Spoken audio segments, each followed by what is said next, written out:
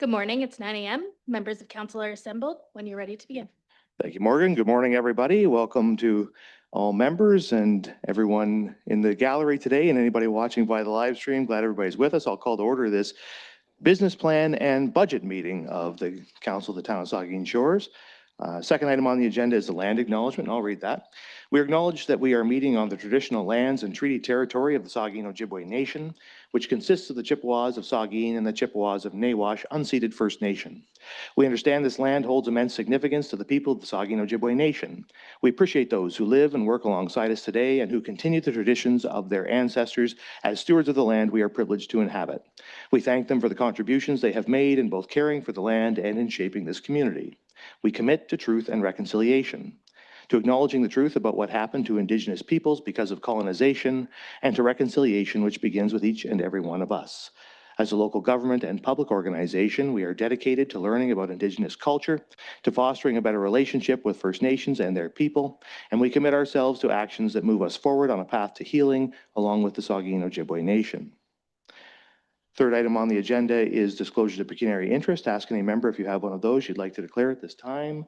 Seeing none, of course, you can do that anytime if you need to. We have no additions, deletions, or amendments. So we're on to delegations, and we do have 4 delegations today pertaining to the budget. So we'll just work our way through those now. I'll remind all the delegations that council's allotted 10 minutes for our delegations. So we'll ask you to make sure to keep within that timeline. Obviously, we have a busy agenda in front of us today, so brevity would be appreciated. All right, so our first delegation is from the Saugeen Valley Conservation Authority, and there he is, just walking in the door right now, the general manager of the Saugeen Valley Conservation Authority, Eric Downing. Eric.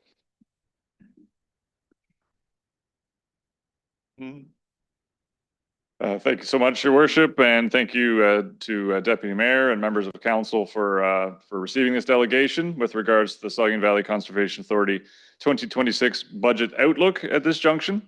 I will update council that we will proceed to our board of directors, not tomorrow, but a week Thursday, to get a approval of the budget in principle for the purposes of circulation. This budget has not been approved yet. But there had been a request from Saugeen Shores to get an idea in your budget planning process of what to expect from the authority. So I have prepared a report. I think it is in your package outlining where we have been approved in principle with regards to our apportionment increase that staff have been working diligently within to meet that threshold. So what does that mean? Apportionment is a new word potentially for council to hear coming from the Conservation Authority, formerly known as levy. The ask of our member municipalities to support the authority's overall budget. We combine your levy, formerly known as now apportionment amount, with self-generated revenue from our permitting and parks, campgrounds, tree services, forestry services, to then fund the authority's work in and around our required programs and services, such as flood warning, such as planning and permitting around natural hazards, such as our lands and parks, continued support and management, as well as many of our water resource facilities. As you'll see in your package, the proposed apportionment increase is up to 6% of the authority's 2025 ask of each member municipality, and this is an average. So we'll talk about later, there's some charts provided, what that actually means for the town of Saugeen Shores and what specifically means with regards to your budget. And I will note in those charts, we didn't get an exact figure for your budget. So we did some spelunking on your website to come up to an amount, and you would know better what the actual number is there. But as a background, yeah, we are up to 6% looking. It's looking like in more refinement of that budget, we're gonna do better than that, but I will be talking to the board of directors before I'm informing everybody else about that next Thursday with regards to that specific number. And from that meeting, we would plan to circulate that specific number, which will be not 6% anyway. So how does the budget apportionment work though? So the SVC's budget is shared among all 15 member municipalities, of course. It's based on the modified current value assessment. And this is handed down to us on how we do this through Ontario Regulation 402/22. And it applies to weighting. So each of our member municipalities have a specific weight that they are responsible for. Their portion of our budget is based on the valuation of your assessment in your portion of our watershed. Town of Saugeen Shores being the most valuable assessment out of any member municipality in our watershed. So a really key partner, obviously, therein.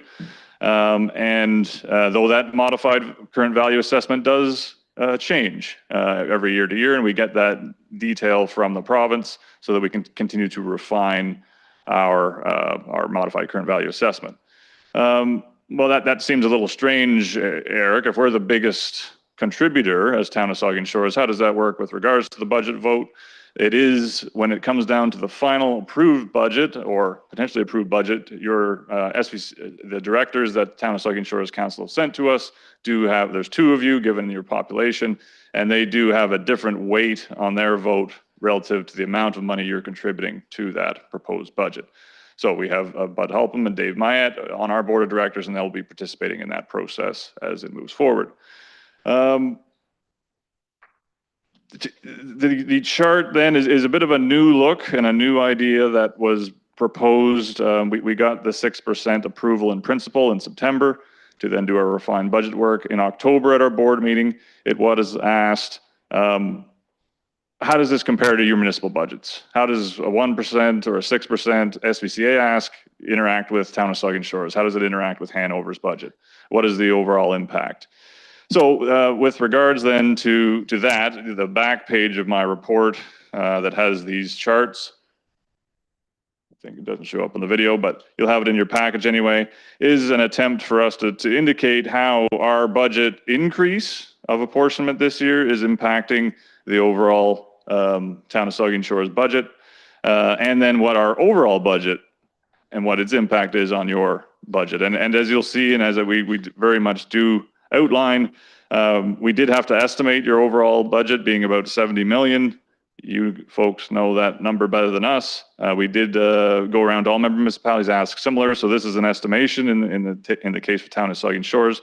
But we do see that relative to the apportionment change, you're not actually expected to see, even if we were at 6%, an ask of 6% of Town of Saugeen Shores. It would be about a, relative to our apportionment ask of last year, a 3.69% increase relative to our ask of last year.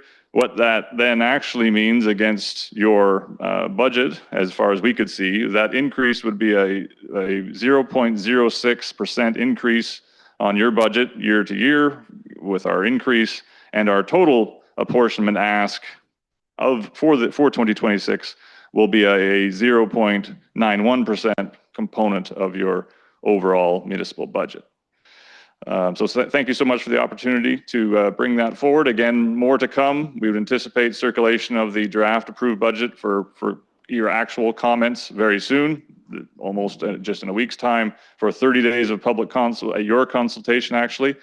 For information, it doesn't require your vote. It doesn't require your approval of it. It would be your discussions through your designated directors and their vote then coming to our final, it would be the AGM in January to finally approve that budget should we get there. But I hope these charts bring a little bit more insight into the total impact of the Saugeen's increase this year, which is in and around $40,000 relative to Town of Saugeen Shores on your overall budget and what that increase represents in your 2026 considerations. Thank you, Eric. Are there questions or comments for Mr. Downing from members of council? I don't see any, so we appreciate your time this morning and explaining that to us. Thank you very much. So our second delegation then is from the Saugeen Rail Trail Association. And yeah, come on up whenever you're ready. Good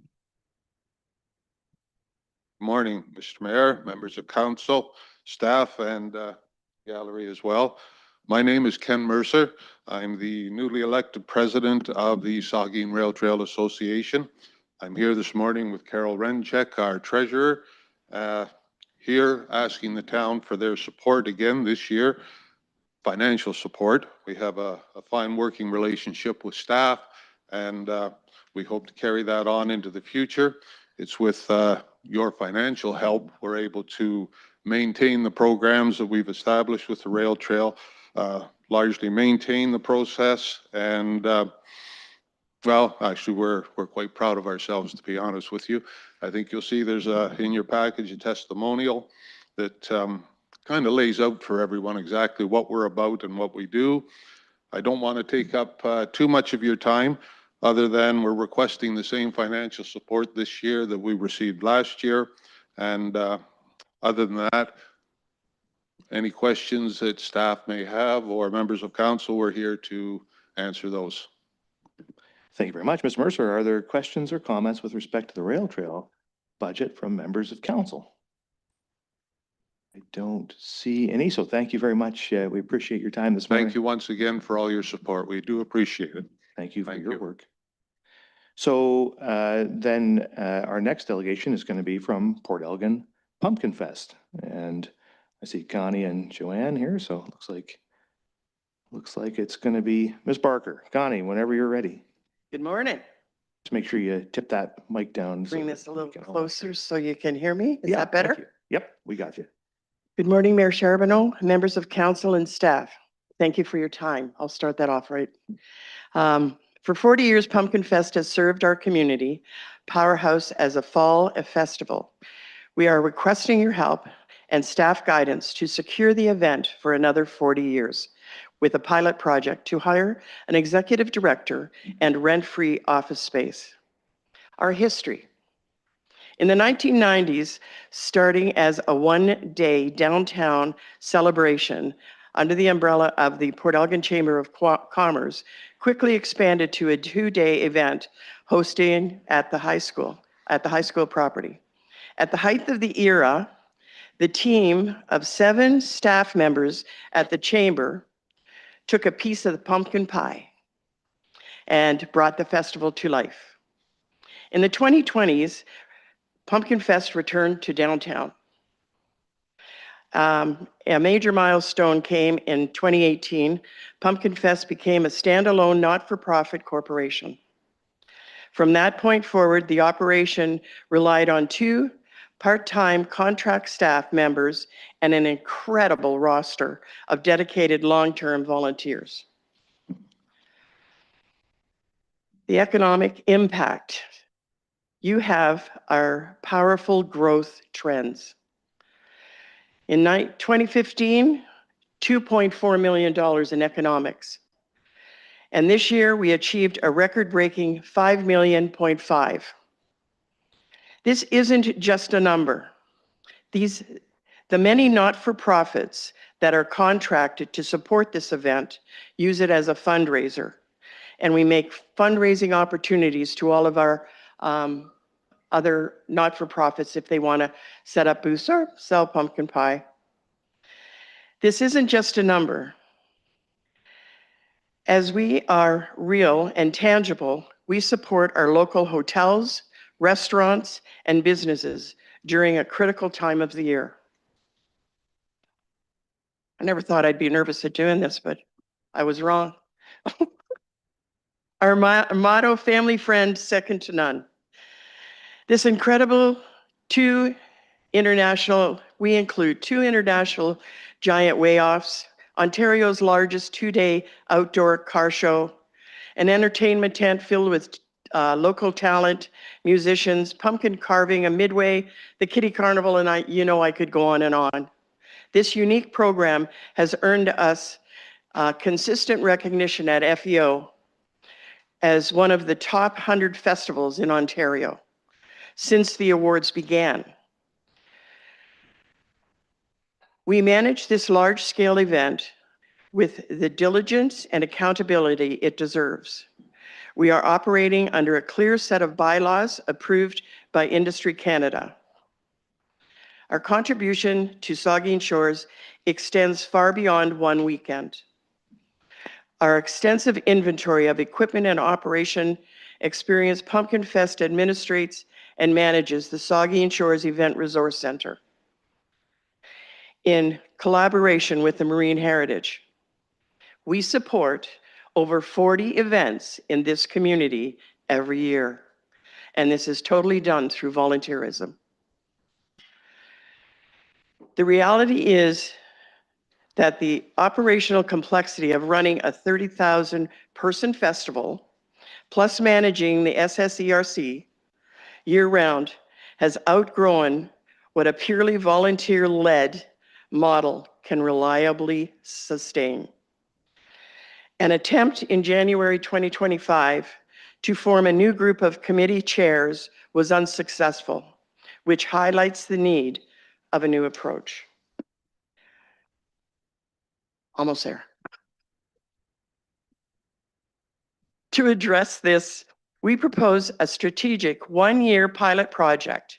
We are requesting $50,000 to fund an executive director position for 1 year, beginning now, to prepare for the 2026 festival. The goal for 2026 is clear. Work in consultation with the town staff.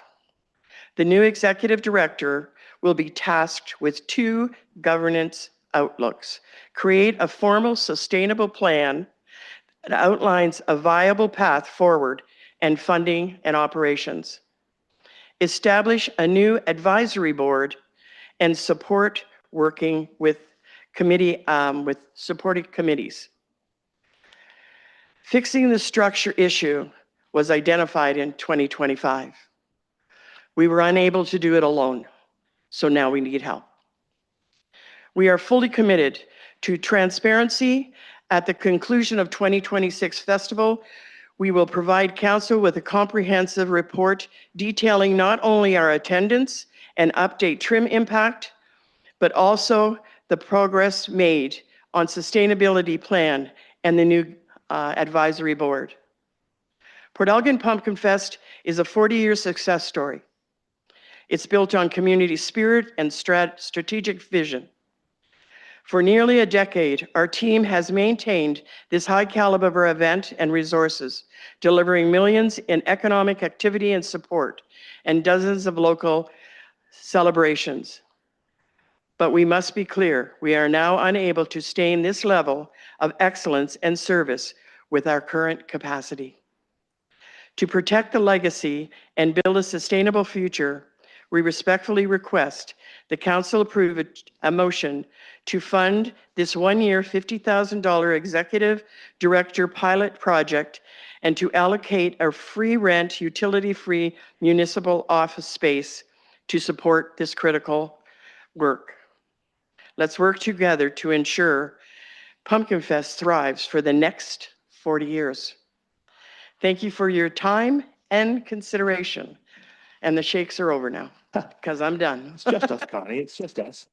No reason to be nervous. Are there questions or comments from members, the deputy mayor? Thank you. This is probably a staff question or a mayor question. How does this fit in? Would this be under the community contributions category for discussion, or where will it show up in terms of a departmental focus? So at present, it isn't in the budget. It isn't before you. So if council wished to add it, you would do it by amendment to the document that's before you. Okay, well,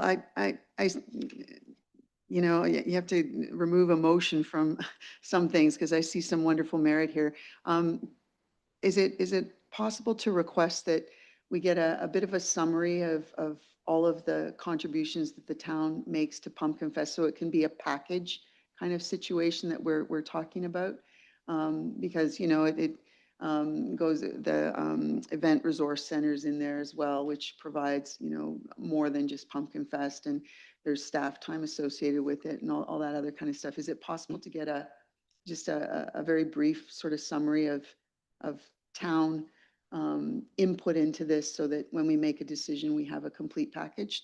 So just so I'm clear, you're interested in getting a picture of what the town already contributes to Pumpkin Fest via in-kind contributions, et cetera, et cetera. We're a sponsor of the event. Is that what you're interested in knowing? Well, I just think if we understood, I guess, the value for the contribution, that would be helpful. Because we have helped out some other organizations, and they involve component parts too. So I think it's nice to have the package, but yes. Is that something, I look to the director of corporate services. Do you understand that request? Is it something that you can give to council? I think it would make sense in the introduction, we have a section for community contributions and we can discuss this and all the other contributions at that time. Okay, so we can talk about it a little later this morning. Any other questions, the Vice Deputy Mayor? Yep, thank you, Mr. Mariconi. I just wanted to thank you and Joanne and all the volunteers from Pumpkin Fest. Just a tremendous amount of work. I had a chance to attend both days actually for a little bit, and beautiful sunshiny weather. And so I just wanted to thank you. And it's a good time to thank the Saugeen Rail Trail Association too. By the way, I meant to do that earlier for all the great work you do on behalf of the community as well. Really appreciate your efforts. Connie, Joanne, I looked at your budget and, you know, you lost a fair amount of money in 2024. Yes, we A bit did. of- Bit of bad weather. This year was 3 days of sunshine and you made about $40,000. And I guess, you know, I think about that $40,000 number, it doesn't seem that great in terms of the number of people that were there. And if you can't make money on 3 days of sunshine, does it really illustrate, and I guess why you're looking for the monies for an executive director to kind of sort out where you should be heading with probably admission fees and sponsorships and locations and all those sorts of things, I'm assuming. And that's the guidance we're looking for. Yeah, so does it really, when you make $40,000 in the beautiful weather we had, is that what you're trying to get to the bottom of? Like, are your admission fees too low? Are your corporate donors not high enough? So is that what you're trying to find out? Like, because you should be able to make, on that kind of a weekend, I would assume in a big event like that, should we be able to make a substantial amount of money? So- Actually, it was, the gate was, we were set records on our gate this year. Yeah. And there are other things that we can do. There's probably more sponsorship that we can go for, but right now we're working with such a skeleton crew. There's time not to allot it. Yeah. So that's why the guidance I feel that we will get from the staff Okay. and to go forward is invaluable to us. Because one day of rain on this past weekend, you lose money again, right? But wouldn't you like to have a toonie for every person who went through the car show? I would for sure. I And mean, that's all I'd need. yeah, That's I- all I'd I need. walked through and I was looking for a wristband, just, you know, gawking at people over, looking at their wrists. And, you know, a ton of people without wristbands on. So they just come obviously for the car show. It's a great event. But yeah, you like to have a toonie for every person who goes through that. Absolutely. Anyways, thanks for what you do. Thank you. Are there further questions from members? So you'll recall last year, or you may recall, last year we had a request at council from Southampton Arts to assist them in a similar way. And I kind of look at this request as a similar sort of request. Seems like the community organizations that are similar to that are reaching a point now where they're looking to the municipality for support in order to continue what they're doing. And what we did last year as part of the budget process, we didn't approve that number right off the bat, that we had a request, I think, for $100,000 from Southampton Arts. And then what council said was we gave direction to our staff to go and work with Southampton Arts and talk to them and kind of come to a bit more of a detailed understanding about what exactly the needs are, what the funding would be for, and try to narrow that down and come to an understanding about a little bit more of a detailed understanding about exactly what was required and how the municipality could support it. So if we were to do a similar thing, Connie, just hypothetically at this point, would that be something that Pumpkin Fest would be open to if we were that? Absolutely. Yeah. So to me, We're taking baby steps. yeah, sure. No, and I appreciate you coming in and making this request to council. Obviously, Pumpkin Fest is a really critical event for the community. We love it. We're big sponsors of it and we want it to continue. And we want to work with you. So I think we'll see what council says and we'll have a conversation about it here at the appropriate moment through the course of the budget. But I wanted to just put that in front of you now to see what your reaction was. Absolutely. Okay, Absolutely. that's great. All right, well, thank you for that, Connie. If there's nothing further from the members, Thank you very much for your time. we appreciate your time. Have a good day, Case, guys. We will have a great day. Budget day is the best day of the year next to Christmas. All right. So we were to hear from the Southampton BIA, but I'm understanding they're not coming in. So that's the end of our delegations then for this morning. So we will now move on to item 6, which is Mayor's decision 2034 business plan and budget. So that's there for your information. And I suppose just to note that in the addendum materials is an additional direction issued the other day, which adds in some items that weren't in the original document, but which have been added since it was released. And so all of that as a package forms the budget as, well, that I'm tabling before you today. Are there any questions with respect to the direction? I don't see any. So we'll move on then to the budget itself. I guess I should say, sorry, I should just say with respect to the direction, just so there's clarity, mostly for the public, because I think members of council understand. But the way I have approached the new way we do the budget under the strong mayor legislation is I have taken essentially we've tried to keep the process the same as it has always been. So the document that's before you has been produced by the administration. It's their recommendation as to what they believe is necessary to operate the municipality from 2026 through to 2034. I have not changed it or influenced it. I have not edited it in any way, which means, although I am tabling it, I don't necessarily support it. So I hope that that isn't too much of a cognitive leap, but it's really, the approach is designed to give council the final say and to give council a direct interaction with its administration, in effect to preserve as best I could the process the way that it has always been. So just so no one's surprised when there's things in here that I might want to change. Okay. All right. So now we'll move on to the overview, and we'll start with the introduction and the CAO. Thank you, Mr. Mayor. I was smiling because it reminds me of when I move a couch in the house. I reserve the right to move the couch back if I want to, right? Yeah. Well, thank you, everyone, and good morning. Just as way of introduction, I just wanted to highlight that council last year approved an ambitious and forward-looking 2025 business plan. It set the stage for major projects and meaningful community improvements. From the Pride Aquatic and Wellness Center to revitalizing the downtowns in Port Elgin and Southampton, the plan reflected a shared commitment to building a vibrant, welcoming community and demonstrated strong leadership to shape our future. Council also made targeted investments to support our growing population, including upgrades to water and wastewater infrastructure and enhancements to our fire services, representing thoughtful planning to ensure our facilities and services meet the needs of residents today and for years to come. An example of this that you will now see is our new Canadian-made pumper truck that's working around our community, a clear sign of our continued progress and readiness to grow. Beyond physical infrastructure, the town has strategically advanced a comprehensive governance framework built on 3 pillars: strategic leadership, financial sustainability, and workforce development. This framework is designed to guide our municipality through both short and long-term opportunities, reinforcing our ongoing commitment to accountability, transparency, and engaging our citizens. These initiatives align closely with the focus of community-centered service delivery and civic engagement to ensure our residents have a meaningful role in shaping the services that they rely on. In preparation for this year's business plan, we have enhanced the process by asking residents to provide insight into what areas of municipal service are most important to them. This information was gathered through our Engage Saugeen Shores platform and through our Flash Vote polling platform, and have been added to today's agenda in the addendum for council to consider as we move through this process.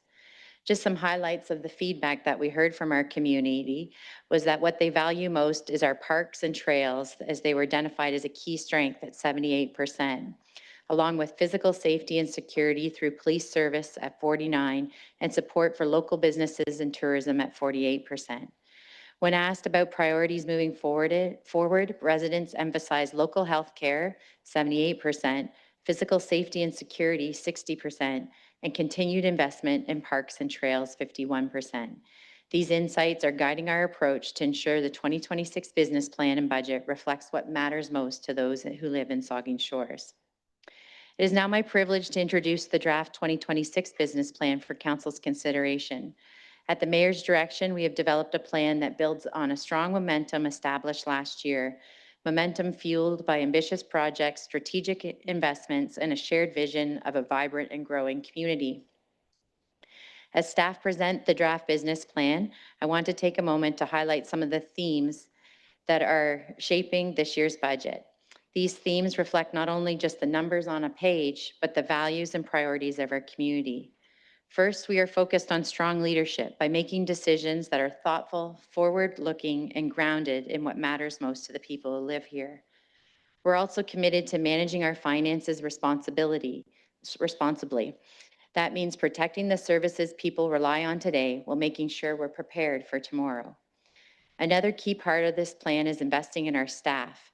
They're the ones that deliver the programs, maintain the facilities, and support the residents every day. We're making sure they have the tools and training they need to do their best work. We're also putting the community at the center of everything we do. That means designing services around real needs and listening to what people are telling us. And finally, we're planning for the future. Growth is coming, and we're making sure it's guided, inclusive, and responsive to the evolving needs of our community. As I noted, these aren't just numbers on budget lines, they're commitments. Commitments to leadership, service, and the people who call Saugeen Shores home. Over the next 2 business plan and budget meetings, we will use this plan to guide our discussions and council's deliberations. Today, we will be taking a look at the financial overview before diving into departmental presentation. Our intention today is to complete the Office of the CAO, Community Services, Corporate Services, and perhaps Operations presentations today, and continue on with Development Services, Fire Services, and Police Services on day 2. On day 2, we will also begin incorporating council's decision-making into the documents by way of resolution from both days.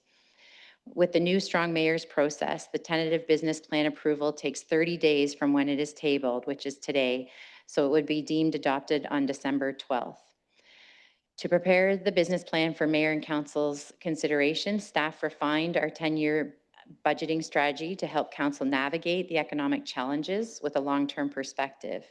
As you saw in previous years, each item in the plan is structured around service priorities, base, high, medium, low, to balance the service delivery expectations with fiscal responsibility.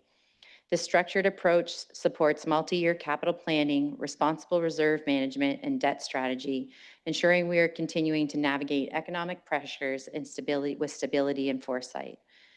We recognize that these 2 days will involve challenging discussions as mayor and council work together to set priorities and make important decisions. As we all know, our growing community places increasing demands on municipal services, making it essential that we allocate proper resources to meeting these evolving needs. The budget before council today proposes a 5.3 increase to the tax levy from Saugeen Shores, or sorry, a 3.3% increase to the tax levy from Saugeen Shores departments and a 2% increase from Saugeen Shores Police Service. This results at this point in time in an estimated blended rate of increase of 4.4%. In 2025, Saugeen Shores had the 3rd lowest tax increase in Bruce County, and this year's proposal continues to position the town competitively. Before I conclude, I want to take a moment to recognize the tremendous effort of our staff and those in this room today. Their dedication and collaborative spirit have shaped a comprehensive and forward-thinking roadmap for our community. This robust framework empowers and informs impactful decision-making that benefits our community now and for years to come. Town staff and I look forward to working with all of you over the next several weeks to finalize a strong, balanced, and forward-thinking business plan. And so through you, Mr. Mayor, I would now turn it over to Jim Bunshu to highlight the financial outlook.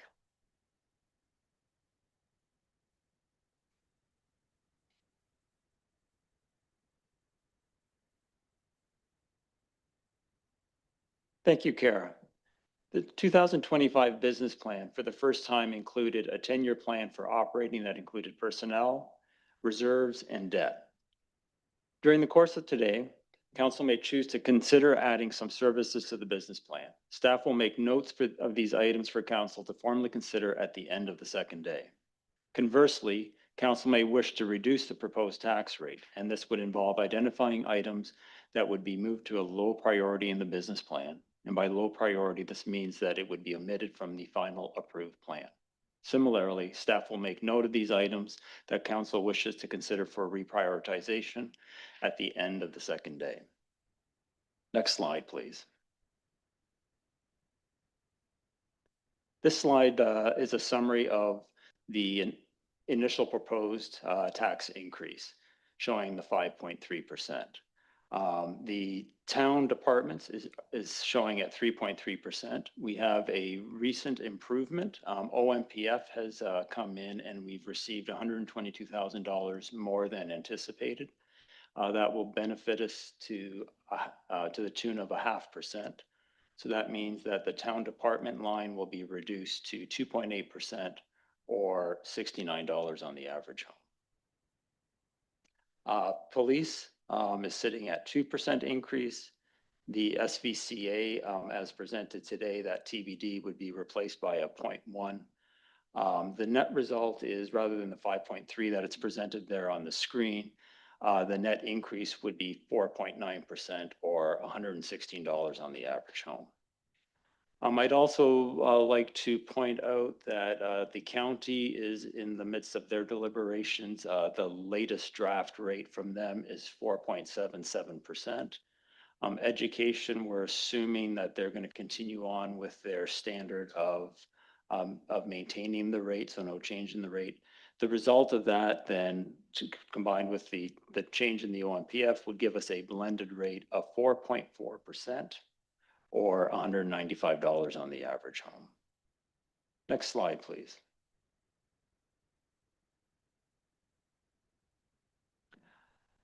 The bottom row of this slide shows the total for the departments within the town, excluding police and SVCA. And as I mentioned earlier, the 3.3% would now be 2.8% based on the new OMPF number. That 2.8% is predominantly explained by inflation, which is sitting at 1.9% blended inflation across the various expenses that we have, and there's a further 0.9% in improvements in service, which is the major initiatives division highlights and personnel changes net of the growth improvements that we are seeing, for a total of 2.8%. Next slide, please. On the two slides previous, we showed the blended rate of 4.9%, or not, sorry, blended rate, but the town rate of 4.9% for the town, police, and SVCA for 2026. This slide shows 27 and onwards. 27 is a slight improvement from the 2026 number at 4.7%. We show yet another reduction in 2028 down to 3%. And from 2029 onwards, we're planning the tax rate at the rate of inflation. The reason for this is that the external impacts are not known at this time and are, as such, are not reflected in this plan. So by keeping a plan with the lower rates in the outlying years, that will provide council with flexibility to adjust to regulatory and economic impacts when they arise. Next slide, please. This is a rather complicated chart, so I'll take some time to take you through the detail. To start with, I'm going to focus in on the line on the chart. That line represents capital spending. The total spending represented by that line is $150 million, which on an average basis is $17 million on average between 2026 and 2034. I'll take this opportunity to highlight some exceptional projects that are happening in 2026, 28, 33, and 34, where you can see some higher levels on those bars. In 2026, we have roads projects of $19 million. In 28, we have a $7 million fire station and a $7 million library. In 2033, there's $5 million planned for centralized operations center. And in the last year of the plan in 2034, the Southampton Medical Building basement is projected to cost $3 million. In our last council meeting, we had discussion around the AWC debt, and in addition to that $28 million, the shown on this graph here is another $34 million in debt. That's shown in light blue at the top of the bar, the top piece of each of those bars. And that is providing funding for those special projects that I just mentioned. And those are are enabled by through using debt. Our treasurer will take us through the details of that debt in a subsequent slide. Capital revenue is shown in the next part of the bar down, the light blue color. And this will fund other special projects allowing significant sorry. So I'll start that again. Capital revenue is shown in the medium blue and has an ongoing portion of 1.4 million, and that will be shown in more detail on a subsequent slide going through the capital revenue. Some tax funded projects some roads projects are funded by a blend of both tax and water and wastewater rates. And those rate funded portions are shown in orange on this graph. Finally, looking at the bottom of the bars, that's showing the tax funded. And this includes the traditional transfer that we have from taxation of 2.7 million. And in addition to that, it's being complemented by the capital special levy that we have increasing each year through 2032 when it reaches its destination value. For beyond 2032, the plan would be to grow this tax transfer by the rate of construction inflation, which we're assuming is approximately 4%. The other thing that I'd like to point out on this graph is that you will see in some years, there's a difference between where the line is and the bars, the line, which is the capital spending, and the bars, which is the funding.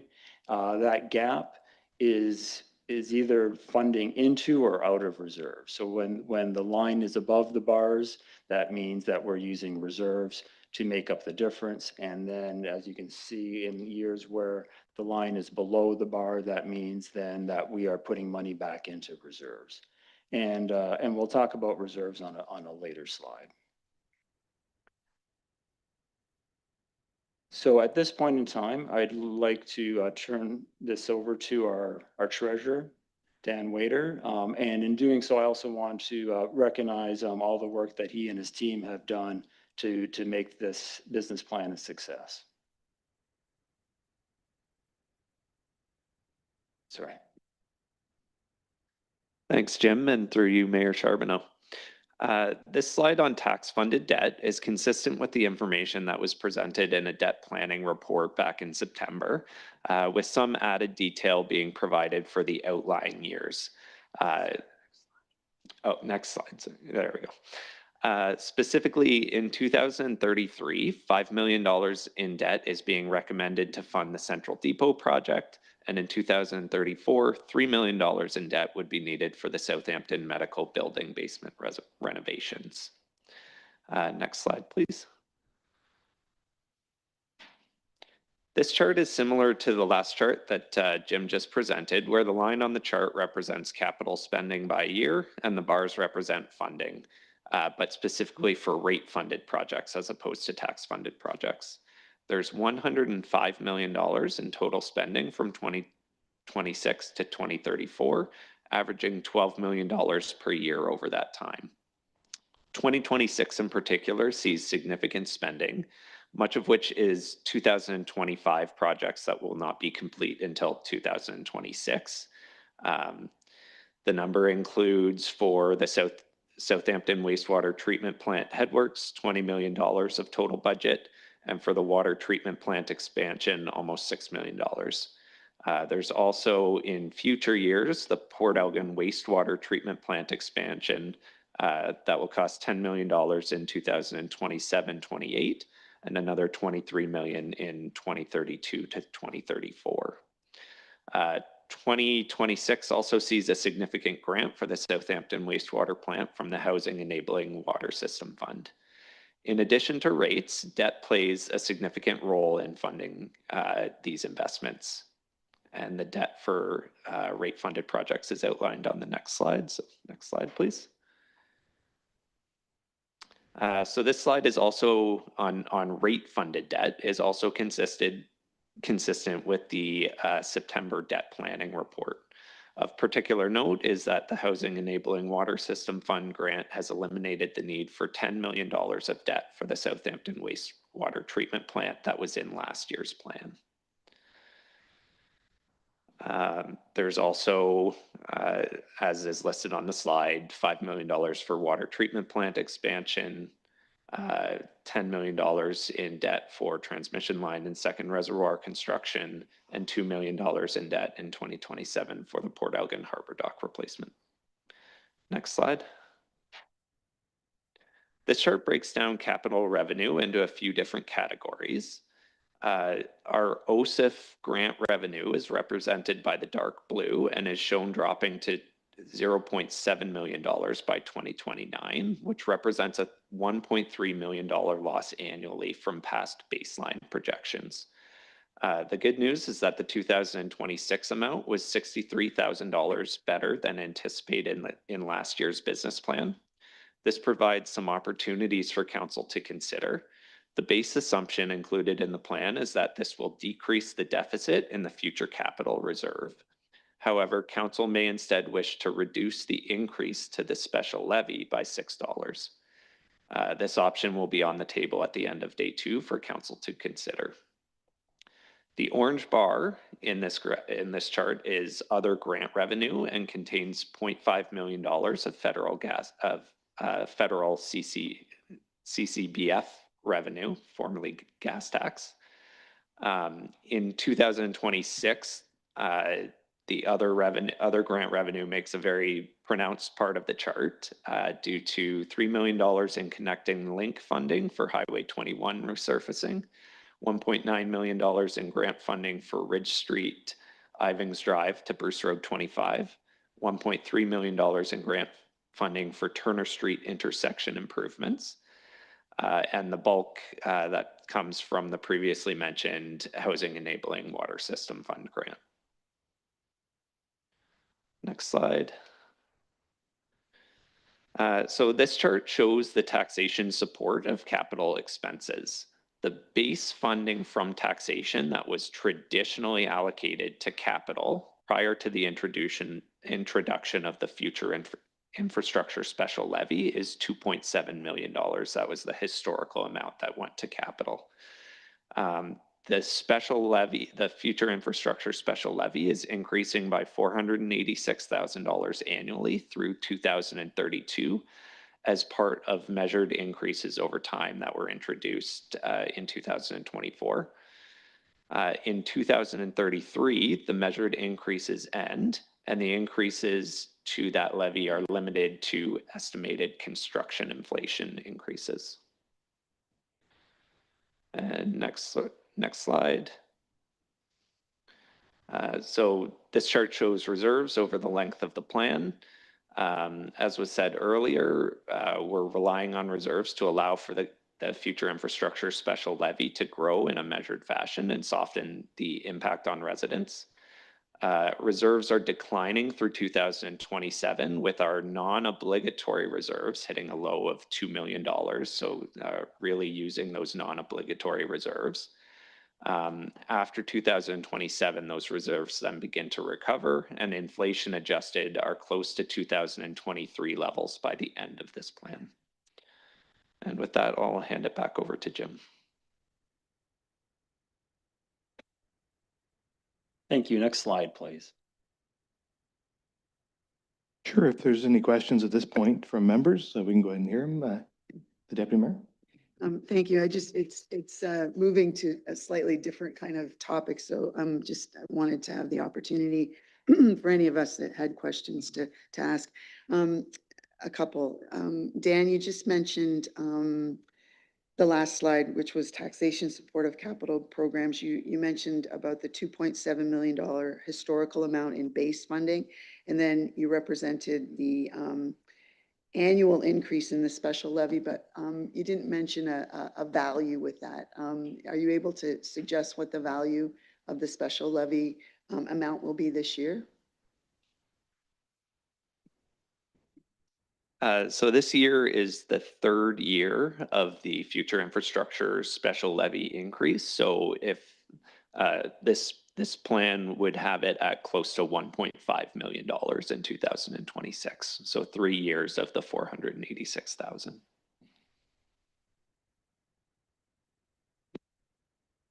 So the $1.5 million includes the $486 increase. Is that correct? That's correct.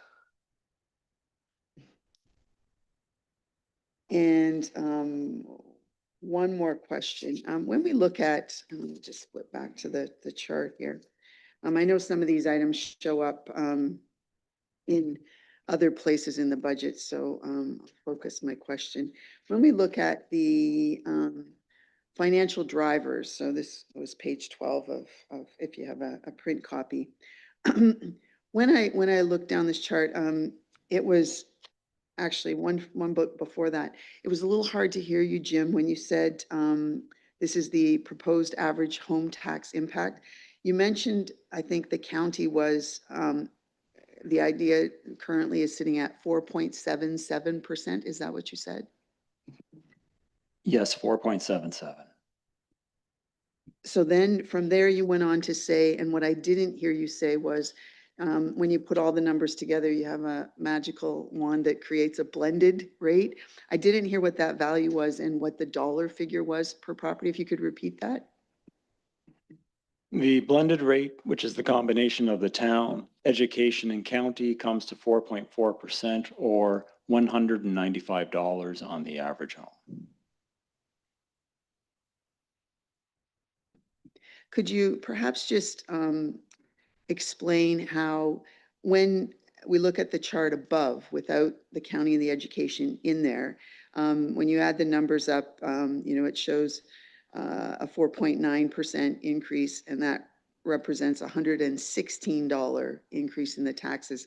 How do you end up with a blended rate of 4.4, but then the value's higher? Maybe if you could just make a comment just to show how they work together to not be logical in some ways. Thank you.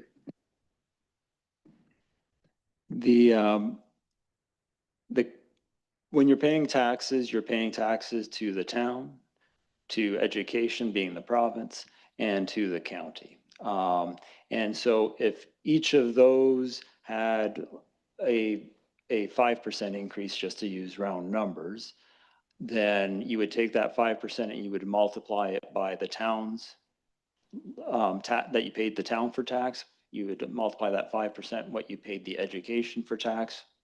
That would compound on top. And then the same thing with the county, be 5% on the county's share of the taxes, which would get added to your tax bill as well. So that's why it compounds. So when you're blending the rate, they may all be 5%, but they add up together in dollars. I just had a moment of excitement when it went from 4.9 to 4.4, and then I thought, oh, but the number's bigger in the end. If I could just ask one more on the next page, which was about financial drivers. There's an item here, town personnel percentage of tax 1.4%. I think information was provided to members of council suggesting that a 1% increase overall in taxes was the equivalent of about $240,000 or $250,000. We've already approved some additions to personnel in council meetings over the last month or so. And then there's more new positions mentioned in the documents beyond. The numbers don't add up to 1.4%. If I think of it as the additional staff and you look at without knowing exact salaries and that sort of thing, that value, when I look at all the positions we've created or that are here suggested as potential new ones, that far exceeds the 1.4%. So how did that value get added in here? Is there something you can just help me understand what that means? May I suggest that we're going to be speaking to personnel upcoming, and it might make sense to cover that during that time frame. Okay, that's it. And other questions? We'll come to the Vice Deputy Mayor and then Councillor Mayette. Yep, thank you, Mr. Mayor. Just wondering at what point, well, first of all, the special levy increase through you to Jim again. Jim, at the end of 8, 9, or 10 years again, $49 per year. What did that max out at again, that number for the members of the public, the surcharge? What is it again, 400 and? Make sure your mic's on there, Jim. increasing it to $49, and that was planned over a 10-year time frame. So that would be increasing then in total to a total of $490. Thanks for that. Mr. Mayor, just wondering, the debt for tax-funded projects, at what point will we be discussing? I guess once we get to each department, talking about Port Elgin Waterfront Design, 3.5 million, Southampton Town Hall, 9 million, Central Depot, 5 million.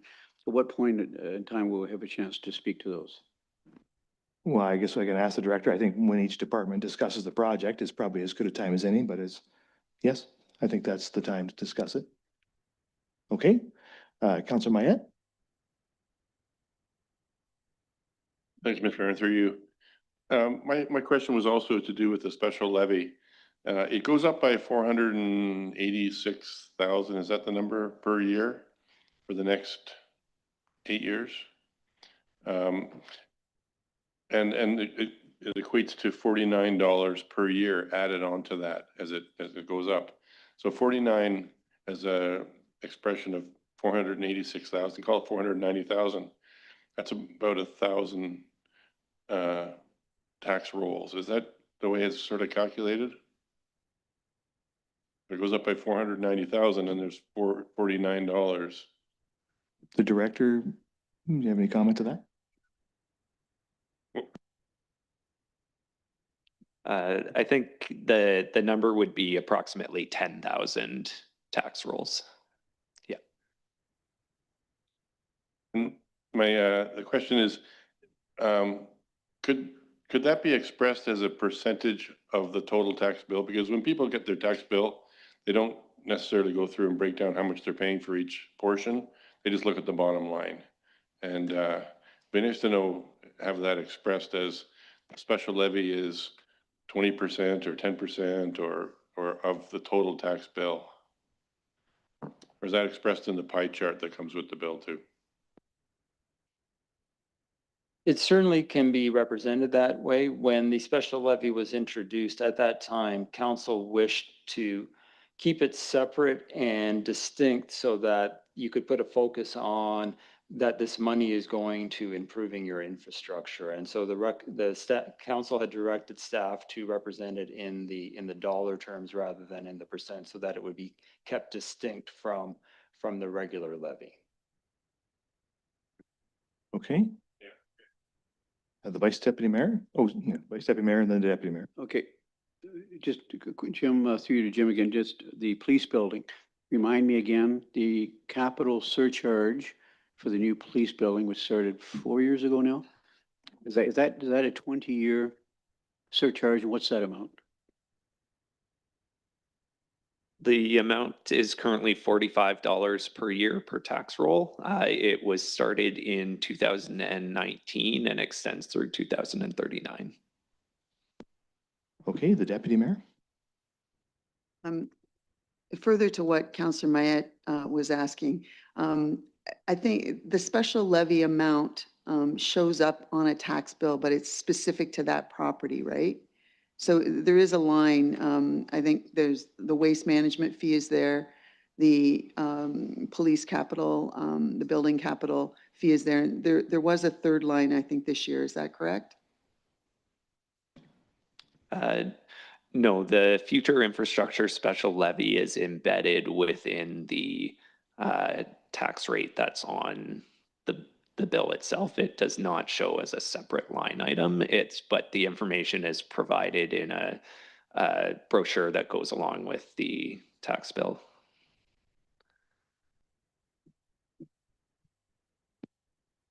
And the insert was appreciated. That was something that we asked for last year during the budget meetings.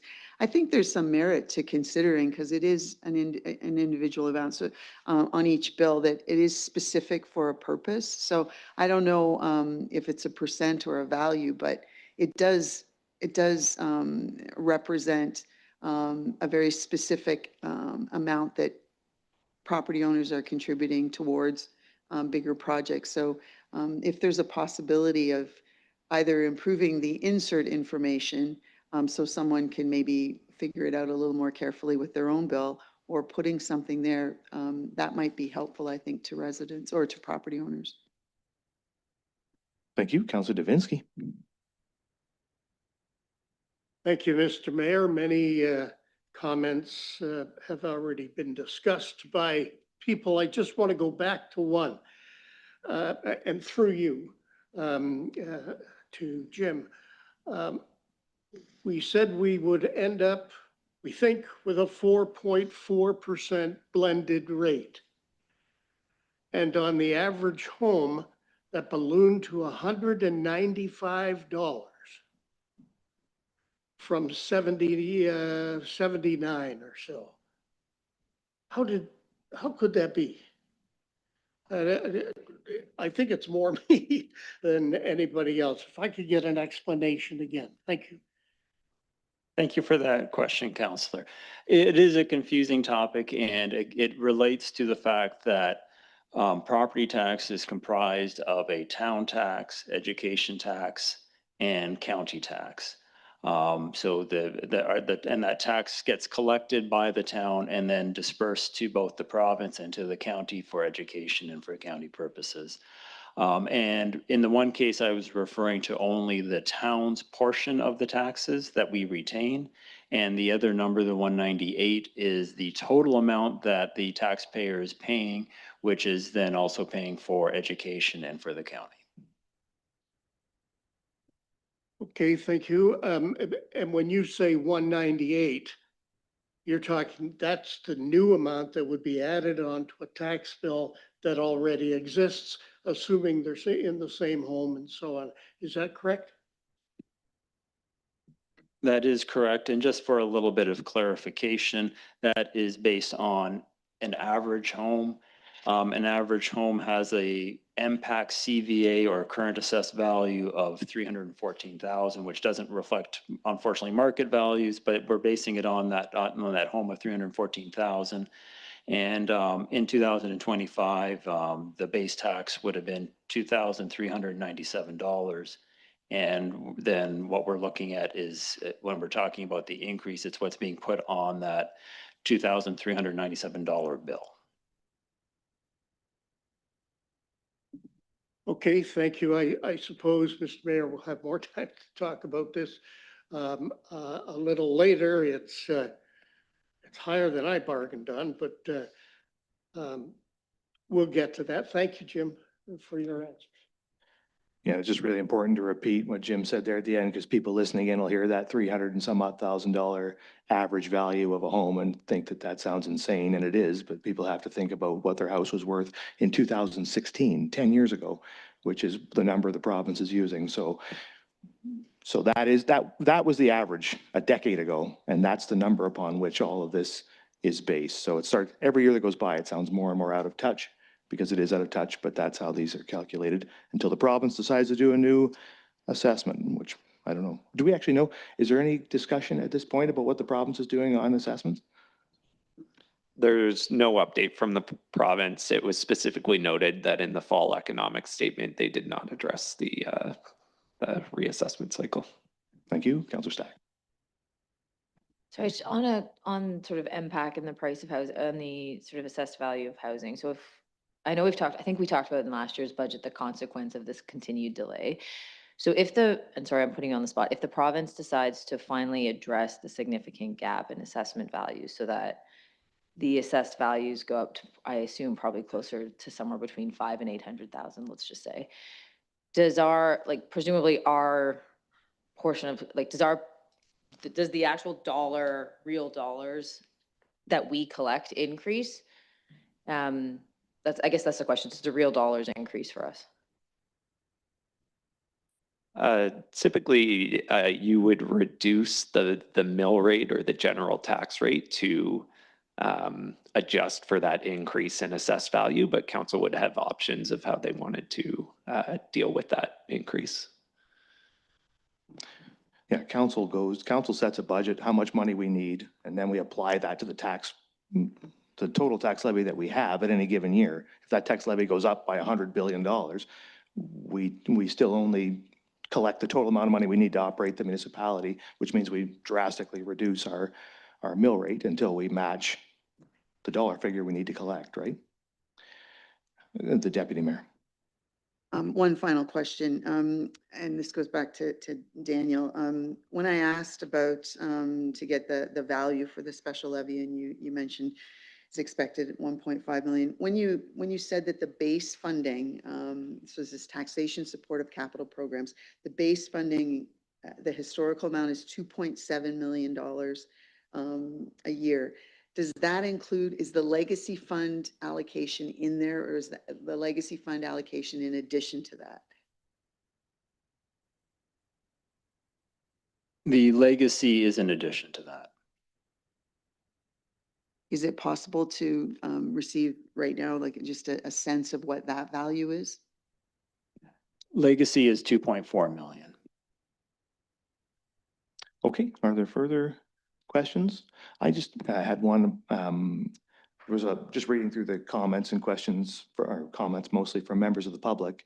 One item that they note frequently is what our tax rate is compared to other communities. And very often in this presentation, you guys give us information from the BMA study to show where Saugeen Shores falls in comparison to or to municipalities that are like ours, equal sized municipalities in Ontario. It's not in this presentation. So is that something that you can generate for council so to see where we're at? We have historically been on the low side compared to municipalities of an equal size of ours. It would be good to keep hearing that information. We can add that into addendum number 2 and have that presented then on the November 26th. Yeah, that'd be helpful. Thank you. Okay, if there's nothing further, you guys can continue with your presentation then.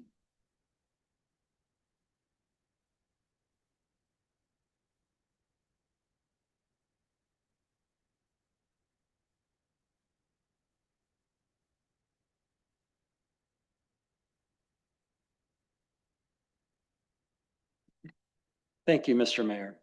The current budget for community contributions allocates $25,000 to community donations. Organizations that had been previously funded were sent copies of the policy and the associated application form earlier this year. It's important to note that the Grey Bruce Hospice had previously been granted $5,000 for 3 years. That started in 2024. So 2026, the upcoming year, will be the final year for the Grey Bruce Hospice.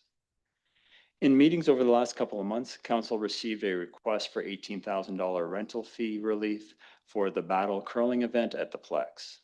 Since then, we've received 2 applications through the application process. $20,000 was for the Chambetts Food Bank and $500 for the Youth Climate Action Conference Sustainability Project. Next slide, please.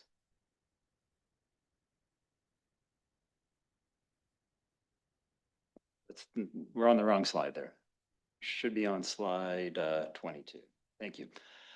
The hospital has been receiving $50,000 a year starting in 2022, and the last year of that donation is coming up in 2026. The next line, the 25,000, is what we just spoke of on the prior page.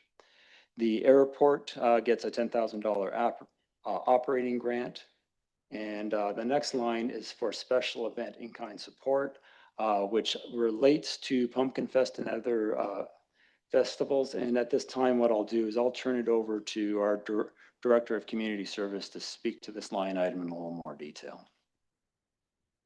Thanks, Jim, and through you, Mr. Mayor. So annually, between the Community Services Department and the Department of Operations, we track and total our number of in-kind hours of staff's time to support special events. The 2 largest ones that we track against that number of the 598 is Pumpkin Fest and Marine Heritage. What we can do is bring back a breakdown of each event, if that helps, Council.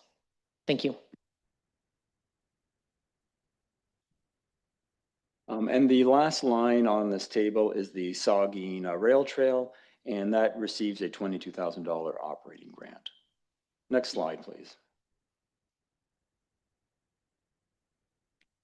Minor sports, we subsidize fees for them for $4,000. For Marine Heritage, they receive in-kind support. That equates to an estimated $15,000 of in-kind resources that we contribute to them. With Pumpkin Fest and Sparks on this line item here, this is speaking only to the office space that we will be providing to them rent-free through April of 2027. But this, on Monday, we sent out an addendum with the Pumpkin Fest material, and you heard in the presentation this morning. In addition to that previous request, they've added another request for $50,000 for a one-year pilot program to attain and mentor and train an executive director. In addition to the special events in-kind support that Kristen just mentioned. I don't know if you wanted to pause at that time to speak to Pumpkin Fest, or should I continue on? I think what we'll do is the members will have to consider whether or not they want to do something through an amendment to the budget. And so we can hold that to, I think staff should flag or bookmark the Pumpkin Fest item and make sure council doesn't forget about it toward the end of this process. But council will need to take some action and probably will want to wait to the end to do that. Carry on. The Art Society, we've been providing a $50,000 a year grant that began last year and would continue through 2027 for a total grant of $150,000. And the Tennis Club is receiving $50,000 in each of 2025 and 2026. The next slide, please. As you can see here, the 4 grants requested total $43,500. If I were to add in the executive director for Pumpkin Fest, that would take us up above $90,000. The request, just looking at the information on the slide and leaving Pumpkin Fest out, excuse me, what's on the slide is $18,500 over the previously planned $25,000. Excuse me.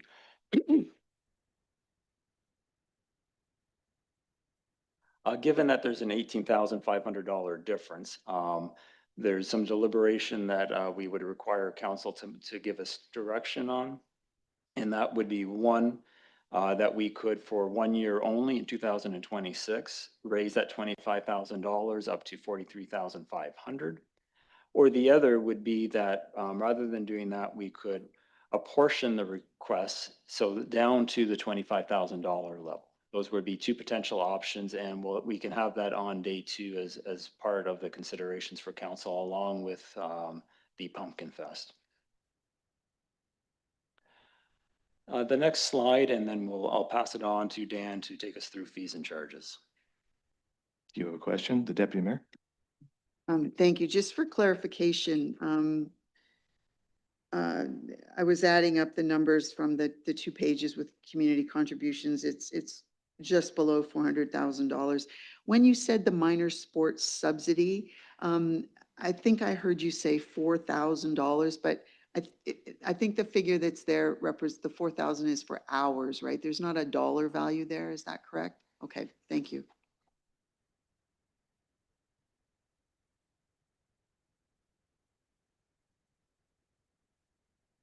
Okay, next slide, please. Or to page 25, fees and charges. Thank you. So the base increase built into Schedule 6 is 5.3%, which was the original proposed tax increase at the time the schedules were published. An amendment at the end of day 2 could be brought to change the standard increase to be in line with the final tax rate increase. The numbers in the schedule for water and wastewater rates are increasing at 4.7% and 2.5% respectively, which is in line with the recently approved financial plans.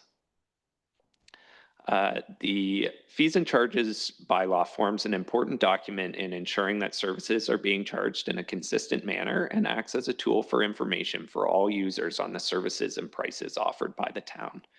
So all the fees are listed in Schedule 6. New fees and those with increases that differ from the base increase are shown in red on that schedule. And next slide. So this slide simply summarizes the budgets of 8 outside organizations for council's information. In some cases, such as with police services, they will be presenting more details for their requests. And with that, I'll hand it back to the mayor. Okay, thank you very much. Are there questions from the members on this presentation? We'll take Councillor Grace and then the Deputy Mayor.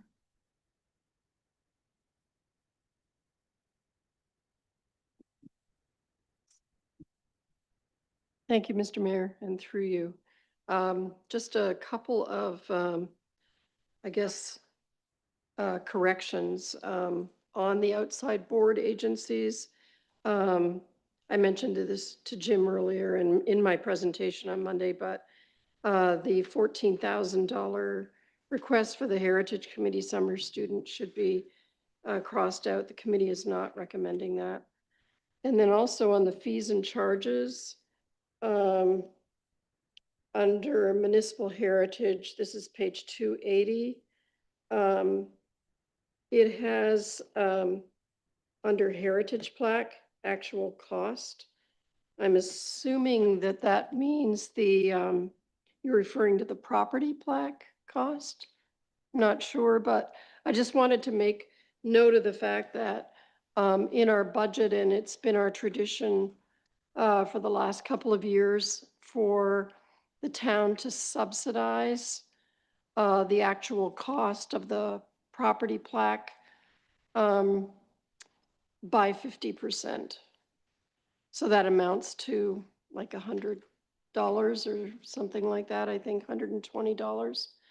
And we only had one request last year, so it's not a huge amount. And we put that at up to 6 this year in our budget. Thank you. Okay, is that the item with respect to the summer student, and it's in the presentation, is that 14,000 in the budget or is it just an issue with that slide? It is not in the budget. It's only an issue on that slide. Okay. Sorry, I had the Deputy Mayor, I think, next, and then the Vice Deputy Mayor. Thank you. For clarification, on the outside board agencies and committees list, the first three mentioned there, police, SMART, and SVCA, those are budgets which are driven externally under legislative procedures, okay? The airport board, though, is mentioned here, but it's also on the community contributions list, so it's just a placement thing as to where it fits in. And I did want to, on the fees and charges page, this is a question for Dan. Dan, if you could say just a couple more comments about, in the second column, the middle item, total revenues in tax-funded areas. If you could define what is meant by tax-funded areas, and then the next one is total revenues in all areas. I'm assuming that the total revenues in all areas would relate to, you know, some of the business centers like the tourist camps and the harbor. The tax-funded areas, though, what is specifically, what would fit into that category? If you could, just a couple of sentences would be helpful. Thank you. Tax-funded areas are all areas funded by tax. So administration, cemetery, our arenas, ballparks, recreation would all fit within that category. And then in all areas or rate funded areas, that would include water, wastewater, landfill, tourist camp, harbor. Okay, then I have the Vice Deputy Mayor. Just through you, Councillor Grace, and I should have been listening a little more carefully, but she mentioned that the 14,000 for summer students, someone didn't recommend it. Like, I missed that. Councillor Grace. Through you, Mr. Mayor. Yes, the committee decided not to request that this year as part of our budget discussion. Okay. Any other questions or comments from members? I just, on the list of those funding requests, and you had talked, it was what, $43,000, and we have 22 or something in the budget. What was what's the budget amount again? I can't remember. 25,000. 25,000. So there's an 18,000 some odd difference there, and you had laid out the couple of options. One was to raise the dollar figure and the other was to prorate essentially the 25 and allocate it equally. There is a third option, which is to choose some of them not to fund. Right? That like we could, there's new requests there. There's some we've sort of committed to. The battle, I think, is one, I think, where we've given some direction on advancing that one, but there are others in there that we have not given direction on. And so I think whether it's probably now isn't the moment to do it, but at some point we could go through that list and make a decision on each of them and decide whether we're going to fund them or not, and bring ourselves back down. My own view is we should stick to the $25,000 and find a way to live within that budget that we've set now. And I think that would give a good indication to the community that we have a certain amount of money every year to contribute to this, and that's it. And we're not gonna, it's not just gonna keep increasing ad infinitum because people send us requests. There's an amount, that's the amount.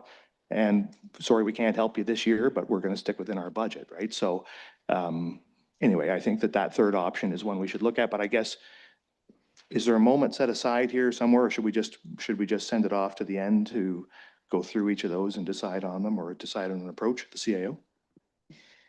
Thank you, Mr. Mayor.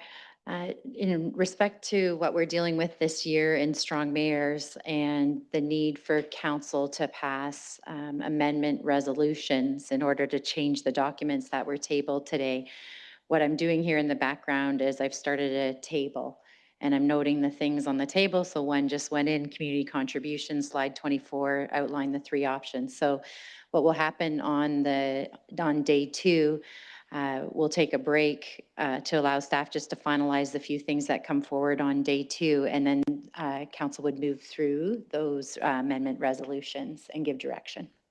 Okay, so that's one to introduce, then make sure we have a draft amendment at least so we can consider what to do there. Councillor Halpin.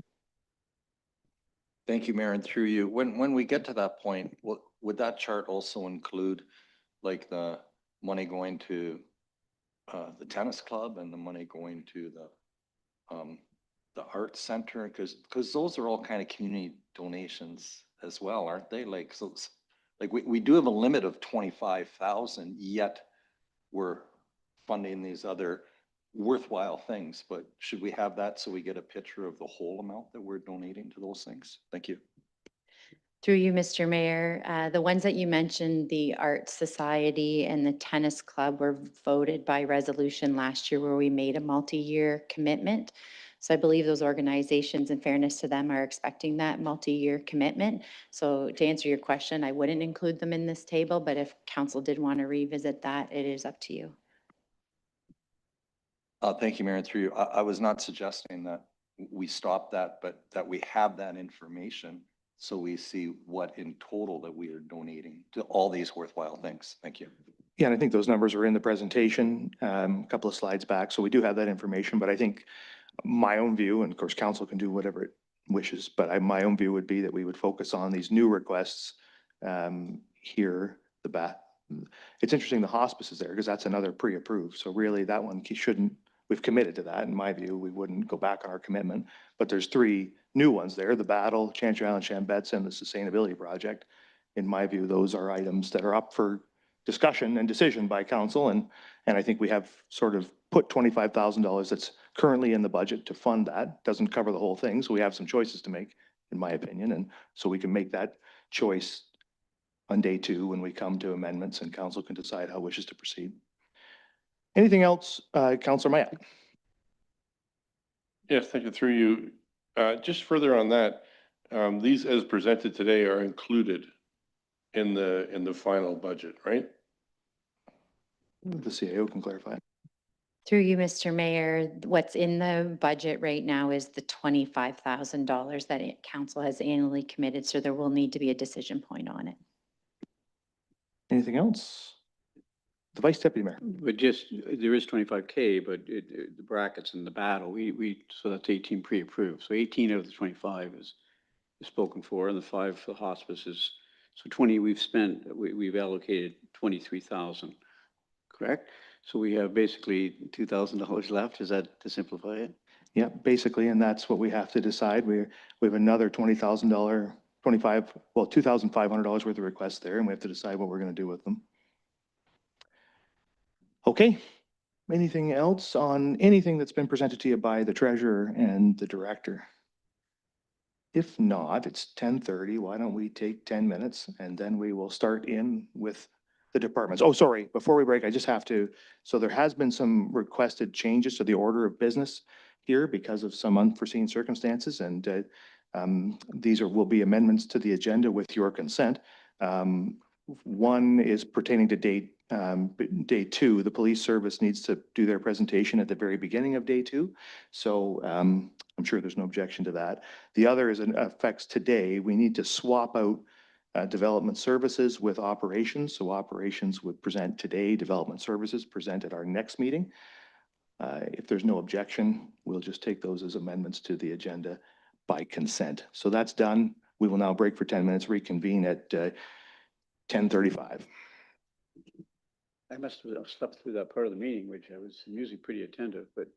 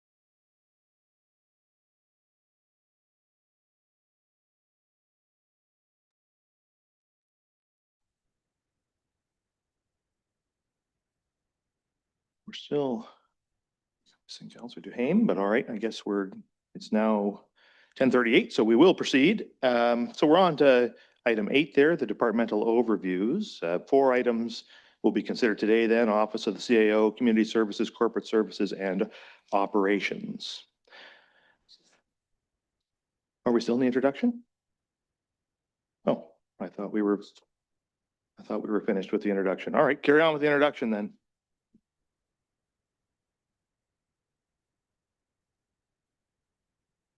Yes. Thank you, Mr. Mayor. So as Jim and Dan have highlighted for council, the business plan that's in front of council does consider a 10-year operating and a 10-year capital plan. And therefore, as part of that, we have developed a 10-year personnel plan in relation to the program as well. If I could just go to the next slide, please. On this slide, you see the current organizational structure of the town. Each department is illustrated within their organizational structure, and today and on the next day when department heads go through, they will highlight for council the specific requests that they're making for consideration in 2026. So while we have a 10-year plan, we are focused on the year 2026 for approval. Next slide, please. The 10-year personnel plan, and I'm just looking back and forth here a little bit because I've got different slide numbers than page numbers, which is always fun when you're presenting. So in the 2025 business plan, you'll remember that we presented that first ever 10-year operating, and Jim just highlighted the financial overview with that outlook. And so this is about council making that strategic investment in not only our operations, but our staff as well. So this 10-year plan aligns with the growth that you'll see on a slide I'm about to present. And as I noted, each director will get into the specifics of the position being proposed. Next slide, please. So as you can see on this slide, the personnel plan, we've worked really hard. We call it playing chess a little bit around the SLT table to ensure that we're keeping the projected personnel plan in line with the projected population growth of the town over the next 10 years. So on this slide, you see the 2 colors. One is related to specifically, the orange color is related specifically to the Aquatic and Wellness Center, which is self-funded by user fees. And then the administration's personnel and is in that blue color. And as I noted, reflects in that line of the population growth. So I get the next slide, please. So as it was requested a little bit earlier, and this is the details of what is in front of council today. And again, we'll go through each one of them with more specifics. There is a proposal for personnel costs of $339,000, which equates to 1.4% of taxes. However, these changes are noted as being funded by the growth that we're projecting at 2%. So in this, you'll see the changes to the personnel are recommended as an operator 1, an AP, AR clerk, coordinator, which was pre-approved, financial analyst, human resource co-op student, communications student, customer service coordinator. This is a reprofile of an existing position, and the AWC positions, which are self-funded that I showed on that previous slide. So as was noted in Jim's overview slide, the total changes to the town personnel are being proposed at 1.4%. So Mr. Mayor, I'm happy to pause there if there's questions specific to the personnel plan and the 10-year personnel plan. However, as I noted, each department head will bring up the specifics, what's being requested within their department. Okay, and that is the end of the introduction, correct? All right. So are there questions or comments? We'll start with the Deputy Mayor and then Councillor Halpin and work our way down. Thank you. Could we get some further clarification on this self-funded situation with the Aquatics and Wellness Center? Is the intention to run the Aquatics and Wellness Center as a business kind of enterprise with this? I'm seeing this self-funded thing, but the reality is we have no idea what the user fees will be. So if those revenues don't match the number of that's needed to pay the people that we've hired, that's coming from ratepayers, I would presume. So if an explanation of how that would work, because again, we've received some information in the past related to, when the facility might even break even. So there were a number of years that were suggested as not break even points. So ratepayers would be on the hook for a contribution there to pay some wages, I would presume. So I'm really not understanding what this means with self-funded. If the revenues don't meet the value needed, are people going to lose their jobs? Or where's that money coming from? The CIO. Through you, Mr. Mayor, as council will remember, the Centennial Pool loses about $500,000 a year. So that was factored into when we were putting the business plan and the proposal together for the new Aquatic and Wellness Center. And one of the other decision points that council had in its deliberations of developing this facility was whether or not it was going to be a pool only or a pool and wellness center. That wellness center piece is intended, as you noted, it has fees for membership and it is intended to offset the cost of operating a pool. So someone in here will have a witty answer or witty statement about what pools do, but I think it's one of the things you can throw your money into. So the intent is that the AWC is self-contained almost as a business unit, and therefore the user fees that are being generated by use of the facility will be offsetting the expenses. The most recent report that came to council was the establishment of those fees, and that's what's now out in the public, and council saw some of the projections related to where we think we're going to be with the Aquatic and Wellness Center. Staff have done a lot of work to get a tight business plan for the center. And I think I'll look over to the director, but I believe they highlighted in the second quarter of 2027, after the facility's been open for a year, we would have a full set of numbers that council can deliberate and take a look at. And we'd have a lot of questions to the answers to the questions that you're asking me now. But the business plan and the model that's been built for 10 years has it being self-funded. The Deputy Mayor. Thank you for that. 2027 is a ways out though. So why are we not seeing a value attached to the staff component for the aquatics and wellness facility for 2026? And appreciative of the whole idea of the revenues hopefully will grow, and hopefully we've had a good uptake. The family pass, that $16 one, great stocking stuffer for anybody listening. But certainly, I think it's just it's mentioned that there's positions, and then it's showing up as zero.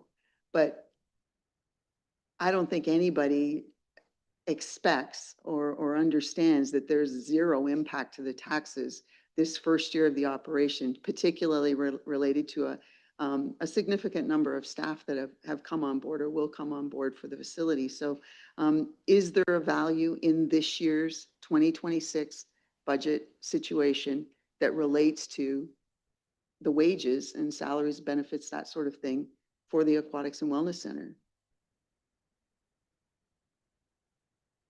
Thank you. Through you, Mr. Mayor, there were several questions there, so I will try to answer a few of them, and then I may turn it over to the Director of Community Services to answer the details that you're asking for.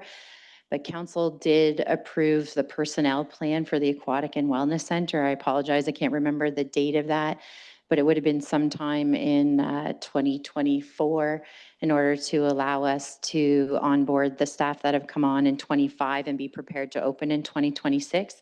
So those details were provided and are available.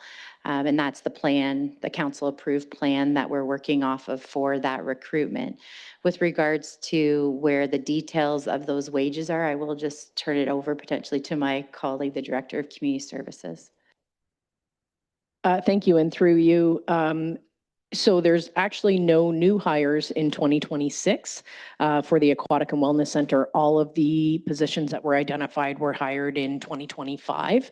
If there was any deferral, we did defer the hiring of some folks, but there's no new positions. So you're seeing that as zero in the 2026 for any new requests. And then within the detailed breakdown of the operating budget, which we'll cover when it's our department's turn to present, is you'll see the addition of everything Aquatic and Wellness Center, and that includes the staff wages as well, and the addition of anticipated revenue for the 2026. Okay, Councillor Halpin. Thank you, Mayor, and through you. So I'm to understand that the growth of population of Saugeen Shores equals an additional 2% tax increase every year. That is correct? In this year, anyway. I don't know if the director wants to speak to it. You have to turn your mic off there, bud. So sorry. That is correct. Growth is contributing to a positive impact on taxation, meaning lowering taxation or allowing costs to be added without increasing taxes to the equivalent of 2%. Okay, Councillor Davinsky, did you have something? Thank you, Mr. Mayor. Through you, just to be clear, APAR coordinator, I assume, is accounts payable and accounts receivable. Is that correct? That is correct, yes. Okay, thank you. Thank you. We'll get Councillor Mayette next and then back to Halpin. Yes, thank you, Mr. Mayor. And through you, when it comes to total staff, my time on the police board, they used to say cop to pop ratio. Is there a similar ratio that could be expressed for town staff to the population of Saugeen Shores? It would be interesting to, as a trackable metric going forward. I'm going to follow up with that too. The CAO. Through you, Mr. Mayor, I mean, I could take that away as something to look at. I won't be able to produce it as part of these discussions, but we could look at that as the KPI.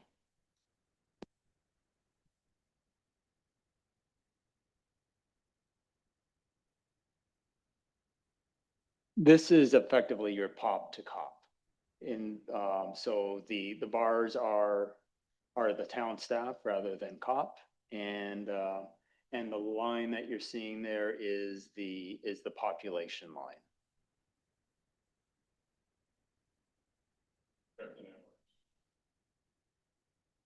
Yes, because there's some part-timers.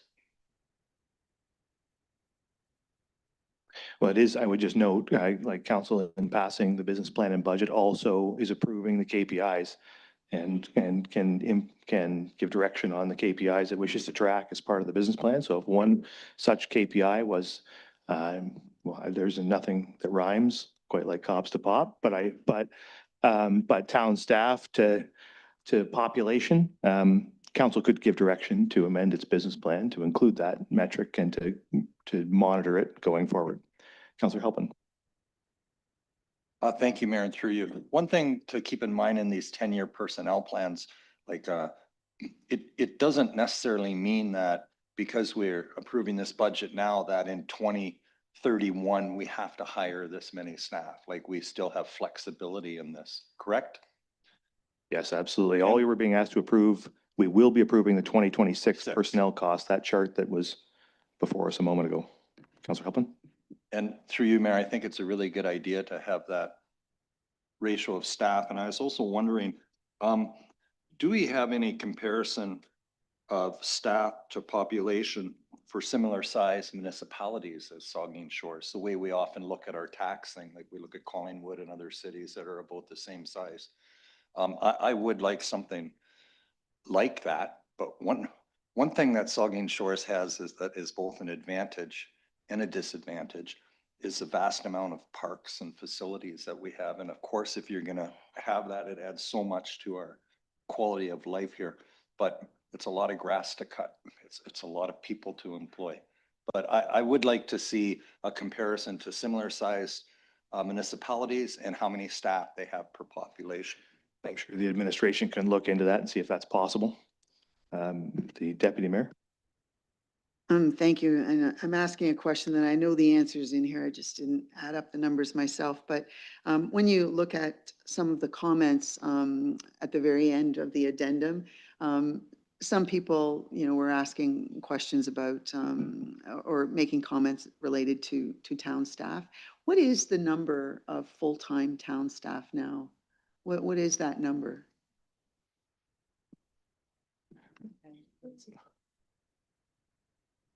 And the numbers are on each of the pages. I could go through and add them up too, but just if you. The manager, human resources.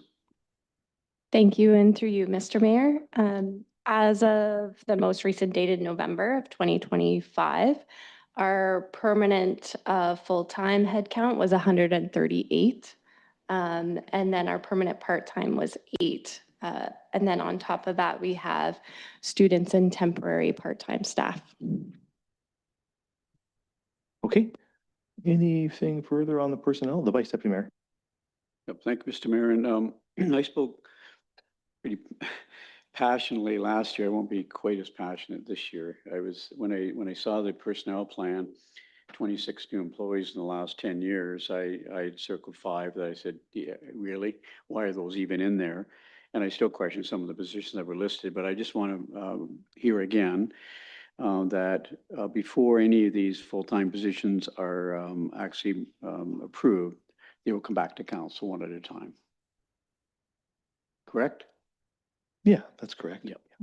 On the personnel costs, which is net impact on taxation 0, I suppose on the flip side, if none of these staff increases were approved, we'd be able to reduce our tax levy by 1.4%. So when you say there's no impact, no net impact on taxation 0, it could be a reduction to our tax levy as well. Yeah, that's right. I think the administration has done an interesting thing here by attributing the growth to these increases, right? So but you're right. If you didn't do this, you could take that growth and apply it against the tax levy, Vice Deputy Mayor. I know that was very simple, but I wanted to understand better the personnel hours and population growth. Where did this come from? The benchmarking, the level of staffing and like hours versus population. Was this established as a result of looking at 10 other municipalities, for example, of what their number of staff they have for hours, number of employees, population? Where did this graph, how was this created? I'm trying to understand why this graph is correct. Where did it come from? If we can go back to page 30. The bars on this graph are based on in our business plan, we have a plan of staffing in there, which includes the existing staffing. And then in the case of 2026, those additions that you saw on the prior slide. And so we're taking from the business plan system, the hours associated with those positions being both full-time positions and part-time positions. We could have represented it as well. Instead of in hours, we could have represented it in equivalent heads. That would be an easy change if you prefer to see it that way. That's how the bars are represented. The population is based on the latest census data updated for the forecast that population that we have in our DC study is our basis for the population growth. So this is not a comparison to other municipalities. There's no other municipalities in this. This is just purely looking at Saugeen Shores staffing compared to Saugeen Shores forecasted population. Yeah, I think the question though is, why is that percentage of staff increasing, right? Like why, we're going to have, our population is going to grow to 21,000, give or take. Why do we need that many staff? Like, how do you determine how that line slopes upward? If we go to the page 31,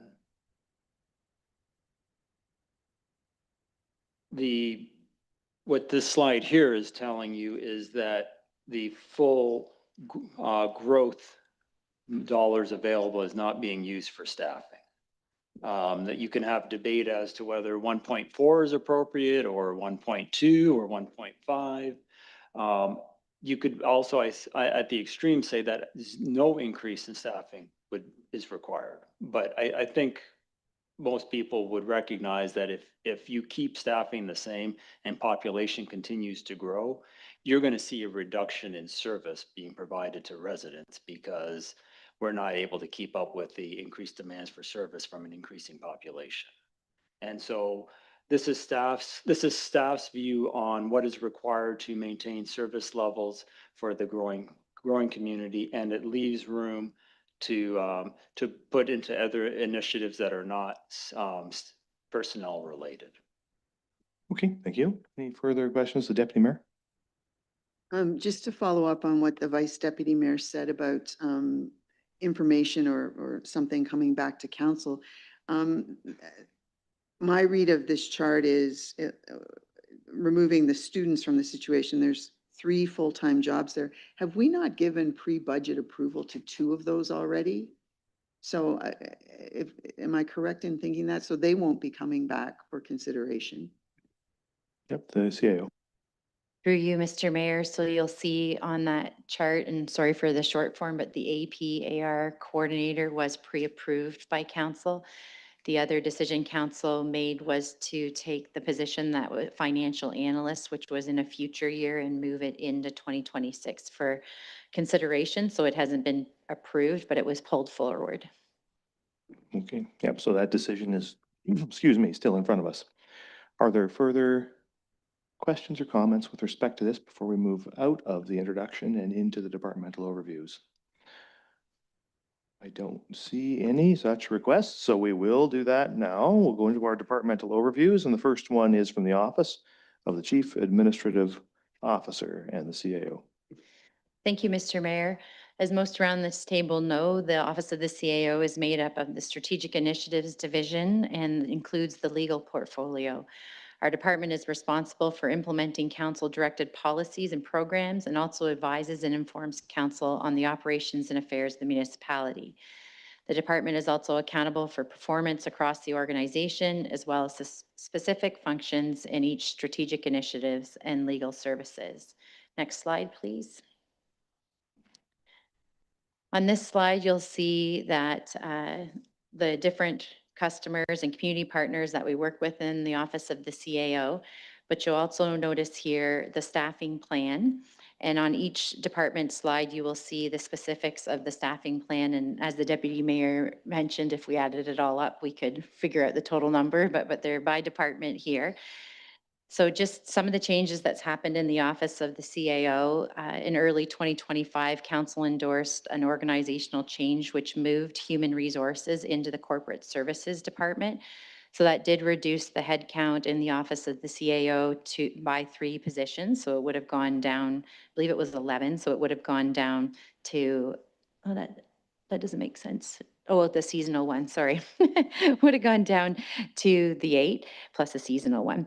There are 2 positions that are proposed for discussion with council this year. The one is the addition of a communications student, as was shown on the previous slide, and Jill will get into the details of the request behind the communications student. And the second one is a reprofile to create a customer service lead. So again, there's no request to this one, but it would, in the organizational chart, it would change. So I think if I could just skip to the next slide, you can see in the chart here, those 2 positions are highlighted in the dash, and that's what you'll see in each department. Mine's a bit simpler than other departments. So, but what you'll see, those new requests are highlighted in that way to make it very clear to council what's being asked of you.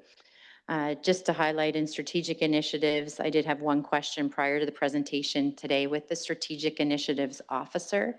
That is the position that is currently funded by Bruce Power in order to help us with the Bruce C work that's ongoing. So there is no cost to the town in that position. So yeah, I'll just go into the customer service lead position a little bit, and I'll look to Jill to ensure that she's going to go over the communications position. We didn't practice. Can you believe that before we came here today together? But yeah, a lot of work was done in 2025 with our customer service team. And right now we have a customer service coordinator in each department. And they've worked really hard on improving the town's overall delivery of this core service to our residents.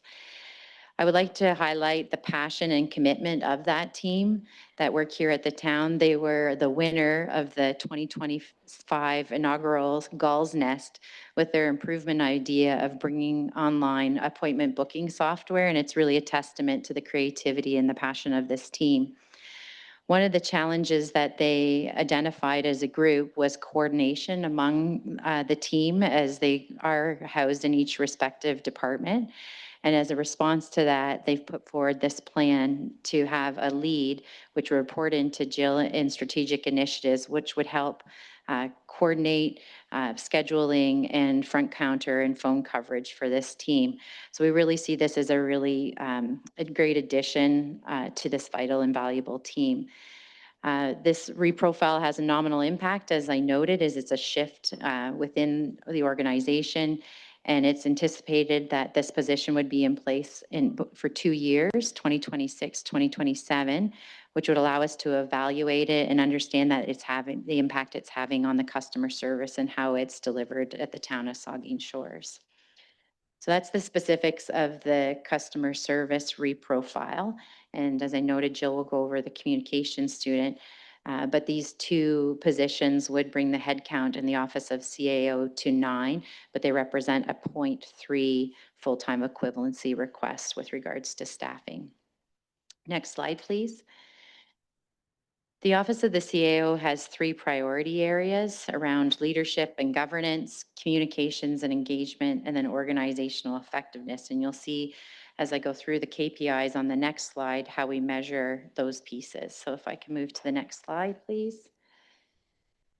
KPIs were baselined for all departments in our organization in 2023. And I look forward to seeing these come forward. And as we see the 5-year trends, they are really going to become effective tools for council to understand how the organization is performing in different business units. So at this point in time, we have actuals for 2023 and 2024. And right now presented to you, you have the year to date for 2025. And then when we present the annual report, which usually comes forward in February, council will see the final numbers for 2025. KPIs represent long-term goals in our organization so that we can start to develop service level standards. And it's interesting to see that with the data that we're collecting, we're starting to have those conversations in each of our department now. So we can reach a point where we can understand the day-to-day work and how it's impacting, and we can provide that visibility to council in your decision-making. So just as an example, how the KPIs can work. So I'll draw your attention to the major initiatives at the top of this one, where it reports that in 2023, we completed 89% of our major initiatives and 82% in 2024. And right now we're we're on track in 2025 at 71%.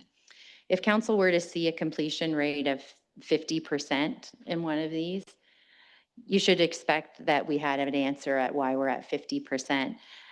It's part of why I do the quarterly updates to you, but I use this one as a simple example because you see it in the quarterly updates. But if you were to see an anomaly or something like that come forward, I would be looking at them too, and we would make sure that we have an explanation, but it would be an indicator to council that there's some area of stress or something that's happening in the organization. So this is the goal with these KPIs.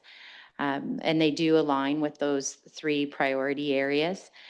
So for the Office of the CAO, you'll see the key performance indicators for leadership and governance, departmental communication and engagement, and organizational effectiveness did move with my friends in HR into their section, but we're going to pop it back over here for the final business plan. So the KPIs for organizational effectiveness are on I was going to say slide 89, but that's a different page number. So I'll just ask Lindsay to call those out to your attention when she presents later today. But yeah, those are the KPIs for the organization from the Office of the CAO. So I'll just move on to the next slide, which is our major initiatives that are proposed for 2026. So there are 10 major initiatives proposed, totaling a request of $55,000. Most of you are familiar with these, so continued participation in the Bruce C impact assessment process. Again, there is no cost to the town for this major initiative, and currently myself, Jill, and Alex are working on a multi-year funding agreement with Bruce Power to continue funding this valuable work. The land claim settlement park has $50,000 that has been sitting in reserve, and we're really looking forward to seeing that open in 2026. Advocacy implementation is an item that we do every year, so shows up here every year. It has base funding of $5,000. Government relations retainer funding is $70,000, but there is no new dollars requested in 2026. The municipal healthcare implementation from the review council just had a comprehensive report on that around October 27th and what will be happening in 2026 on here. So it is noted here so that we can give you quarterly updates on that work. It is a base level funding. Apologies, we should have included the amount, but council did acknowledge that the funding pieces that were proposed in that October 27th report are from our base funding, and I believe that we had carry about 125,000 in base funding in that, so we can update that, make sure that's concluded. The BASRA corporate review, I said to someone, I think when we talked about recycling, I've learned more about recycling in the last 6 months than I ever thought I would ever learn. So, but there is council endorsed a recommendation along with our partner municipalities that we look at shifting the corporate structure of BASRA to a municipal service corporation. So you will see this will be a 2-year project in the Office of the CAO, well supported from legal and my operations friends, with a goal of having the restructuring completed in 2027. And that will mostly be undertaken with staff resources. So next slide, please. Customer service excellence. So in the spirit of what I outlined with the customer service lead being created, we wanted to create a major initiative around this piece so that we could keep council up to date on how our improvements and what we're doing to improve customer service at the town of Saugeen Shores.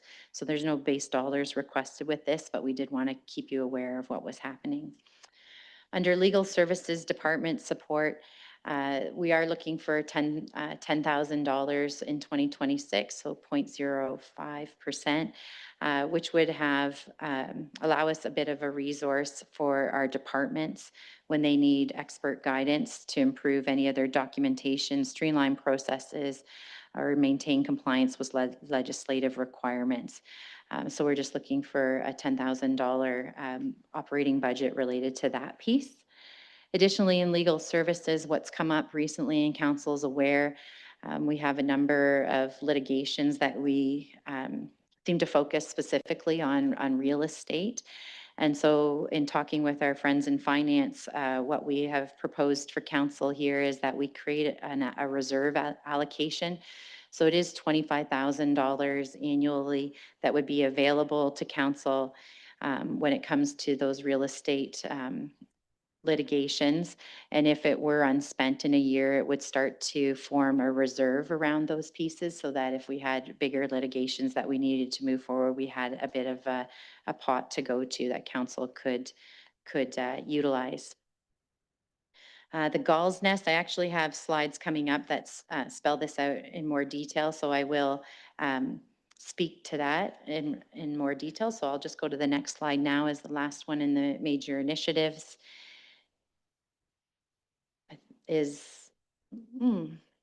Sorry, did I miss, oh, sorry, bottom one, maybe back one slide.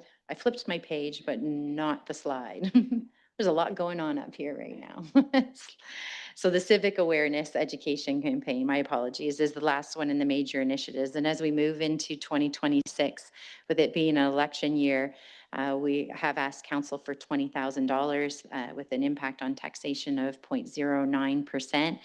And this would support increased promotion with a goal of increasing participation in the 2026 election.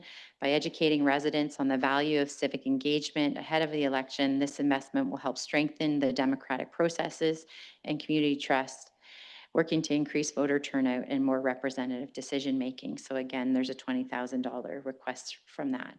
So I'm happy to pause Yeah. there, Mayor, if you'd like, with the major initiatives. Yeah, why don't we ask if there's any questions on what's been presented so far by the CAO? Councillor Halpin. Your mic. Oh, Thank you, Mayor, and through you. Under the advocacy, you have base funding of 5,000 and your retainer for 70,000. So if you have a retainer, does that mean that it could cost more or less, or that's a $70,000 bill every year? through you, Mr. Mayor, that is the bill. It's a monthly bill. It will not change. That's the monthly bill, 70,000. That adds up to 70,000 per year. So at the same time, do they offer options that, okay, well, you can have a $70,000 retainer, you can have a $50,000 retainer? Is it based on anything like that?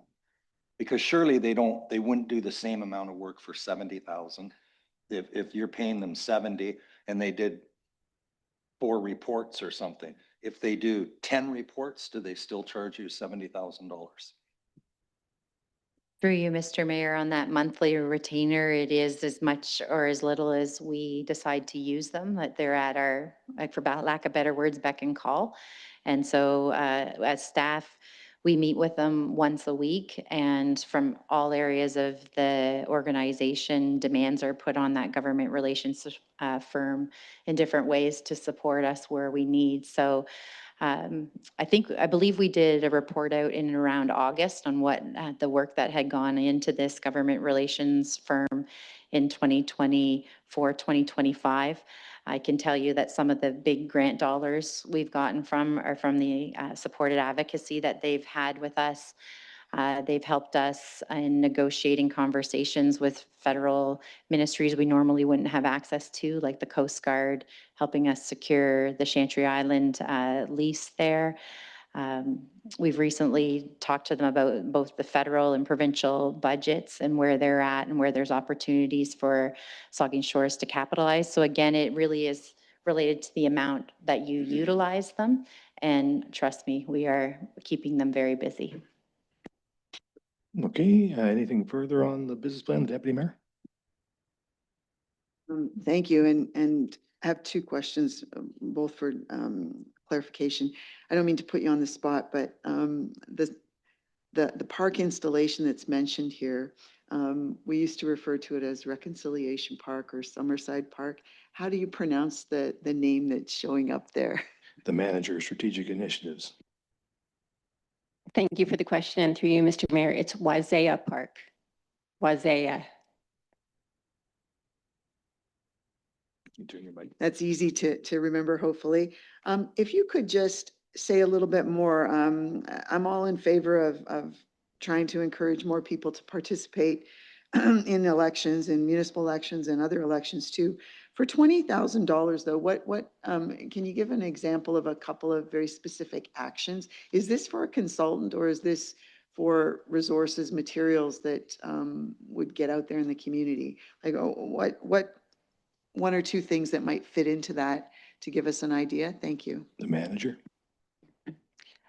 Through you, Mr. Mayor, and thank you for the question. We really will have to create a campaign in order to encourage that civic participation. So it could just be, it would be the development of a campaign. It would be placing that campaign probably in a digital platform. It would be engagement with people. It could be workshops. So it'd be, several things that we like to have some funding to support. I might just follow up on that question, maybe to the Director of Corporate Services. Like, this is a one-time expense, right? So it's tagged as being from taxation, but shouldn't this be funded from tax stabilization? I'll pass it on to Jill Root to answer, but I believe it is an ongoing cost that would therefore be tagged to tax because it is ongoing. This is an annual expense? Through you, Mr. Mayor. No, this would be a one-time. Okay, yeah, I think that would be a change to make. That should not be funded from taxation. Okay, if the Vice Deputy Mayor? Yeah, thank you. Thank you, Mr. Mayor. And it's one of the items I had circled about the $20,000 medium operating. And I see it as a medium priority. We have a very, very capable communications department. And I think I personally would sue them take a shot at doing the best they could to develop this strategy around the campaign. I know they're pushed hard. I know they work hard and they do great work, but I just to spend another $20,000 on a consultant or for other things, I would sooner see our communications department take a run at that. I think they would do a great job developing it. The legal services, real estate, 25,000. I get that. I get that. There's you know, the real estate litigations that we're going to be involved with, no doubt. And I mean, I think that to pile that on to our town solicitor, I think is a little bit heavy. And so I think that is a good one. The question I had about the Municipal Innovation Council base funding 31K, I kind of thought when the Municipal Innovation Council was no longer that would help with our tax levy, but that's the goal's nest, right, Kara? Is that, yeah, thank you for that. A couple of questions there. Oh, sorry, carry on. No, I was just a nod, yes. And I think that program is a great program. I wanted to thank Karen and Tammy, our solicitor, for the work they're doing on Basra, because it's been really over the last year, it's been a really, really trying experience in a big way. And we're working through it, but without Tammy's help and Kara's help there, we wouldn't be where we are today. And to all the CAOs, by the way, all the partner municipalities, really done a great job helping with this whole process. It's still not there, still don't have an agreement, and hopefully by January 1st, when the program's supposed to roll out, we'll have an agreement. But I just want to thank you, Kara and Tammy, for the great work you're doing with Basra. Oh, a couple of questions there, I think, for the CAO. Thank you. Through you, Mr. Mayor, I just wanted to clarify in the civic awareness campaign, this is not for a consultant. This is so that staff have resources to implement a campaign. This isn't about staff having the time. Staff can use the time, but if we don't have the funding to do it, we have to pull it out of the meager communications budget that we have, which means we're not utilizing that money towards what we typically do for marketing and communications. So that's why it's proposed to council is in addition to the work. So staff will do it. It's not a consultant, but there is a cost to doing it, which we need the funds for. Okay, the Deputy Mayor? Just as an add-on to what the Vice Deputy Mayor said about the legal costs, the $10,000 and the $25,000 that are here, are those intended to become part of the base? I recall when you were talking, you said if the 25, specific to the real estate one, if the $25,000 wasn't spent, it would roll over into something. So is the intention, and you know, knowing something about the cost of legal services, $25,000 doesn't go very far in many ways, but so is the intent that this would be built into the base in the future, has additions to the budget? Thank you for the question. Yes, the intent is that it would be built in. So just as a formatting piece for council, when you see that note under it where it says impact to taxation, that is the intent, is it would get built in. Further questions with respect to the major initiatives? Councillor Grace. Thank you, Mr. Mayor. Just, I don't know if it's appropriate to ask it now, but while we're talking about the reallocated Municipal Innovation Council funding, on page 277, it talks about a Municipal Innovation Council reserve with a current balance of $262,328. What are we doing with that? I mean, is that something that since we don't have a municipal innovation council anymore, is that something we can use?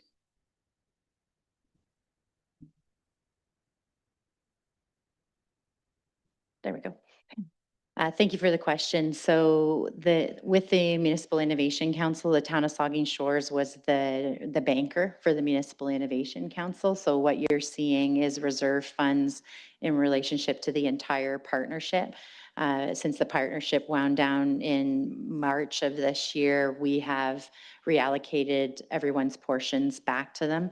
So there is some surplus coming into the town's 2025. I can't remember the exact amount. I want to say it's somewhere around $60,000 that the town of Saugeen Shores got back from that, but that total amount, the 200 or that you roughly referenced, 262, has been returned to our partner municipalities, leaving Saugeen Shores surplus, which we were allowed going to just roll into the 2025 surplus. So on the chart, it shows up to 2034 with the same amount as a closing balance. The director or the treasurer? It's just so our 2025 reserve entries, it's a balance that will be dealt with in one entry in 2025. It's not a projected change in 2026 to 2034, so it shows as continuing, but once we do our final 2025 reserve entry, it will go to zero for the rest of those years. Further questions on what's been presented so far, or shall we carry on? Why don't we carry on then into the Gull's Nest stuff? Thank you, Mr. Mayor. So as I mentioned, and as most of you know, we did do a report in September. The Gull's Nest is a staff-driven, high-energy pitch style event where town staff in 2025 showcased practical time-saving solutions designed, in their words, for you, by you. Competing for the Golden Gull Trophy and the potential for implementation funding, staff teams presented ideas rooted in real operational experience, demonstrating a deep commitment to improving our municipal services. As I mentioned, the winning proposal was the appointment booking software, which I hear is going live here shortly, which will reduce walk-in congestions by aligning people and scheduling them directly with the staff so that we enhance our residents' experience. But the innovation didn't stop there with just the one. We had 9 additional ideas that came forward that are now featured here in this business plan so that we are compelling staff to continue to identify budget offsets and support their implementation. So the ones that you see in front of you, they span technology, efficiency, and service enhancement, including ArcGIS and AutoCAD integration for faster workflows, Gull-U, a staff training video library, hydro seed machines and mud mixer to cut cost and boost productivity, digital tools like Builterra and Project Ripple to modernize operations, Resume, UAV surveying, and sign reflectivity testing for smarter planning and safety. By funding these staff solutions, and you'll see there's a zero by each of these, is because each director found the pitches so compelling that they have found the offsetting dollars in the operating budgets in order to move these projects forward. So by doing this, we're empowering innovation, improving service delivery, and maximizing value for our residents. And why we included it, one, we're very proud of the work that staff has done here, but we look forward to providing council quarterly updates as these move forward in 2026 as well. So I will just highlight for council, I'll get into the budget pieces, but I said this with tongue in cheek to my senior leadership team that the cost for Gull's Nest went into the CAO's office, but the offsetting benefit and reductions went into their department. So it looks like the CAO's office has got a really big increase, but I'll go through that. But again, just really proud of this work that we're doing in Gull's Nest. And as was asked with the Municipal Innovation Council funding, which is $31,000 annually, we're asking to keep that in the budget in order to support this initiative every year, which would be essentially the prize money to move these initiatives forward. I'm happy to take any questions there, Mayor. Or would you like me to just keep going through the rest of this? Any questions with respect to that? The Deputy Mayor? Thank you. I'm not entirely clear of what you meant by all that, because when I added up all the numbers, excuse me, that are in the chart on the 2 pages, that value comes to $114,000, I think. Are you saying that value has been absorbed into departmental budgets? And then the second part of that is the $31,000 from 2025. Was that totally applied to this appointment booking system, the winner there, or is that $31,000? Like, how is that accounted for in terms of what it went for? Or is it flowing into 2026, so it's not 31, it's $62,000? There's 2 questions there, I guess. The CAO. Through you, Mr. Mayor. I haven't figured out a way to allow Dan and Jim to let me carry over operating dollars. So the rule of thumb is if it isn't spent, it goes into the surplus for council to have a look at. So to answer your questions, I'll use the example of the mud mixer, which was a $7,000 ask to buy a portable automatic concrete mixer, which allows our operations team, public works team to pour small concrete projects without having to bring in big, I shouldn't have picked this one because it's not my area of expertise, big cement mixers instead. And so what Matt has done in the operations department has reduced an offsetting $7,000 from one of his operating lines, most likely the one that brought in the big cement mixer, in order to zero that out. So that's what each department head did, is they went through Project Ripple, $19,000. Community Services found offsetting $19,000 in their operating budget. So it essentially zeroed out all of those. The $31,000, the second part of your question, is the funding source for the appointment booking system. It was not $31,000. I'm looking to my colleagues to see if they know exactly how much it was, but it is the pot of money that is used to fund that. And then any unspent would again go into the surplus. Deputy Mayor. Then as a follow-up, in 2026, if these projects, and they all sound wonderful, if they've been accounted for via departmental budgets, why is the $36,000 or $31,000? What's it all about this year? Thank you for the question. It would be that we're going to run the second annual Gull's Nest, and we expect to have similar pitches from our staff, and there would be a winner with a new improvement for the organization in 2026, and we would use the $31,000 towards that. Okay, Councillor Stack. Sorry, thanks. Just a quick question. Do we track the return on investment for whatever programs we put? So for instance, we spent $10,000 on the appointment booking. Do we have a sort of, the only term I can think of is a Bruce Power term, so wrench time improvements, right? Like the efficiency you gain as a result, just so we can show the public that we're sort of deriving some value for the improvements. Thank you for the question. That was part of the pitches that the staff did, is that they needed to identify for us the savings, we measure in time and quality as the 2 areas that we can improve on. And so that, I'm thinking back to my September report, if it got into that level of detail, but that was the presentations that were put forward from the individual staff as they pitched how their Gull's Nest idea would improve time and quality, the efficiencies around those pieces. Yeah. Yeah, thanks. And this wasn't a suggestion they weren't. I just think it'd be cool to show in a year or two sort of what we've been able to save. And then this is just a more general question. I guess, is it possible to have reallocated these funds just to reduce the tax burden overall? And if so, would it have even made if we could do that, would it make any material difference? So I'll go back to my handy example of the portable concrete mixer.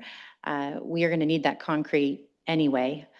So by spending $7,000 on the concrete mixer, we're able to save save those half loads that we were ordering is the way I understood it. So it's an offset, not a reduction across the board because we still need the concrete. Okay, further questions before we move on? Don't see any, so we will carry on then through the CAO's presentation. Microphone, all the things, all the buttons. The next 3 slides are titled our Growing People section, which was a section that we added to the business plan this year and comes out as a direct result of the thoughtful feedback we've received at our town's 2 annual spring business camps. We have over 50 staff members that participate in the half-day events, which help us explore the latest work trends, resource allocation, and organizational needs. Their insights have shaped our roadmap and help us to identify top priorities that will guide Saugeen Shores into 2026. I want to sincerely thank all the staff that contributed their ideas to these sessions, and I did a report out to council on that in June. Growing People initiatives build on the foundation of Team Saugeen. Developed in 2023, it represents our ongoing commitment to developing and advancing an internal culture at the town of Saugeen Shores. It's led by our human resources team and supported by every member of Team Saugeen. These initiatives are designed to drive employee engagement, productivity, and retention in our high-performing and high-potential workforce. This work is an extension of the town's strategic plan and reflects our belief in investing in people. As I noted, the Growing People section in front of you builds on what I reported out in June, and I'm just going to highlight the pieces that are specific to 2026 as we continue to evolve and grow this work. The recommendations that we had specifically in 2026 were to get some additional training for our staff and to focus on process improvement training. This is helping our staff understanding the workflows as it relates to their work and improving our delivery of our processes to customers. And we have just got that training support lined up for 2026. The next one is business continuity planning. So we did identify 8 areas in the business where we have what I would call sole contributors. I like to use the cemetery as an example, that we have one individual with all the knowledge on where all the bodies are buried. And so as an organization, we do need to make sure that we have some business continuity happening there. So we're starting to develop that work with a goal of cross-training, documenting procedures, and getting external support when and where if we need, but developing an overall plan in order to ensure that we have operational resiliency in those 8 areas, and staff identified those 8 specific areas. On the next slide, lastly, for 2026, everyone's favorite thing to groan about, but I heard, sorry, I'll actually need the next slide. It's on the last slide. Everyone's favorite one is file management, but we actually heard that this was one of the biggest pain points in our organization, was understanding where our files get saved and how they get accessed. And so we have struck our first, at the town of Saugeen Shores, our first cross-functional team to support file management, and Morgan is our team lead on that. She's smiling, she looks excited about it. But this is really in 6 months of 2026, we'll be developing that standardization that will help improve workflows and internal processes. So that's our Growing People section, Mayor, and I'm happy to answer any questions or turn it over to Jill Root, who will get into strategic initiatives. Anything, excuse me, anything on the Growing People section, the Vice Deputy Mayor, and then Davinsky? Yeah, thank you, Mr. Mayor, and through you to Kara. I've circled base funding, staff development growth, base funding, Team Saugeen, base funding, business community planning, and continuing education, base funding 25, so 25,000. So Kara, are these all amounts that we've, over the last, say, 4, 5, 6 years, that we've just like added to these, and set up these new items? Is that, we've approved these over the last 4, 5, 6 years, have we? Through you, Mr. Mayor, that's right. So anytime you see in these presentations over the next 2 days where it says base funding, it is in our base operating budget. So my next question, when I see the other items, process improvement training and, you know, DEI action plan, employee engagement surveys, all those sorts of things, there's no base funding. Is that just done by, like, carried out by staff internally with their own job descriptions, their own budgets? So there's no dollar amount attached to those? Thank you for the question. Through you, Mr. Mayor. As an example, the process improvement training is coming out of the staff development and growth budget. So there is funds that are needed to move those things, some of those things forward, but there's no specific call out to it because we're using existing funding with it. Okay. Councilor Dubinsky. Thank you, Mr. Mayor. Through you to the CAO.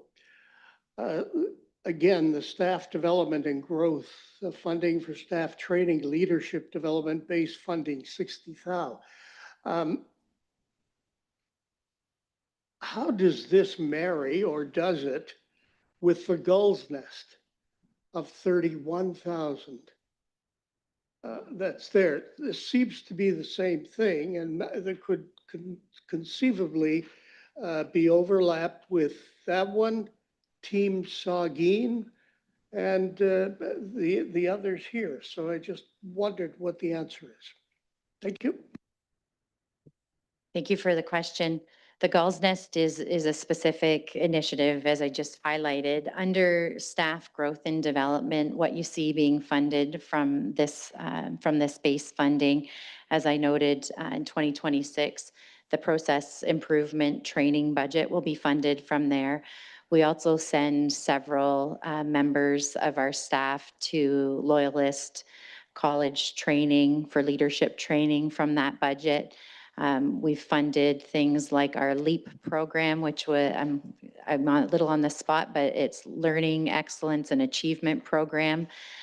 So again, this is really about developing staff skill, and some of these other pieces that are in here are funded out of that base funding, but it is different than Gull's Nest, which is a specific program we're asking to run related to improvements within the operations.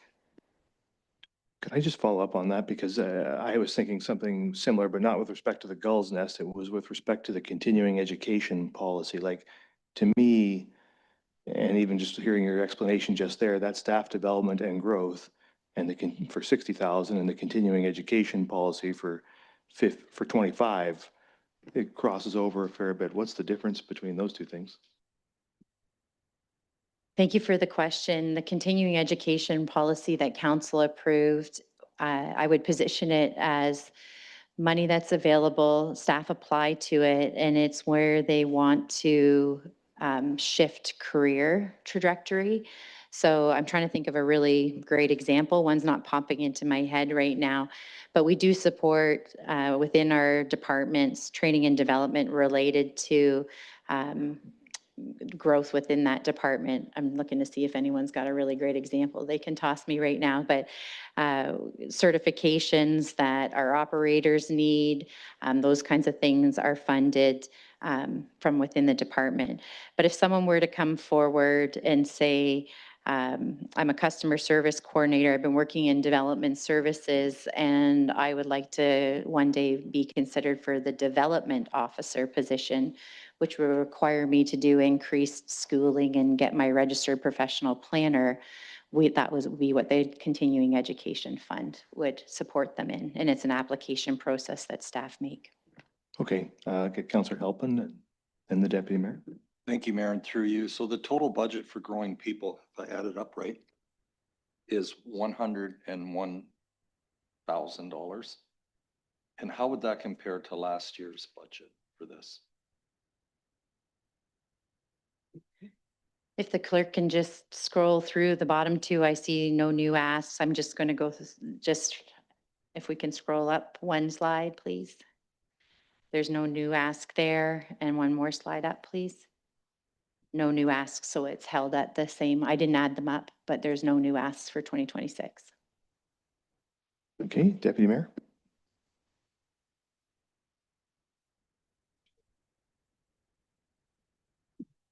You almost need a button right in front of you that instead of leaning forward. I had added them up to, I got 111, so I'll do my math again. But the only other place where something that would be perhaps sort of in this category too, later on, I think it's under human resources. There's $17,000 in the base budget, which is for the employee recognition program, and there's an ask there for an additional $5,000. Is there any place, so that's $22,000 on top of this sort of category, which is about employee recognition and improvement. Is there any place else in the budget where something that would fit into this is someplace we should look? Because you know, recognizing staff and providing opportunities for them is something that I think is incredibly valuable.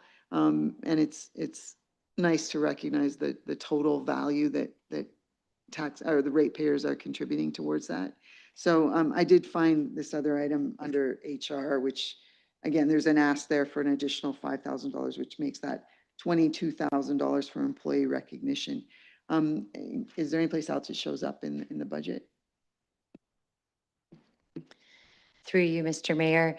This was a lot easier when Human Resources was in the department of the CAO is what you're experiencing. And Lindsay and I spent a fair amount of time trying to decide what would fall under the office of the CAO and the mandate councils given me around organizational effectiveness, and then what is in the mandate of human resources and just helping our staff as they do and as they lead. So those are the two places to look for the human related elements of the budget would be under growing people and the human resources division highlights. Anything else on growing people before we go to strategic initiatives? Councillor Halpin. Yep, the deputy mayor was right. It is 111,000. And we have 138 full-time staff. So if I did that right, that's $731 per staff member for growing people. Thank you. Okay. If there's nothing further, then we will go to the strategic initiatives division. Thank you, Mr. Mayor, and through you.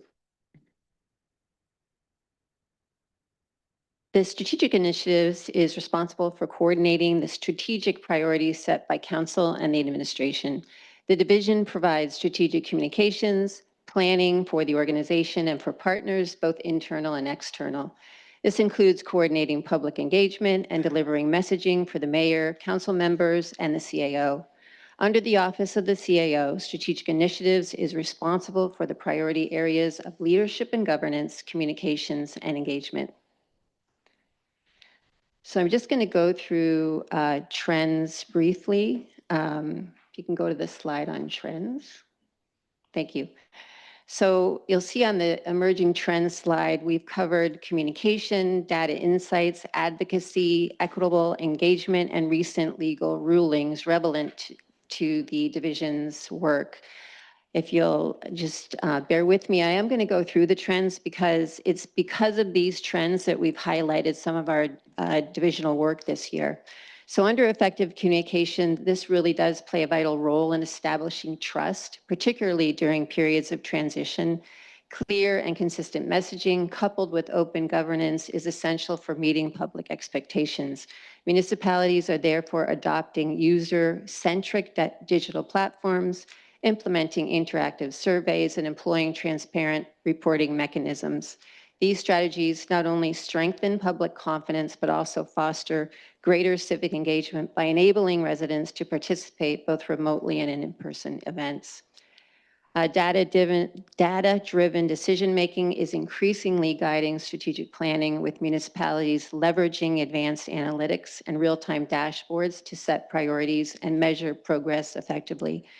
Proactive advocacy is focusing on building partnerships across sectors, engaging with provincial and federal governments, and amplifying community voices to secure funding and policy support for local initiatives. In the future, engagement strategies should look to prioritizing equity and inclusion, using targeted outreach to connect with diverse groups, and employing multilingual materials and culturally relevant events to ensure all voices are heard in municipal planning. And then in recent case law highlights the need for municipalities to keep clear records of legal title and land use. With growing legal complexity around public land, municipalities should regularly assess and document their holdings to support infrastructure projects, respond to public requests, and ensure sound management of public lands. So next, I'll just go through our division highlights for 2026. If you can go to the next slide. The division highlights represent an ask of $5,000 for 2026. So I'll just go through them. Of course, we'll continue with the Kincardine and Saugeen Shores Healthcare Partnership. So this represents a 3-year pilot program that was started last year in 2024 and funded by Bruce Power, which we completely appreciate. The partnership aims to address the identified gaps seen in both municipalities. And this is base level. It's funded by Bruce Power annually at $75,000. Digital engagement governance. So with this work, we will update the town's internal social media policy to address new platforms, legal issues, and best practices. This is a high-level initiative, but there is no impact to the budget. Corporate communications framework. This is to review and improve our communication policies and processes so that we are consistent, efficient, and create professional messaging across the organization. This is a high-level initiative, but no new budget ask. Organizational communications capacity.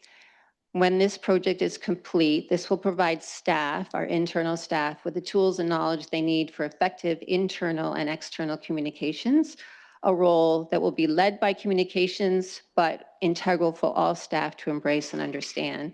This is a high-level initiative with ask of $5,000. The $5,000 will cover things like graphic design work, creating templates and tools so internal staff can support some of their own comms with us advising and leading that. And then we have our lean legacy. So the intention of this is to embed lean principles into the organization's fabric so they remain long-term, even after me and Kara leave. With that, staff are empowered with continuous improvement skills to ensure lean thinking endures and drives ongoing excellence. This is a high-level initiative, but no budget implication. And then finally, the strategic plan report out. So as the town's 5-year strategic plan ends, this report will highlight the key accomplishments, reflect on the progress made, and set the stage for future priorities. And this again is a high-level initiative with no budget ask. And then I'll just go through the future highlights. So we have 4 future year major initiatives identified in the 10-year operating plan that total $246,000. So the first is the corporate strategic plan.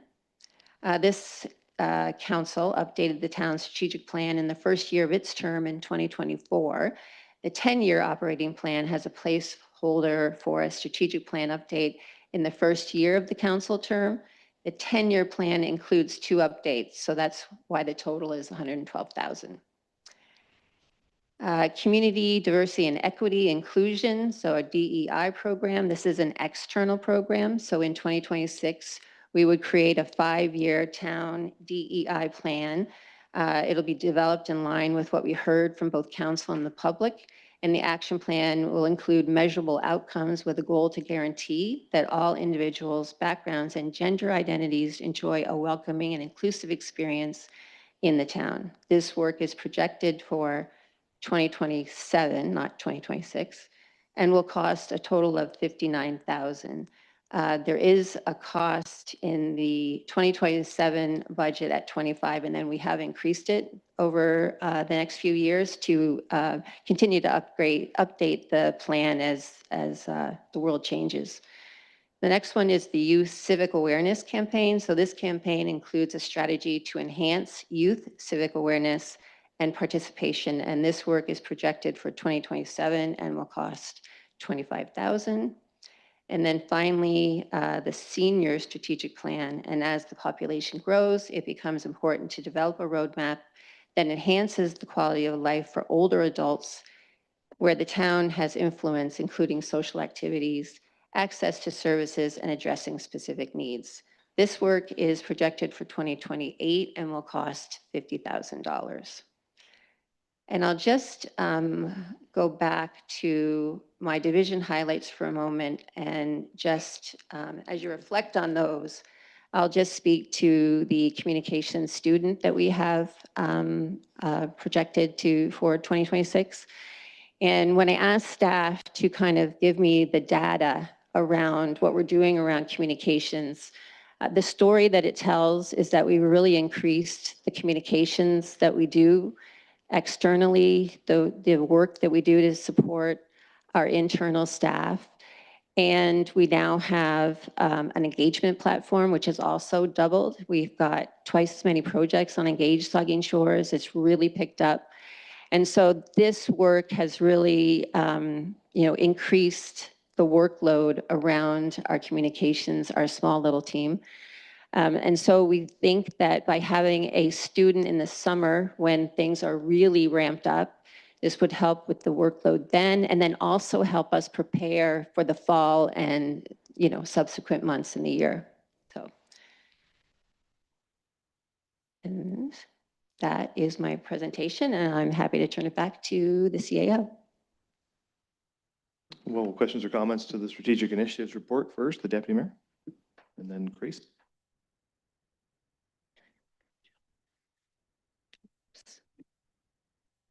Thank you.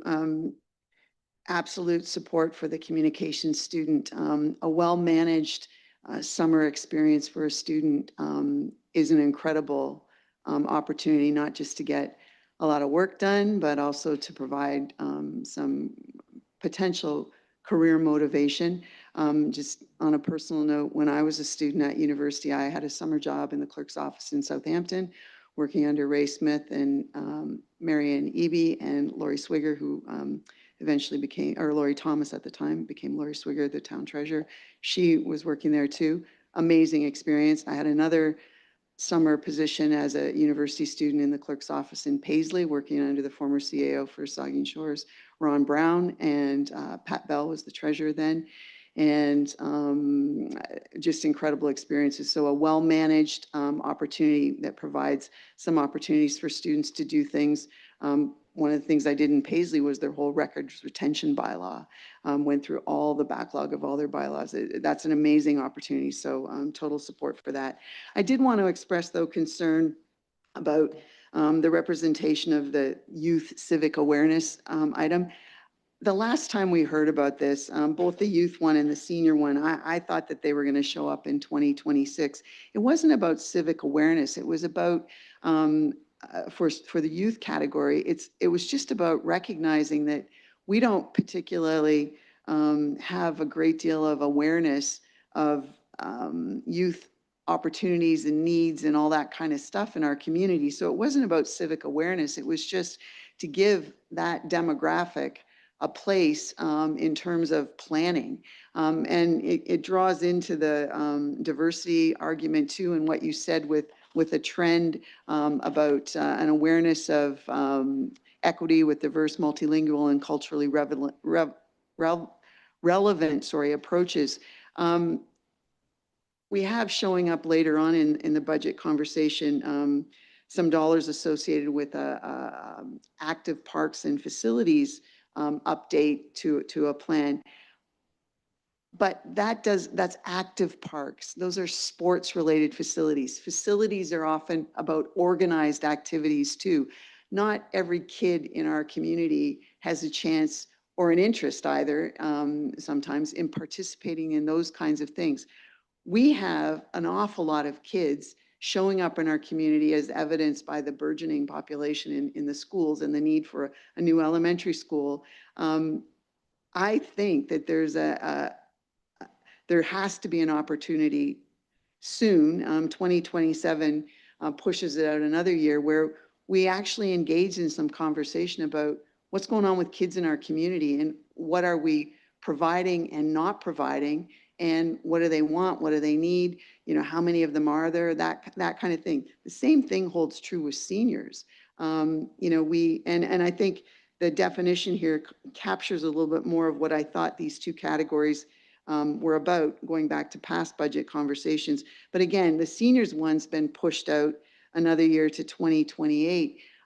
We have an incredible resource in our community with retirees and that sort of thing, and they play an incredible role in volunteer opportunities or volunteer organizations and that sort of thing.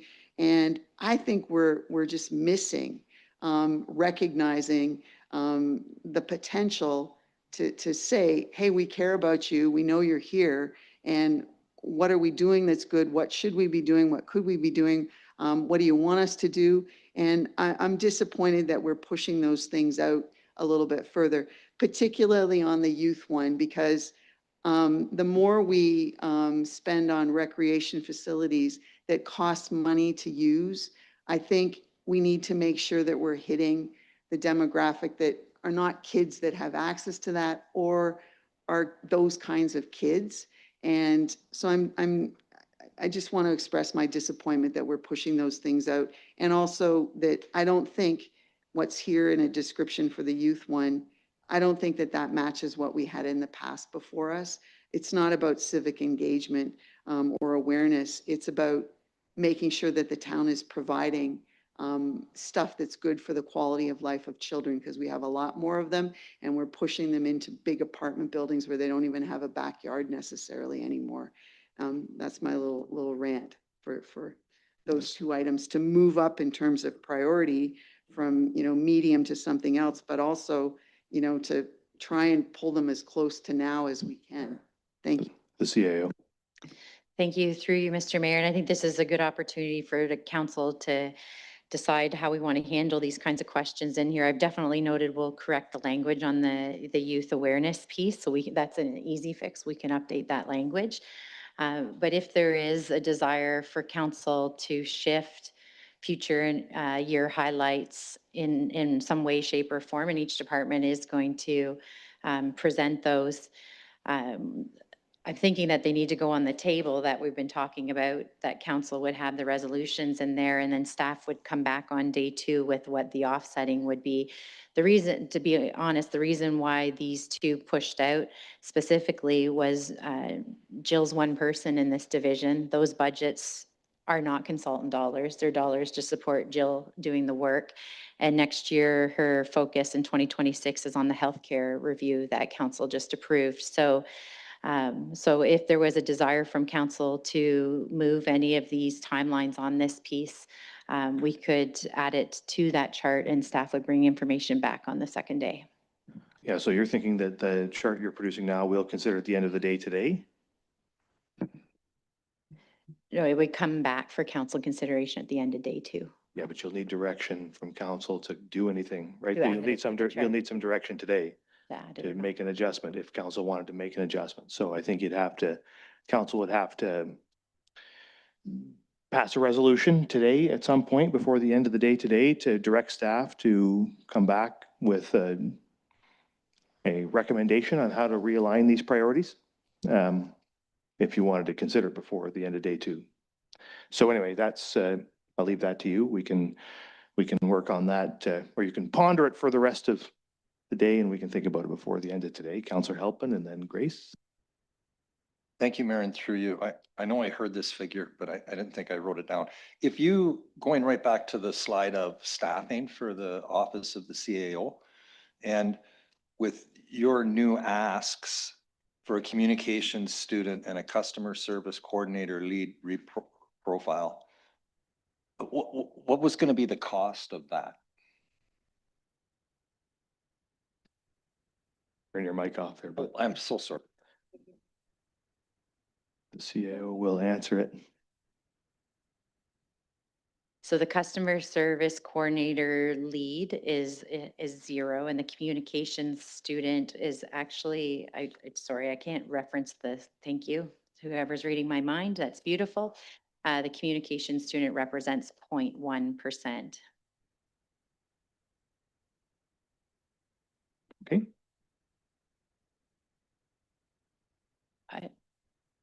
Sorry, I don't have the dollar value. I can get that to you. I believe students are in around 16,000 for a 4-month semester.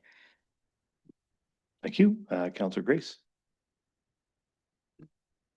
Thank you, Mr. Mayor, and through you. So I just wanted to support the request for the staff increase for the organizational communications capacity, including the communications student. And I've seen over the last year in particular, the support that your department has given, just for instance, development services on all of the road projects and things like that.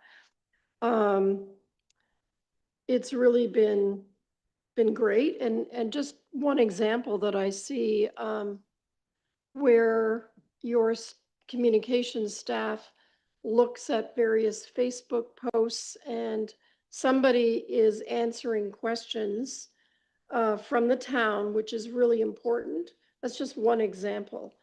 But monitoring those pages, looking at that, making sure you've got the right information to provide to the public, all of that takes time. I also, just think that moving forward with the your focus on healthcare review is most important. I mean, if you look at the statistics, the feedback from the public in the back, I think 73% said that healthcare is very important, but 25% are satisfied with what we're doing. So for me, that's a very important piece, as well as communications. Thanks. Thank you. Further questions, Vice Deputy Mayor? Yep, thank you, Mr. Mayor. Our CEO mentioned that Jill's a department of one. So not two, you have no reports? Jill, no one reports to you? The manager strategic initiative. Thank you for the question. Through you, Mr. Mayor. I do have direct reports, but we all have specific duties and responsibilities. So, we have our Laura Mosconi, who's our communication specialist. Alex Thompson is strategic initiatives officer. And then Shayla Rouse, she's our customer service coordinator communications. So they all have specific roles and responsibilities. Can I talk about page 51, the cost slide, or is this the right time to do that?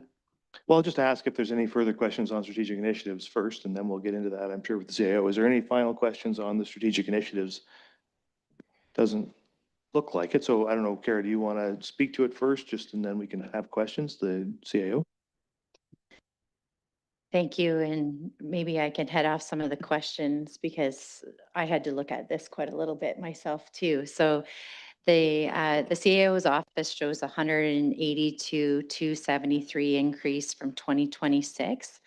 This is made up from the $35,000 that are requested in the major initiatives. So again, that was $10,000 for the legal services departmental support and $25,000 for the real estate reserve. 125,000 illustrates the Gall's Nest initiatives, again, which my colleagues benefit from because they put the expenses in my budget and the offsetting decreases in their budget that won't be happening again next year. So 125 of that is attributed to the Gall's Nest. The remaining 26,000 is attributed to inflation as it relates to salaries and expenses. So the ask in the CAO's office is that 35,000 for legal and the 26,000 for inflation. Under strategic initiatives, It has the number in front of you of 158,060, which is the year-over-year change. 117,000 of that is attributed to that community service coordinator lead moving into our division. So again, it's moving in, and that move represents about 100,000. And then that student position we just talked about is in and around 17,000. So those are the salary changes that are happening. The $20,000 that we were calling the Civic Awareness Campaign, the major initiative, it's in that amount. There's a small increase of $5,000 requested to the communication budget, and then the inflationary increases to salary and wages is around 21,000. The physician recruitment budget, which is held under strategic initiatives, what you see happening there is why it looks like it's in a negative is that there were $100,000 that came into this as one-time funding from last year. So again, that's really just sort of stabilizing that account back to, although maybe my friends in finance will help me make sure I said that correctly, but that offsetting one-time funding is being pulled out of that, which is why it looks like a negative. So just to conclude, what you've seen in the business plan today in my department, which you'll see in the departments flowing out of here, into the next set of presentations, is our review of those KPIs, major initiatives, emerging trends, division highlights, capital highlights, and then the future year highlights, hoping to give council a comprehensive overview of what's happening with both our operating and capital budgets, and making the business of the municipality really visible to council and the public, which increases our transparency and accountability, but also provides clarity to our staff on what our mission is and what your expectations of us for implementation look like. So thank you to all of you for allowing us to present, and happy to answer any last questions. Vice Deputy Mayor.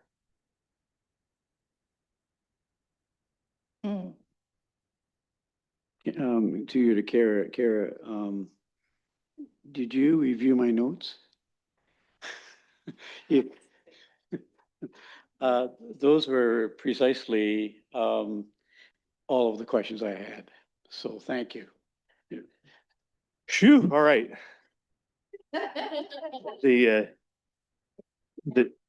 deputy mayor is still left with questions though, so we'll go to the deputy mayor and then Councillor Help. What I heard you say, this is to the CAO, is that very big number, 100,000 plus, that was all mentioned in this report under categories that had goals nest at the top. That dollar value is represented here. In the interest of transparency, some of those numbers are pretty low. How on earth are we supposed to be able to specifically see that those values are coming out of somewhere else? Like when I said those values are here, but they're being absorbed by departments, I thought they're just in a departmental budget now. So it confuses me now when you say that they're here, but they're not showing up somewhere else. But the values are so small in some cases. Where's our opportunity to make sure that that happened or is happening? Through you, Mr. Mayor, what we can do on day two, because I appreciate that it's complex, because I had to ask the same questions to understand the numbers, because I was like, I didn't put $125,000 in the budget. So what we can do on day two is we can produce a slide for council that shows the offsetting, where the money's coming from. We do have that documented, but we'll put that on a slide for you for day two. Thank you, Councillor Help. Thank you, Mayor, and through you. The customer service coordinator lead is reprofiled. So does that mean that she's coming from, or that person, that staff member is coming from another department into this department, and then it is no real additional cost in wages? Thank you for the question. So yes, that's what it means. So what we do annually in these budget and business plan conversations is I ask council to have a look at that organizational structure, and we make decisions on movements ideally at this time, although things do happen throughout the year. So yeah, it represents a shifting of a position into the office of the CAO for that 2-year period.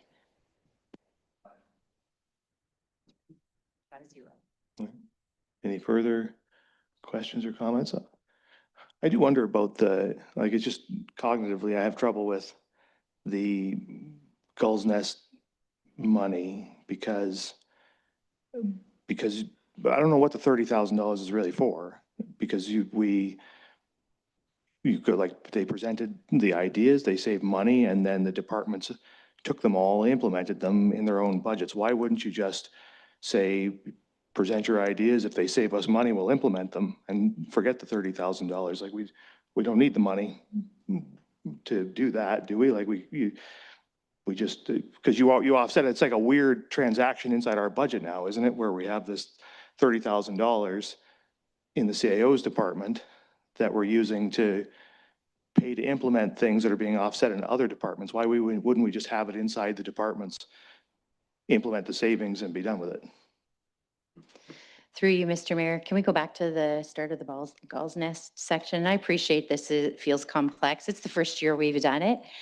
Maybe we did ourselves a disservice in the senior leadership, but we were just so excited by the 9 additional ideas that we got that we wanted to bring them forward, and we looked for the offset. But the appointment booking system is paid out of the 31,000. So the winner of Gull's Nest, we want to ensure every year that there's the winner, and the winner will be funded out of the old Municipal Innovation Council money. That's what the 31,000 is for. I can't guarantee that every year there's going to be 9 additional ideas, and I can't guarantee that we can find offsetting every year. But this year, again, whether or not we did the right thing or not, senior leadership was very excited by the opportunities that were presented and found the offsets. Yeah, we're excited about it too. It's all great stuff. I mean, they're all great ideas. Why don't you just make the winner the one that saves us the most money?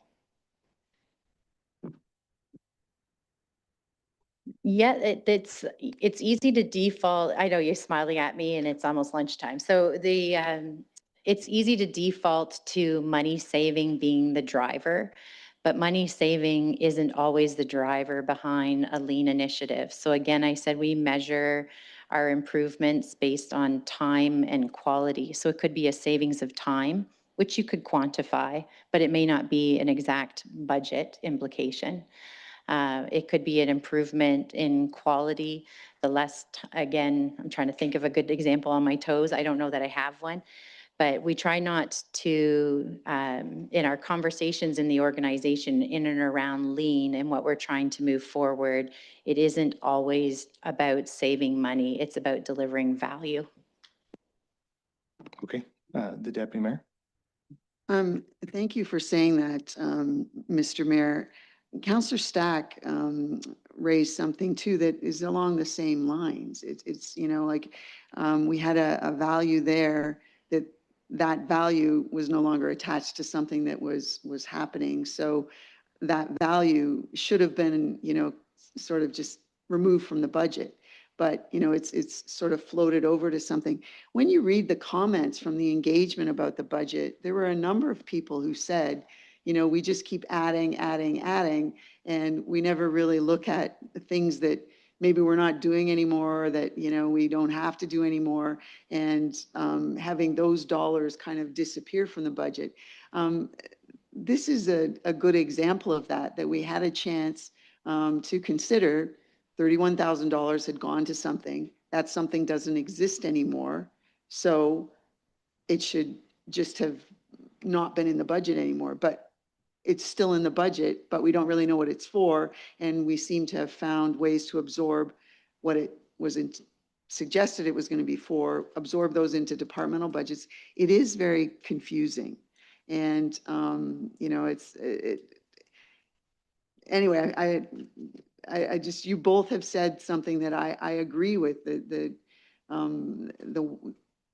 ideas behind the comments that were said about, transparency and that sort of thing. And, what we're doing with money that we allocated, but it's not being used for that anymore. Anyway, I'll just leave it at that. Yeah, the CAO. Yeah, I apologize that this is causing confusion. And again, it came from a place of enthusiasm of what was happening or what happened around the Gull's Nest. An example, and I'm going to call Trev's name so he looks at me and make sure I don't screw it up.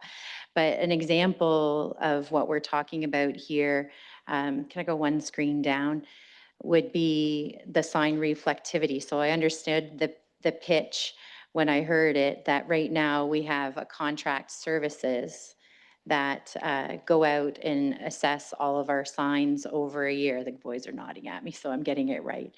By buying this piece of equipment ourselves. So again, can we go down one slide, please? So it might be the next slide now, one more. So the sign reflectivity testing unit, so it's $18,000 to buy, which allows us to reduce the contracting budget related to that. So as I said, I will bring you a slide that shows you all the offsets and how they were made. But the $31,000 we're asking to keep in the budget, which would allow us to ensure we have one winner every year, that again, may not have an offset, but it may improve time, it may improve quality, it's going to improve the value that we're delivering to our customers, which is our residents. It doesn't always necessarily have an offset, but we were able to find offsets for these ones this year. Yeah, I guess just one more thing from me and then I'll pass it on. I think the program could though be about saving money. Like we have lots of other ideas. We have lots of other things are good, but this one could be about saving money. And if it were, then we could fund it from the departmental budgets. I would like to add this one to the list of ones for council to decide on whether it wishes to continue the $30,000 in funding. We can have a vote on it and we can decide at the end whether we want to do it. I got the Vice Deputy Mayor and then I'll come down over to the other side. Through you, CAO Kara, the 9 items, and I attended that event, it was amazing. So just so I'm clear on the 9 items, how many of those are being moved forward? Are they, I'm a little confused by it still, sorry, but are they all moving forward when finding money to do it, or is it just the one project? I'm a little confused by that still. All 10 are moving forward. Good. So, you know, when I first saw the 31,000 for the Municipal Elimination Council, I thought, well, there's $31,000 we could find if we help reduce the tax levy. But I just want to say, I'll be supporting to keep it there. I think when I attended that event at Lamont Sports Park, the enthusiasm, team building exercise, it was extremely well attended. And there was so much pride when I saw the staff members presenting their ideas, how they could save costs with their ideas. And the people there, I heard Councilor Matt mention this, the staff voted on. The staff voted on the winning proposal.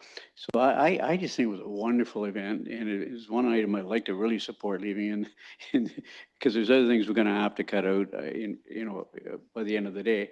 But this is one I think from a staff enthusiasm, team building exercise, I really think it needs to stay, and I'll be supporting it. Make it voted down, but I'll be supporting to leave it in there because I just think it's a great thing for staff morale, enthusiasm, team building. So I think we need to keep it. Thank you. Councillor Halpin and then Davinsky. Through you, Mayor. Actually, the Vice Deputy Mayor said basically everything that I was going to say. Like, I was so impressed with that event. Like, it was great. But, you know, could we, it's certainly, the $30,000 is to make sure there's a winner. That's what it's for, right? But what if it doesn't cost $30,000 to run that event? That event was probably run for, you know, a couple $1,000s to buy meals and stuff like that sort of thing. Would that be true? Sorry, maybe my wording was a little off. The $30,000 ensures we can implement the winner's proposal. The event, the lunch, is something we do as staff appreciation every summer. So, and it really was 3 of our great staff here at the town, Laura, Darren and Haley, that put the Gulls event together. So there wasn't money spent on putting the event together, but the $30,000 ensures we can implement the winner. Thank you. And it was a great event. Well done, staff. Councillor Davinsky and then the Deputy Mayor. Thank you, Mr. Mayor. And that was my question, as Councillor Halpin said, the $30,000 was to implement the program, but there were 10 winners. So How did the 30,000 cover the 10? Doesn't sound like it. Through you, Mr. Mayor, I'm surprised somebody hasn't added this up for me yet. I'm kind of waiting for someone to add it up. Because, oh, well, I'd accept wrong at this point, wrong but close. About what?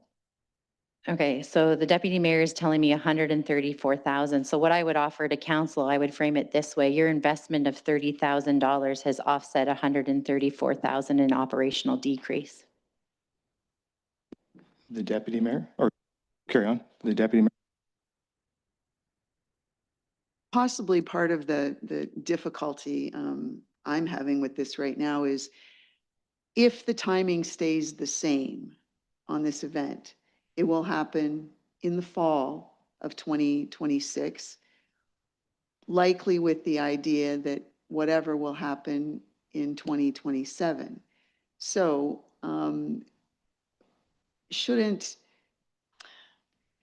the $30,000 then is in the 2027 budget because it's a program that it's okay. Zio. Through you, Mr. Mayor. So the $2026, if approved, would approve the event to run in August 2026. It makes no commitment to 2027. So whatever recommendation came out of the event would use the $2026 to implement. I put it here in the business plan, again, wanting to create transparency and visibility to it, and also as a way to report out to council and the public as the initiatives move forward, so that you could see how this was being implemented. But the money is, that $30,000 would be spent in the year that it is approved for. Okay, Councilor Grace. Thank you, Mr. Mayor, and through you, it has been said by particularly the Vice Deputy Mayor, but I also support continuing with this. There's a real value in having the hands-on staff perspective who are out there in the field. They know what works, they know what doesn't work. We're always complaining about bringing in outside consultants to analyze a problem, come up with solutions. We've got amazing consultants working for us, and we're using their expertise, their experience to come up with these proposals. And I think it's great. Thank you. I would only note that we didn't need the $30,000. We spent 130 some odd thousand dollars implementing these in the departmental budgets. So you don't really need the $30,000 to do it. It's a great program. I agree. And we can still do it. And the prize can be the winner is the one who saved us the most amount of money, and we'll implement it out of the departmental budget. So I don't know why you need the 30. I'm still confused as to why you need the $30,000. We spent 130 and we implemented all of them. So anyway, yeah, I totally agree with everything everybody's saying. It's a great thing and we should do it. We just don't need $30,000 in the budget to do it. So yeah, So the example of the one this year that won the appointment booking software, we don't have an offset for. Like there isn't somewhere in the budget where we could find the money to implement an appointment booking software. It's completely new. And so if the $30,000 isn't available, we have no new initiatives come forward that improve, again, time and quality and value to the public. okay. All right, is there anything further on this? If not, it's now 12:26, so we'll break for lunch. We'll have a brief break for lunch, just half an hour or so, but we'll reconvene at 1 o'clock and carry on with community services.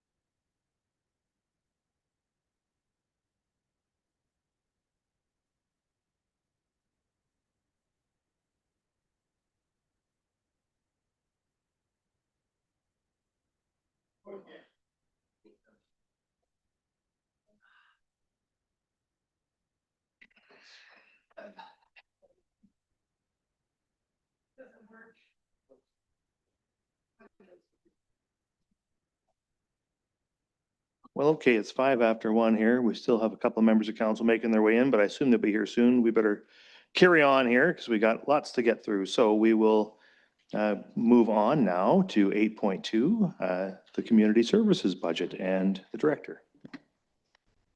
Great, and thank you, Mr. Mayor. I was thinking of an example that Kara was looking for the continuing education. And if I ever wanted to join my friends in corporate services, God help you if I'm ever in charge of putting together a business plan, but that would be a good example. And so I think it's just a good opportunity to thank Jim and Dan. They're cringing when I say that, but for all the work that their team does into putting this together for us. So I'm going to start our presentation off a little bit different than previous years. This month, actually like 2 weeks ago, I was interviewed by a graduate student at the University of New Brunswick, and she's studying in a Master's of Business Administration, Sports and Recreation Management, and she's looking to jump into the public sector and municipal recreation. So a few things stood out to me. I was completely impressed by her, and her plan is to return to the Bruce County area. So we never stop recruiting is one thing. There's an energy of a young person just starting out in their career and in their life that sometimes is forgotten about when you've worked as long as what some of us have, and it's great energy to have. Thirdly, her questions and our conversation made me reflect on why we choose this career and why we do what we do every day. And it reminded me of how lucky we are to be Reckies, and the difference and enjoyment that we make in people's lives and experiences is generally our best reward. One of her questions was, what advice would you give someone who's just starting out in the industry and in the public sector? And a few of my thoughts for her for consideration was to be a sponge and absorb everything that you can and learn something new every day. Don't stay in one lane. Knowledge and experience are your best tools in your toolbox, and always add to your toolbox. Love what you do, because there'll be hard days and hard situations, but learn from those and apply them to your next challenge. Take the time to enjoy what you create and what you build, because everywhere you look in this community, your fingerprint will be on it. And relationship building is important. So invest the time in developing relationships. And the last thing I left her with was that our people are our most valuable assets. And without people, none of our services, amenities, facilities, or parks are programmed, maintained, operated, or managed. And show respect and lead with integrity. Support those people that makes us successful. So why I started with that is to introduce our department is important to understand the passion that we have. And it starts early, like Sydney, who I had an interview with, but it lasts with you for your life and not just in your career. So we do what we do because we love it. We know that our services provide residents and visitors with opportunities in wellness and activity, sport and recreation, beautification, maintenance, and leisure. And these services contribute to the health and well-being of all who call Saugeen Shores home, our visitors. And, let's face it, we do some pretty cool stuff. So slide 53, please. The areas of responsibility for the Community Services Department include, but are not limited to, 2 arenas, 1 pool, which soon will be the Pride Aquatic and Wellness Center, 2 tourist camps, 2 harbors, 9 soccer fields, 12 ball diamonds, basketball courts, skateboard park, 24 playgrounds, 10 beach volleyball courts, 33 kilometers of trails, 18 kilometers of waterfront, and 17 seasonal washrooms, and 30 year-round facilities.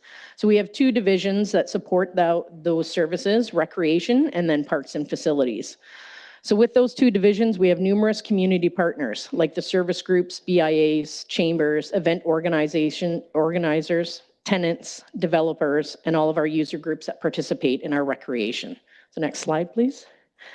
So I spoke earlier about people being our most important asset, and I can't say enough about the community services team. The horsepower that we've added this year to our already powerhouse squad is incredible. Like, I look at that chart and I just love it. So proud to work with this team, and likely for the first time in history, I know in my career, we are not asking for any new staff in 2026.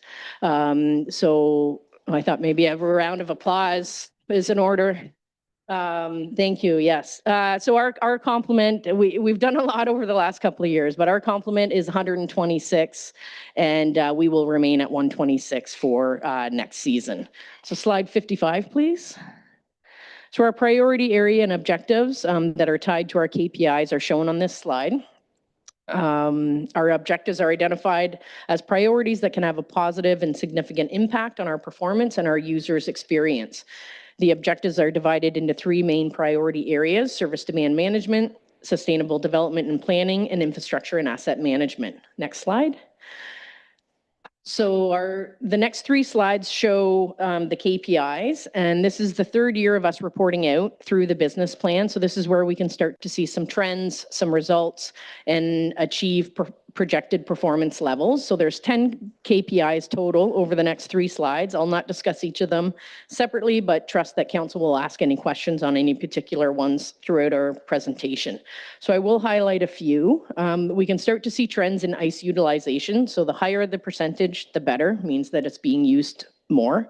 And we're seeing that combined with the 2 facilities, the Plex and the Coliseum, our utilization has increased 7% for prime time over the last 3 years. So that's great data to have. It also tells us that we have 15% of our prime time available for use. So we'll be working towards increasing that further in 2026. Utilization for ball diamonds is shown as an increase as well.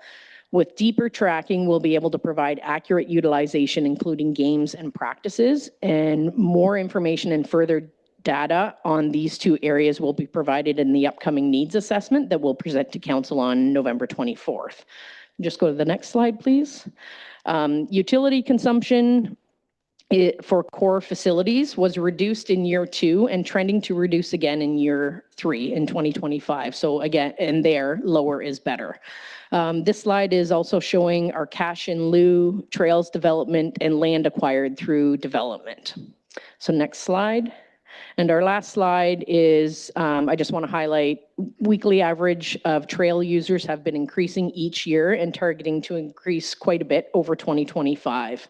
And the last one I'll speak to is our completion of project backlog. It continues to improve each year, and the number of projects that we're carrying forward is decreasing, which is a great stat. So slide 59, we have 3 major initiatives in 2026. I'll just run through those 3. So the Pride Aquatic and Wellness Center, operations and management. So now that we've built it, we turn our attention to programming and running the Pride AWC. Council approved the operations and management plan on June 23rd, 2025. And since that date, Lisa and her team have been working fiercely on this. Key components of the plan include operational objectives, participation structure, facility allocation, programming principles, as well as affordable recreation programs. So the next one is Southampton Town Hall and Library Master Plan. So this project has been discussed for years and years. And we are so proud to advance the first step of this project, which would be retaining a prime consultant to provide consultation, conceptual designs, construction cost estimates, essentially a feasibility study to advance the construction. There's $500,000 over the next 2 years for consultation fees, and then $9 million identified in 27 to 29 for construction. And the third major initiative for community services is Halliwell Park Phase 1 construction. So this project was approved in 2025. The construction contract was awarded and work is progressing into the winter weather. They're likely out there today, working away. So we identified this as a carry forward project, knowing that some of the site works would be finished in the spring of 2026. The total budget for that project is $500,000. And we'll just go to the next slide. So it's time for you to hear from our 2 amazing leaders in our department. So Lisa Billing is our manager of recreation, and she's completely immersed herself into the construction and operations of the Pride AWC. Her leadership for her team and her ability to tuck and roll when things get messy in our rec world is incredible, and I'm very excited for her and her team to tackle 2026. Following Lisa, Adam Parsons, our manager of parks and facilities, will introduce his division business plan. We've been extremely fortunate to have Adam join the management team last year, and his attention to detail and project management skill set has allowed us to advance the completion of key projects, including North Shore Park, Jubilee Master Plan Phase 1, Lamont Sports Park Phase 2, and everyone's favorite subject, park washroom design and construction. So I'll turn it over to Lisa, unless you want to stop there and have any questions. Thank you. Yeah, just first, we'll ask members if there's any questions or comments with respect to the KPIs, major initiatives, et cetera. The deputy mayor and then the vice deputy mayor. Thank you. Your enthusiasm is contagious. So good intro, no pressure on anybody else. When you represent these key performance indicators, is it possible to get additional information? Because you've got on a couple of them that the percentage of respondents, and then it's fair to excellent. That's almost everything that could have, I'm thinking the only thing below fair is poor or unacceptable or no way. Can we, is it possible to get it broken down a little bit further?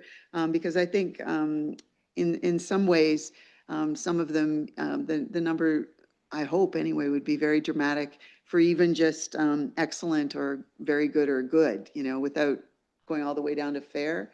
Because I just, it's hard to figure out what's left after that, if that's possible in the future. Thanks. Through you, Mr. Mayor, definitely. These are the pretty slides that show all of the great numbers, and there is very, very messy Excel spreadsheets that show a breakdown of even the beautification efforts. There is a little bit more detail to those, so we just plunk out and kind of pull out and present to council what we thought was highlighted or should be highlighted. And then there's other examples like prime time hours for ball diamonds and arenas. Is we break them down by arena, by month, by day, even if we wanted. So we can definitely provide some more detail. Yeah, so maybe what we should do, so we've had a couple of requests now with respect to the KPIs. So maybe whoever you guys are recording suggested amendments, we could put all of council suggested KPI amendments together into one amendment that council could consider at the end. So this would be one. Another one that for the earlier one that was suggested was, cops to pop. So anyway, if we could just record all those together and we can consider an amendment on those subjects, that would be good. The Deputy Mayor. And just one question for clarification, the $38,842, which came in cash in lieu related to parkland and trail construction, where does that get parked? Do we still have a park reserve, or does it end up somewhere else? Thank you for the question. I'll look to Dan to verify, but it would be in through the park reserve. We do still have a parkland in lieu reserve fund for those funds. Okay, so I have the Vice Deputy Mayor and then Councillor Dubinsky. Yep, thank you, Mr. Mayor. Through you to Strides. I'm just wondering, Kristen, when you talk about the 33 kilometers of trails in your introductory remarks, I always thought we had 43 kilometers. Is it 10 kilometers? Is it in addition to the 10 kilometers that the Saugeen Rail Trail Association managed? So do we in fact have 43 kilometers total? Thank you for the question. I'll just verify that before I respond, and then I'll let you know for sure. That's what I always, people say, how many kilometers of trails do you have in Saugeen Shores? I think it's around 40, 42, 43. So it'd be interesting to know that. I was a little surprised to see that only 85% of the prime time ice time is used at the Plex and the Coliseum. And the reason I was surprised to hear that is because we've heard presentations a year or two ago from the President of Minor Hockey saying that with their short 30, 40 hours of ice time, that we really need a third ice pad, attached to the Plex here. And yet I see that 85% of the prime time ice time is all used, and that really surprises me. And so what is prime time ice? What times of the day and weekend? Sure, and thank you for the question. Primetime ice is 5 p.m. till 11 p.m. Monday to Friday, and then Saturday to Sunday, 7 a.m. until 11 p.m. Oh, got it. You'll see a little bit more of a breakdown when we bring forward the needs assessment on the 24th as well. What I see is that prime time, almost 90% or just over 90% is allocated, but it's not always used. So what we need to do now that we have that data is we need to look at, is there groups that are returning unused ice that we could maybe sell or give to other ice users? The other thing is generally what we see during the Monday to Friday, and including weekends, I guess, as well, is that it's not being used right till 11 o'clock p.m. Is we have, some of our nights finish at 10, 10:30, even if it finishes at 11, there's 1 hour per day. And then times that by 7, there's 7 hours that are not being used. So we need to look at working with our user groups to increase, making sure that there's proper allocations to the user groups that need it, but also that we're maximizing the utilization. Thanks for that. And so the ice time that gets turned by, I just was surprised to see 85%. I thought I would have seen 100%. Honestly, I did with based on what minor hockey's statements have been. I guess my next question was around the ball diamond allocation. It was a similar item. 57% of the weekday ball diamonds are used, and it just seems like I spent a lot of time at Lamont Sports Park, and it was 5 diamonds are going 6 nights a week, Saturdays tournaments. So again, same thing, like and with minor hockey and ball, if minor hockey ice users did not use the ice, they canceled the day before. Do they still pay for that? Thank you for the question. So we do have a contract agreement with those seasonal holders, and I'll look to Lisa if if they cancel 2 weeks before, they maybe get a full refund. If it's less than that, then they wouldn't. I don't think it's necessarily that they're canceling the day before or anything like that. I think it's and what you'll see through to when we bring forward the needs assessment is all of the allocations. We're working with the groups, in particular minor sports, because that is our priority, is making sure that they have the proper times and dates that are allocated to them, that are useful to them. Those that aren't are returned, and then we can share that time then with, I'll say, our adult user groups as well. Ball diamond utilization, one thing that's not captured here that we'll highlight when we bring forward the needs assessment is that practice time is not tracked. And so that's an important stat that we're working with minor ball, minor soccer as well, is that we have to book those diamonds, book those fields, because right now that data that we have, and that's actual data, but it's not reflective of the entire usage, and we need to work with those user groups to gain it. Thanks for that, and I'm really pleased to see the 2.6 kilowatt per hour. I think it's kilowatts per hour, I guess that would be.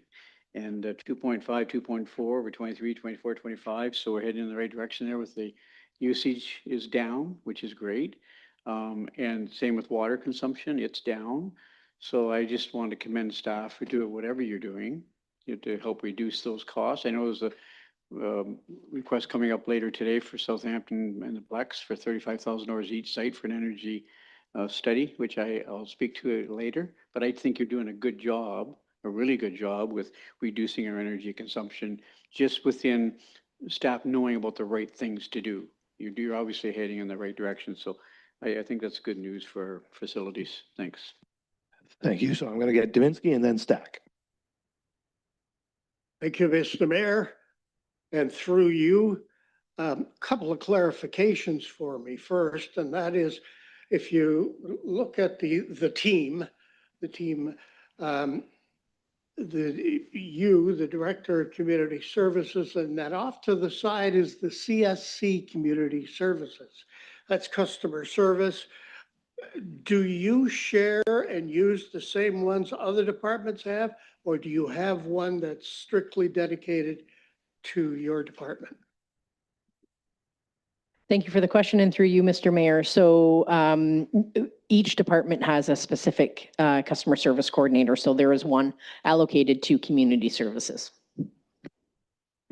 Okay, thank you. And Mr. Mayor, when we look ahead to 2027 and 2028, I believe, with the construction of the improvements to the town hall and the Southampton Library. Just to be clear, I thought the county was responsible for library services. Are they and are not involved in the building of buildings and so on? Could you clear that up? Yeah, I think you have it right there. So the county of Bruce provides the service within the facility, and the town owns the facility and pays for the maintenance and operation of that facility. Okay, thank you. And I too, like the Vice Deputy Mayor, some great statistics there, others that need perhaps a bit more explanation. But thank you for a great report. Thank you, Mr. Mayor. Thank you. So I get Councillor Stack and then the Vice Deputy Mayor. You have a follow-up on that one, the Vice Deputy Mayor? Okay, then. Yeah, I meant with the flow chart. Just how many operators do we have I see 8 and then I see 1, 1, 4, 2, 5. It adds up to about 20, but there must be duplicates in there. You don't have 20 operators, I don't think.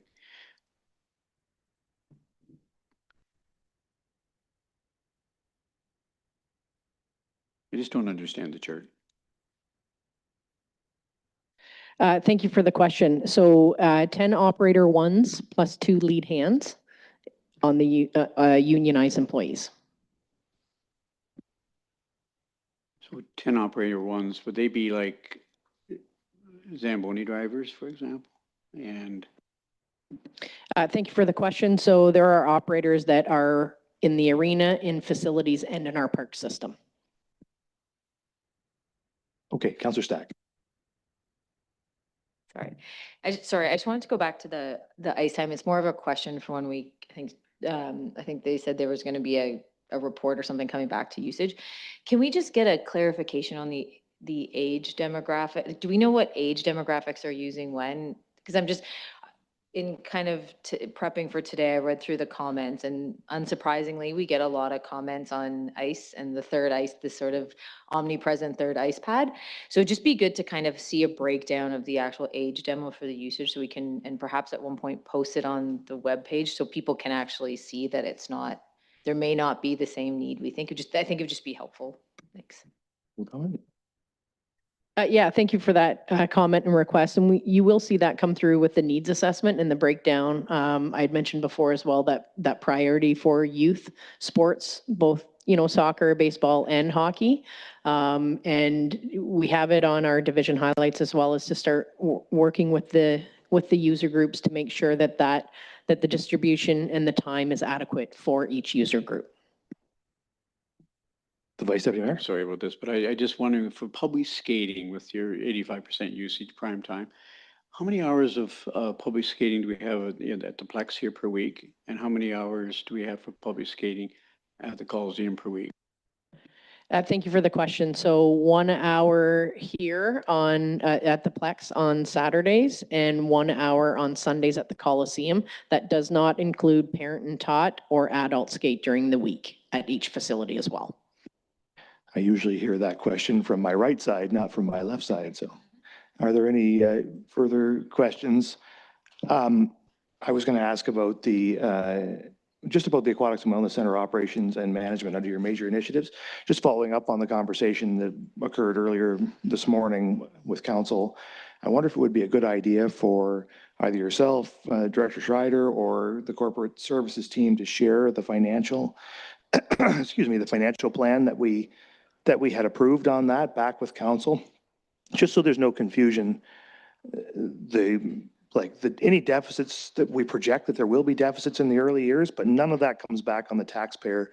It just gets balanced out over the course as profits increase, then the previous deficits get offset. So I think it would just be a good idea to show that. I guess I can't remember if that was the business plan or the financial plan. It was presented to us at one point and we approved it. And I think it's just important for folks to see that, so that they know what's coming up, that we're likely to have a beginning period of time where profits haven't caught up with costs and that we're not going to earn a profit in the early going. We know that, we're prepared for it. And just seeing that doesn't mean the taxpayer is going to take a hit from it. And we have a plan and the folks should know the plan. Yeah, just bring it back, just circulate it at one point. The Deputy Mayor. Thank you to the Vice Deputy Mayor for asking about public skating. It is one of my favorite questions. The time on Sunday morning, by the way, it is in the morning. It's very early. It didn't show up on your slide, your major initiative slide. Some of them have stuff going into the future. Can I just ask you, and Councillor Halpin just gave me a tic tac, so it's gone now, but Halliwell Phase 1 is here. Are we finished with North Shore Park? Have all of the phases been realized?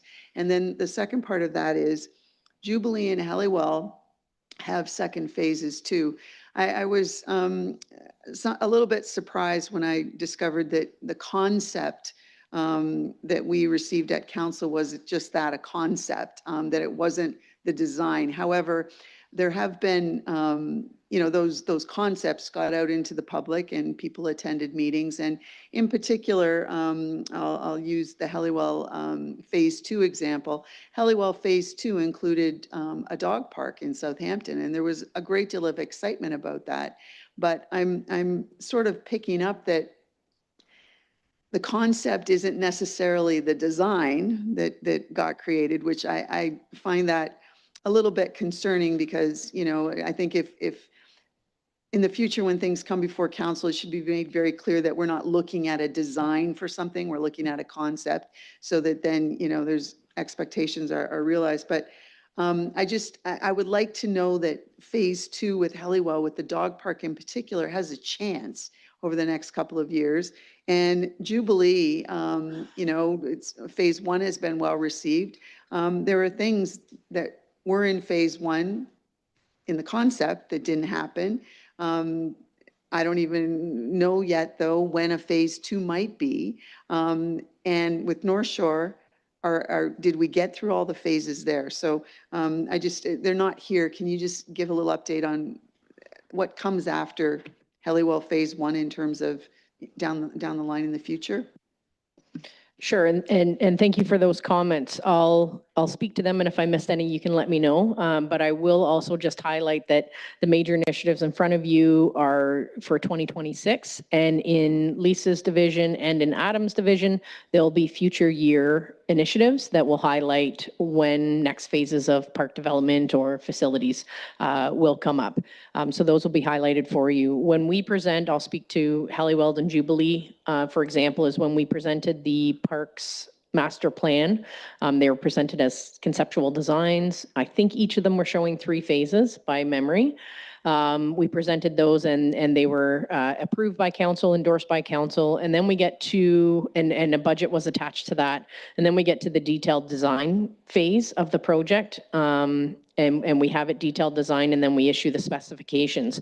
Often through that process, you know, decisions have to be made on removing or adding elements, and that could be adding an element from a future phase because, you know, we could get it at a better deal to do it, or we have to push one out because we don't necessarily have all the finances to support all of the elements, which sometimes does happen. And I think it happened at both Helliwell and Jubilee, for example. And that doesn't mean that if one of the elements were pushed from Phase 1 won't show up in Phase 2. It's just that we had to divert at that time to meet either the priorities at the time or the budget. Do you have, and I can wait if it's going to come up later, but the dog park in Southampton at Helliwell was extremely anticipated. So I can wait because hopefully Adam now knows if he doesn't talk about it, I'll ask a question. Thanks. He's currently researching right now. I see him working on. Yeah. Are there- And I do recall that as well. So yeah, thank you for that. And we'll verify that, but it was identified in the conceptual design, so. All right. Further questions or comments before we move on to the Recreation Division? Vice Deputy Mayor? This is a good time to talk about the Town Hall Library Master Plan. Is that right? It comes up later in one of these departments, right? It'll be in the Facilities Major Division. Oh, sorry. Yes, you're right. My apologies. Go ahead. Well, my point with this one here is that, you know, we're looking at a $9 million expenditure for the Town Hall Library Master Plan. And in 2026, we're looking at conceptual design and construction cost estimate. And I brought this up last year, Mr. Mayor. And I think it's really important that we ought to know what that building is going to be used for. Is it a bingo hall? Is it a theater? Is it a theater, like a little theater performing arts center? Is it a meeting space attached to the Southampton Library? Like sitting here as a member of council, I really don't know today what we're spending $9 million on. And for us to spend any money on conceptual designs without a feasibility study and business plan makes no sense to me. I think the first step, rather than doing conceptual designs on something for what are we going to be spending $500,000 or $1 million on in terms of designing what? Is it going to be a theater? Have we made the decision that it's going to be a 250-seat theater with rollaway seats, or we determine it's going to be meeting space and bingo hall and just a place for Christmas, parties, weddings. I don't know what, I don't know what it looks like. So, Mr. Mayor, I really think we need to take a look at a feasibility study and business plan. I know we've got some drawings there from 8, 10 years ago, 12 years ago. I think there's been 2 or 3 plans that are out there. And so it's not that I disagree with some of the things we're talking about, twinning the library with the town hall. It's not that I disagree with that. It's not that I disagree that we should have a performing arts center and a theater program like Blythe or Roxy Theater. Don't necessarily disagree with that. But is that something that we've determined? Like the business plan would tell us we to hire a marketing manager, admin staff, cleaning staff. What's the budget? What's the budget to operate that $9 million facility? When it's much like the same process we went through with the wellness center. I think we should be going through the same process, really, in a sense. Not to that extent, but I really think we need to take a step back here and take a look at a feasibility study and business plan. And it may come out that we need theater here 12 months of the year, or is theater only going to operate April, May, June, July, August? I don't know if it's a 12-month operation, can operate like a Blythe and a Roxy Theater. We think we need a full-fledged theater, but I don't know whether we do or not. So I think we need to involve the theater community, the community at large, some public meetings, and really go about this in a manner that we can determine what is the design, what's that $9 million facility going to look like? And I think we need the numbers first with a business plan and feasibility study. Comments from the director? Yeah, and thank you for those comments. And through you, Mr. Mayor, the intent of the work in 2026 was to do pretty much what you had just summarized there as well, is to review the previous plans that were done. Some of them are a little bit dated, and the consultation that was done at the time, perhaps the partners have changed a little bit, or their demand and purpose of the facility has changed. So we want to first retain a consultant to review those previous plans, engage with the community and also the tenants of that facility and the key stakeholders, the community partners for that facility as well, and members of the public. I think we have a good foundation by the previous report that was done 2017, maybe 2018, I'll say, that was done, but we need to definitely dust it off and see if it's still valid or not. And that's good to hear. When I read consultation to assist with conceptual design, I didn't think we were at that stage yet with conceptual design and construction cost estimate until we do what you just said. So Yeah, it might be good to update your language in there to accommodate that. Councilor Grace. Thank you, Mr. Mayor, and through you, just with regard to the town hall and the Vice Deputy Mayor's questions, the Deputy Mayor and I sat on the Town Hall Library Project Committee, which sat in 2016 and delivered its report to council either really late in 2016 or early 2017, but there is a lot of really valuable information in there. One of the things that we did was to visit about 6 facilities that were similar throughout southwestern Ontario, 6 to 8, I think. And a lot of our recommendations are based on some practical issues that we observed upon talking to staff in those places. Looking at I think most of those cases, they were twinned facilities with a library and a town hall, and seeing what worked and what didn't work. But one of our big takeaways was the facilities that were run by volunteers, even if they were, I can think of one that wasn't municipally owned. It had been originally and was sold to this group for $1, but others that depended upon volunteer staffing were foundering. They were in trouble. And it's just a case of burnout, So having that consistent municipal staffing support is going to be, I think, an important part of whatever feasibility plan that we come up with. Thanks. Thank you. Just one last The comment. Vice Deputy Mayor. Just one last comment. I agree with everything you said, Councillor Grayson. I remember Duncan McCallum, a former councillor, coming to this podium. God rest his soul. He was a great man, and he did report his findings. I remember that report, and I think we're talking the same language here. But it really would be important to know what the business plan, what it's going to add to our bottom line for tax levy, what's going to cost to operate that facilities. These things don't operate on their own, right? So I think we're talking the same language. But look forward to seeing a business plan. Yeah, the key thing to note for today is if council passes the business plan as it is, that we're prepared to set aside $9 million in the next 4 or 5 years to do a construction project of the Southampton Town Hall. We need to figure out what that's going to look like. We got $200,000 in the budget this year to do that work, and we need to go right from soup to nuts on that discussion, right? We don't know a lot of the answers, but we have to get them before we can spend the 9 million, but that's the plan. Figure out what we need to do, and then heading toward the end of the decade, invest that money in that facility. So that's the decision for today, I think. The Vice Deputy Mayor. I'm not knowing about this, but I was wondering about you, through you to Matt, to our park supervisor. I'm just wondering, the agreement with Helliwell, they came to our podium 6 months ago and said they're going to raise $400,000 or $500,000. They asked this question the other day. When do you anticipate that agreement being signed, where it's minor soccer signs in the dotted line saying, yes, we will raise that 400,000? When will we see that agreement? The manager? Yep.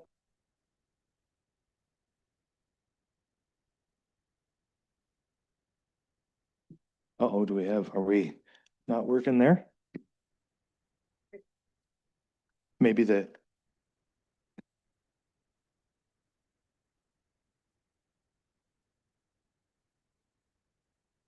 director. Yeah. Thank you for that. Thank you for the question. So the commitment, I think, from minor soccer was $104,000 for the lighting. Is that correct? $104,000 for the lighting.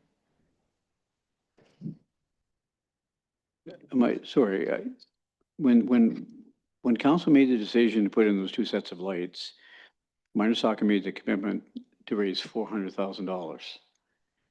And they at that podium that night said they'd already raised in their budget, they have $105,000 sitting in a reserve in the minor soccer budget. But I think their commitment was around 400. My question was, when is that agreement going to be signed? I just want to make sure they raise the 400. The director? Thank you for the question. So we'll just take that and verify the number based on the delegation that was made. And Adam right now is currently working with them on the agreement and expected to be finalized next week, I believe. Okay, any further questions before we move on to recreation? If not, then we will do that and turn it over to the manager of recreation.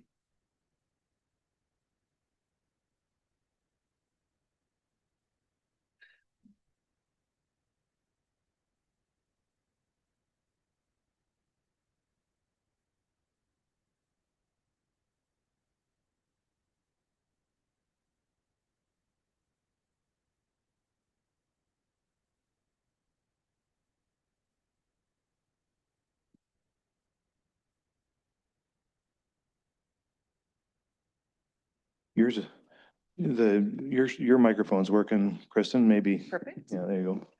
Okay. Thank you, and through you, Mr. Mayor. The Recreation Division is responsible for recreational facilities and programs, arena maintenance, active transportation initiatives, community sponsorship and advertising programs, facility bookings, and supporting special events. 2025 was another year of excitement, growth, and change for the recreation team. We have an incredible team of people who show up each and every day to make sure our community has access to play, improve their wellness, and learn critical life skills. Whether it's at the existing pool, on the ice, or participating in a community event, the Recreation Division is typically involved in some way. I will take a moment just to say thank you and express my sincere gratitude to everyone on the community services team. This team has pivoted, adapted, and welcomed many changes within the department and the division over the course of 2025. And we're almost complete with all of those changes with a big, exciting project about to open. I would be remiss not to highlight a couple of things outside our big, flashy Pride AWC project. In 2025, we completed year one of the 12-month ICE pilot program here at the Plex, averaging about 47 hours a week, May through June, which was exciting for the community and an awesome addition to our service. We've been recruiting, onboarding, and growing a recreation team filled with new positions to support the Pride Aquatic and Wellness Center, along with launching the Active Pass and programming for the facility. Hosting a summer full of community events at the Southampton Coliseum and working with event organizers to manage alongside the High Street Reconstruction Project, welcoming thousands to enjoy free live music on Sunday nights in the summer, hosting community engagement activities with patrons and community partners, teaching over 3,100 participants to swim, leading 555 kids in day camp programs, and welcoming close to 53,000 visitors to the Centennial Pool through October this year. And then our biggest piece of the recreation team is just finalizing the preparations for the opening and operation of the Pride Aquatic and Wellness Center. Next slide, please. The emerging trends for the recreation division build on what was shared in 2025 and continue to stay responsive to the demands of the public, sharing and celebrating the work we do every day, and moving the Pride Aquatic and Wellness Center now from activation into operation. Managing wellness and fitness programs will be a new municipal service for us, and this year we'll focus on refining the operation plan with input from the community and facility users. We'll also continue to respond to vandalism, which continues to be a growing concern within community services as a whole and generally shows up in our recreation facilities in minor ways, but that are disruptive to operation, like messy dressing rooms, damaged signs or dispensers, those types of items. Next slide, please. In 2026, we have 4 division highlights that we will be working on. Most of these items were included as future highlights in the 2025 business plan. We'll be moving into year 2 of our pilot program for the 12-month ICE. Staff are currently underway working with groups to allocate the ICE in 2026 and ensure another smooth off-season. We will be bringing forward an ICE allocation policy that will formalize the guideline that the team is already using to allocate ICE. The existing guideline has been in use for several years. It will be reviewed, updated, shared with arena users for feedback, and then we will implement the policy or bring it to council for approval to then further implement that work. We also have a banner and trophy display policy outlined as well, and that is a policy to create a policy around how banners and trophies are displayed in our recreation facilities. We received many requests to display sports banners and trophies, and this policy will help us streamline how those items are handled. We recognize and appreciate how exciting it is for teams to go and represent our community and win their competitions, and we just want to manage how we can manage that recognition inside the facilities. Pulled out from a future highlight that was in the 2025 business plan is the Hall of Fame design and program review.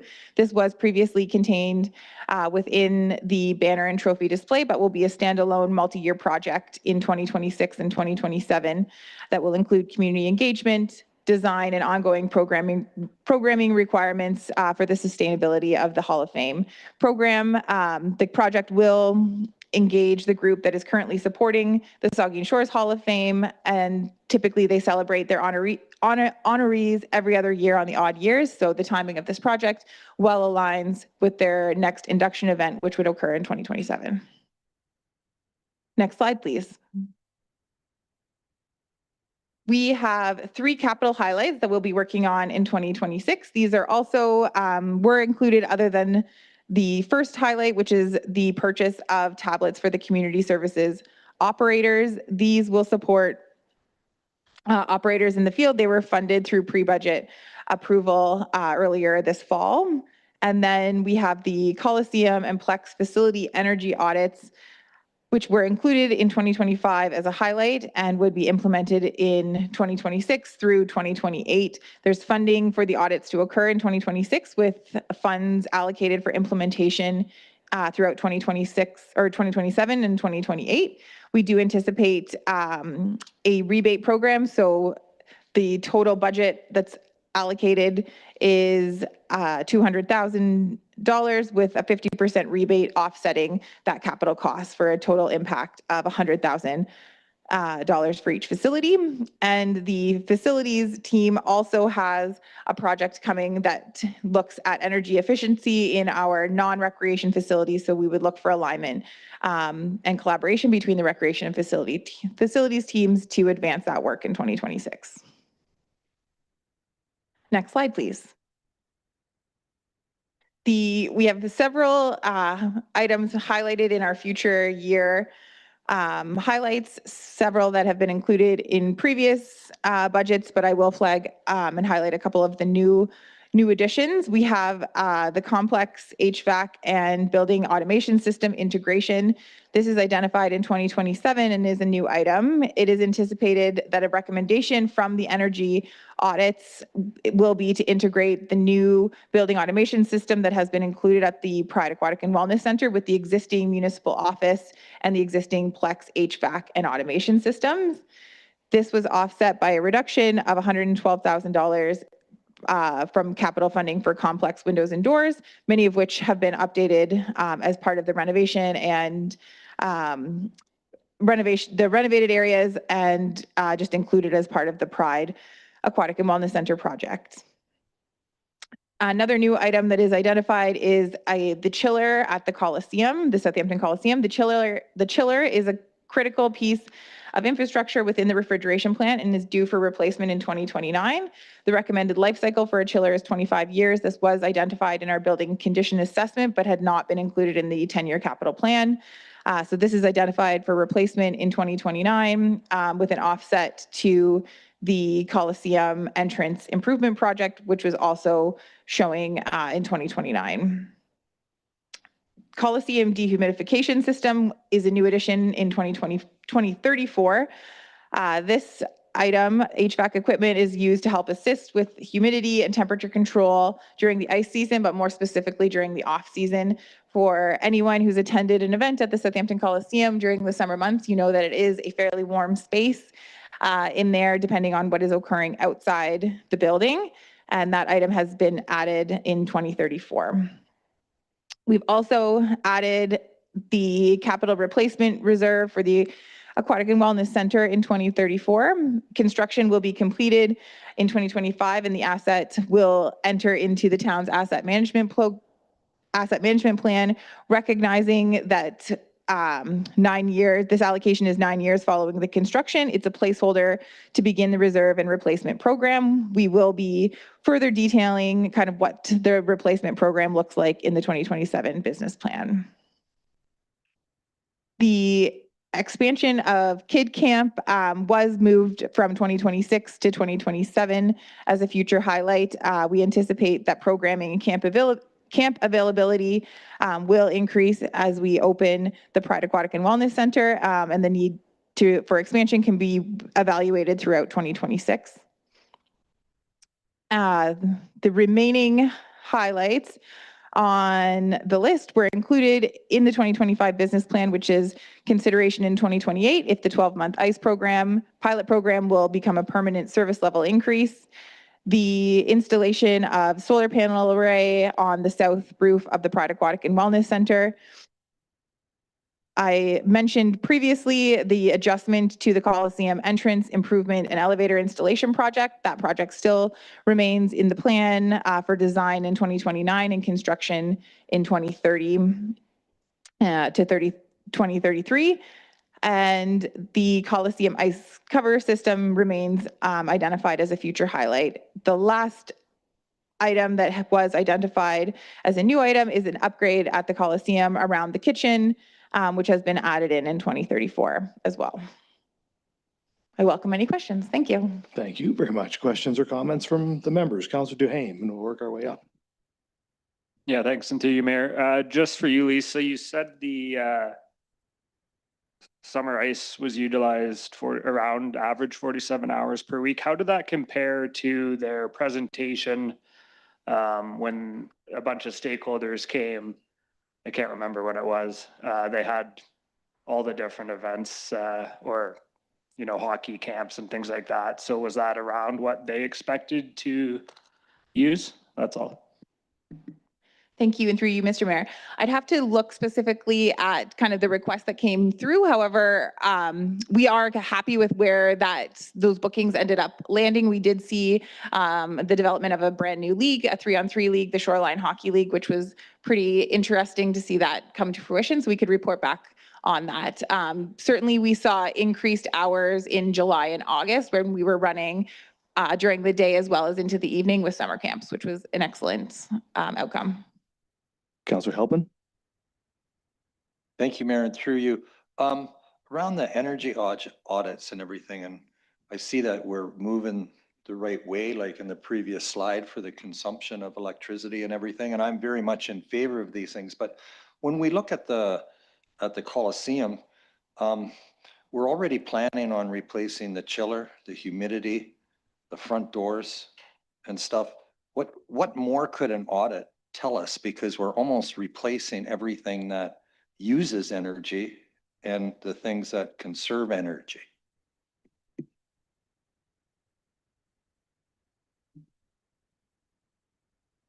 Thank you for the question. When we're looking at the facility energy improvements for both arenas, years ago, we would have done the lights. So we did LED lights, a lot of those T5s for our arena lights.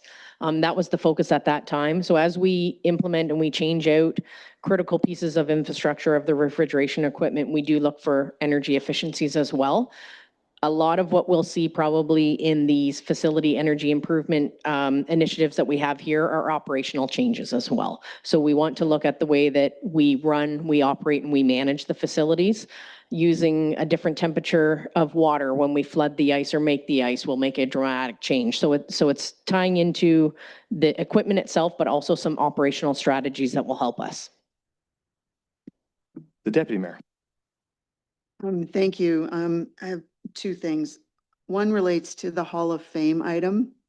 I think it's going to be a great addition to the mix here in the Plex AWC municipal office, the town hall, if you will, of Saugeen Shores.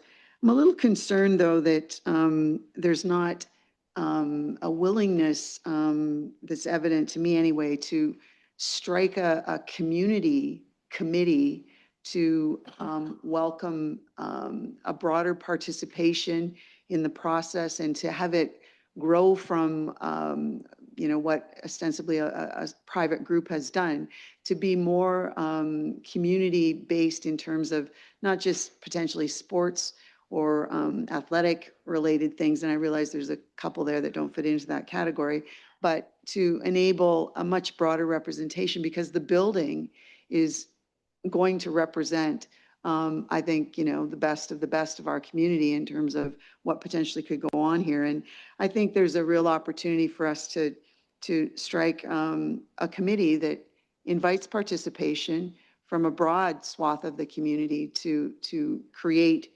just the parameters, and also to welcome then community nominations, to have a process put in place. So I hope that I just didn't hear that, but that's the path forward, because, I think we have a great opportunity here. So that's really a comment, perhaps more than a question, but my questions are really, I like to see the Coliseum represented here quite a bit. However, then you start to see the dates, 2033, 2034. That's way down the road. Just a couple of things. The use of that building over the summer, and I appreciate that there's mention there about humidity and stuff, but again, it's 2034. If we really do expect, and I think most of us probably assume it's headed that way, that there will be 12-year ice in the Plex. That facility does provide an opportunity for a great space. However, it's not particularly usable just in terms of temperature and airflow and all that kind of good stuff that makes it a more comfortable environment. So kind of disappointing to me to see that pushed way out. And even the Coliseum kitchen upgrades, 2034, the carpet that's upstairs in the green room that's adjacent to the kitchen, that carpet is original to that building being built. So that carpet is probably like 60, 70 years old now, still in pretty good shape because the room hasn't been used as much as it could be used because there's accessibility challenges. So even like the elevator and the door, that's 2029 to 2033. You know, it's the upstairs at the curling club is not accessible either because again, there's no elevator. I'm just, if we really do think that that building is going to provide a large event space in the season when there's not ice in there, you know, we really should imagine a bit of an accelerated schedule. And even like stuff with the kitchen, like there's got to be something that can happen ahead of 2034 to at least, you know, put potentially a new stove in there and maybe a health unit approved sink in there so that even without the accessibility upgrades, the room could, the green room could be used more. The carpet is still in good shape. It's just Marnie Camage chose it and it's been there for a very long time. But it's surprising that these keep getting pushed out, in my opinion, further when that building has the potential to provide opportunities for events here that, you know, I would rather see that building get addressed instead of imagining bringing in something to cover up ice when we have a building that doesn't have any ice in it, that albeit it's slightly smaller and perhaps not with as much amenity stuff around it, around within the building, but it still is a space. We should be doing what we can do to try and utilize it. So I would welcome a comment about that, but it's, you know, the things that are in here will make that building much more attractive for summer use, but we'll also bring it up to accessibility standards, which do we have a date when we're supposed to have municipal buildings being accessible? Is that, have we got enough stuff in there to have that satisfied? Or should we be paying attention to that too? Thank you. The director. Thank you for the comments and the questions. And I think I'll start with, and again, compliments to Jim and Dan. When we've established the 10-year business plan, it allows us to project when we feel the priorities of the council and community and the services and the necessity of when those can be advanced. The good thing about the 10-year is that we can see them in the future, and I can use an example of when things have to be pushed or pulled based on priority or emergency repairs, and we kind of have that framework and that 10-year plan where we can advance projects if required. You had mentioned one, the ice cover at the Plex. So when we brought forward the 12-month ice report to do the pilot project, and we'll return to council after that pilot program is complete.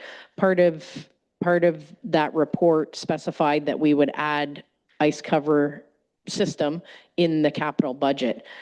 Now, that's not to say that when we bring the report forward, A, will 12-month ice occur? That decision still has to be made. But B, if we make investments in the Coliseum, perhaps that amenity of the ice cover surface wouldn't be required. So, and then at that time, then we would not go ahead with that, and there's money allocated within that budget that could perhaps be spent on something else. So that 10-year forecast allows us to do items like that.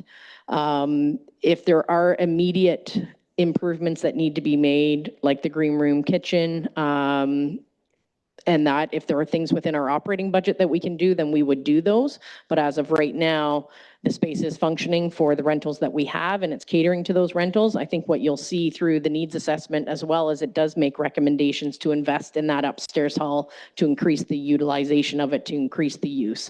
And we'll see that even furthermore with accessibility improvements as well. Okay, further questions about this, Councillor Davinsky? Thank you, Mr. Mayor. The complex HVAC and VAS integration, I don't even know what VAS stands for. Could you tell me? Oh yeah, I got to turn my mic off. Maybe that's what it means. Thank you, and through you, Mr. Mayor. BAS stands for Building Automation System. Okay. Oh, no, Yeah, I'm sorry. I thought that was it. Go ahead, John. Yeah. I just wondered what I'm talking about next. Investigate, this is for 2027. A couple of clarifications. Investigate the integration of the HVAC and bath systems at the community complex, municipal hall plex, and Pride AWC. So why wouldn't that be done now with the construction and building that's going on, and we're inside the building next door? Why wouldn't we do it now rather than get everything done and then all of a sudden 2027 we start again? Am I understanding that correctly? Thank you, and through you, Mr. Mayor. The project right now has the new system that has been integrated into the Aquatic and Wellness Center portion of the building. The renovations in the municipal office did not include upgrades to a new system. It is still the existing system, which is also connected up in the Plex. So the integration, investigating the integration would just look at how we can bring the existing systems that were not within the scope of the project to integrate them into the new system so that everything is operating as one system.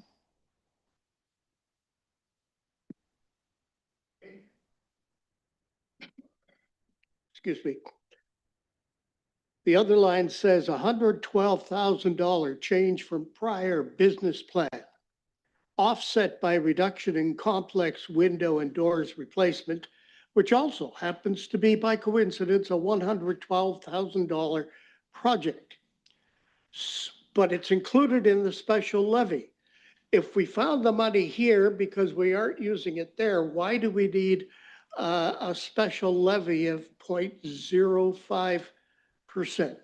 The Director of Corporate Services. In the case wherever you see the reference to the special levy, that is just telling you how much that capital project makes up of the special levy. It's not asking for an increase in the previously planned special levy. The CAO would like to clarify something. Go ahead. Sorry, to the other thing that applies with the special levy, and so community services is the first one to go through this, is when you see the capital projects, if something has to shift a year or they need to bring something into that special levy, because the special levy has been set by council, they're finding the offsets. So I know you said it's convenient that it's 112,000. It's actually that they went and found the specific offset, so there's no impact to the special levy. The special levy is held at what you guys set it originally. All right, I can accept that. Then why would we put included in special levy? To me, that says it's going to be a special levy of 0.05%. I'm obviously wrong, but why would that line be in there? Of the CAO. Oh, Perhaps another way of wording that is that percentage is what does this spend, how does that compare to the overall capital spend in the plan? And that capital plan is funded in a large part through that special levy. So it's just giving you an idea of the proportion to the overall spend that the town is doing. Okay, I'll accept that. I think it's a little confusing here because my first inclination was $112,000 plus a special levy of 0.05%, which was rather shocking at the time. Anyway, thank you very much. The CAO would like to make a comment. so I'll try to do it with an example, and I'm stealing a little bit of thunder from Adam, who's up next, but I'll give you an example of the Long Dock Pavilion this year. So we went out to do some work for the Long Dock Pavilion, and when we went out to do the work, we were on the roof, we realized the entire thing needed to be replaced. So the cost went from what it was to about $350,000, which wasn't included originally in the special levy. So what staff did is they found the offset to maintain the special levy where it is. So our finance folks give us pretty strict instructions that the special levy is set You have to find the money within it. But what Jim is highlighting when it says included in special levy, every time a project's included in special levy, it's going to say that language so you guys get the full picture of what's happening within the special levy. So does that help? I appreciate it's a bit confusing. We've tried to articulate where the offset is coming from in there so that you can appreciate that staff are moving things around slightly based on things that emerged, like the Long Dock Pavilion. And I'll accept that. It's just when I see that special levy of 0.05%, I think, oh, a special levy as well. And maybe that can be said more clearly or explained a little more. I don't know, but you've explained it fine. Other questions? Okay. Any, the Vice Deputy Mayor? Yeah, thank you, Mr. Mayor. Through you to Jim. Jim, the $200,000 for the special levy, it says here 0.09%. When that takes effect in 2034, will that $200,000 be an annual contribution as a special levy, and for what period of time? I'm talking about on page 66, Aquatic and Wellness Center, and it's a $200,000 total. It says total. And it says from special levy. So, and this is for the capital asset management plan for the capital reserve for Wellness Center, which makes great sense, because ultimately in 5, 10 years, 15, 20 years from now, there's going to be some major repairs required. Will we be able to access those funds then out of, will it be set up like a reserve, capital replacement reserve? Is that what that's being set up for? The Director of Community Services. Yes, and thank you for the question. So what we did, because the construction project isn't finished yet, and once it's finished through part of the closeout documents, we will add the assets into our asset management program, being proactive, knowing that there are components of that facility that will likely require replacement before 2034. We didn't want to be behind, so we started the reserve at $200,000 in 2034. What council will see next year is the assets of the Pride AWC actually in the asset management plan, which they currently are not identified. So right, it's part of my ignorance here, but is that $200,000 per year starting in 2034? Thank you for the question. So at this time, no, it's not. Each year, what we'll do is when we lay it out in the asset management plan, each asset will have a replacement year or useful life cycle. And based on that plan, some will be 7 years, some will be 10 years, some will be 15 years. They will be identified that way. It's a question to you or Jim again, but about the Wellness Center. There are some municipalities who will place that $200,000 into their operations budget. So that $200,000, where operating deficit's 500, it becomes $700,000 because the cost really is associated with the Wellness Center. And so, do you know, are we in the norm in terms of that's the way you think majority of municipalities do it? Or like in my time, my career in recreation, municipalities would place that $200,000 into an annual transfer from the budget into a reserve. So on that day where we need the major fix, the money's there. So is this something that The Director. I'm going to rephrase what's there, and I think the word reserve is confusing. What it should probably say is AWC capital replacement unspecified, because we're not exactly sure what is going to happen in that year, but we know there's going to be some money being spent, and we're putting money into the business plan so that it's there and available. Probably by this time next year, Kristen will actually know what that's being spent on, because we'll have had it into the asset management planning system. And it'll give us also specifics of what we're going to be replacing as life cycle costs in 2035. So it's not actually any money going into a reserve. We're just putting a placeholder in the business plan so that the spending is planned for, even though we don't know the specifics of that spending today. just as a follow-up, is there any benchmarking out there where the cost for that wellness center where it's placed into the operating budget, so it impacts tax levy on a yearly basis? Do you see that happening with other municipalities where it's part of the operating budget? In some municipalities that don't have a long-term plan, what you would be doing is you would be saying, we need money in 2034, so we're going to be putting in money today, $200,000 annually each year, so that we have money available for that big project in 2034. We are doing it differently in that we have a more specific plan, with the exception of this one particular, this is the one exception that we have in the plan where it's not specified, but everything else in the plan, we have specified that in what year we're spending on what money, and we have put together a plan so that our taxation is sufficient to fund those programs in those years, and that's our way of accomplishing what used to be done in the old way via reserves. Understood. To you, Mr. Mayor, to community service again, I think Lisa, investigate the options and resources required to expand March break, summer break programming, resources required. Are you implying there that this could lead to another full-time person to run programs, or what do you mean by resource? You talking about buildings, people, another full-time employee? What does that mean, resources required?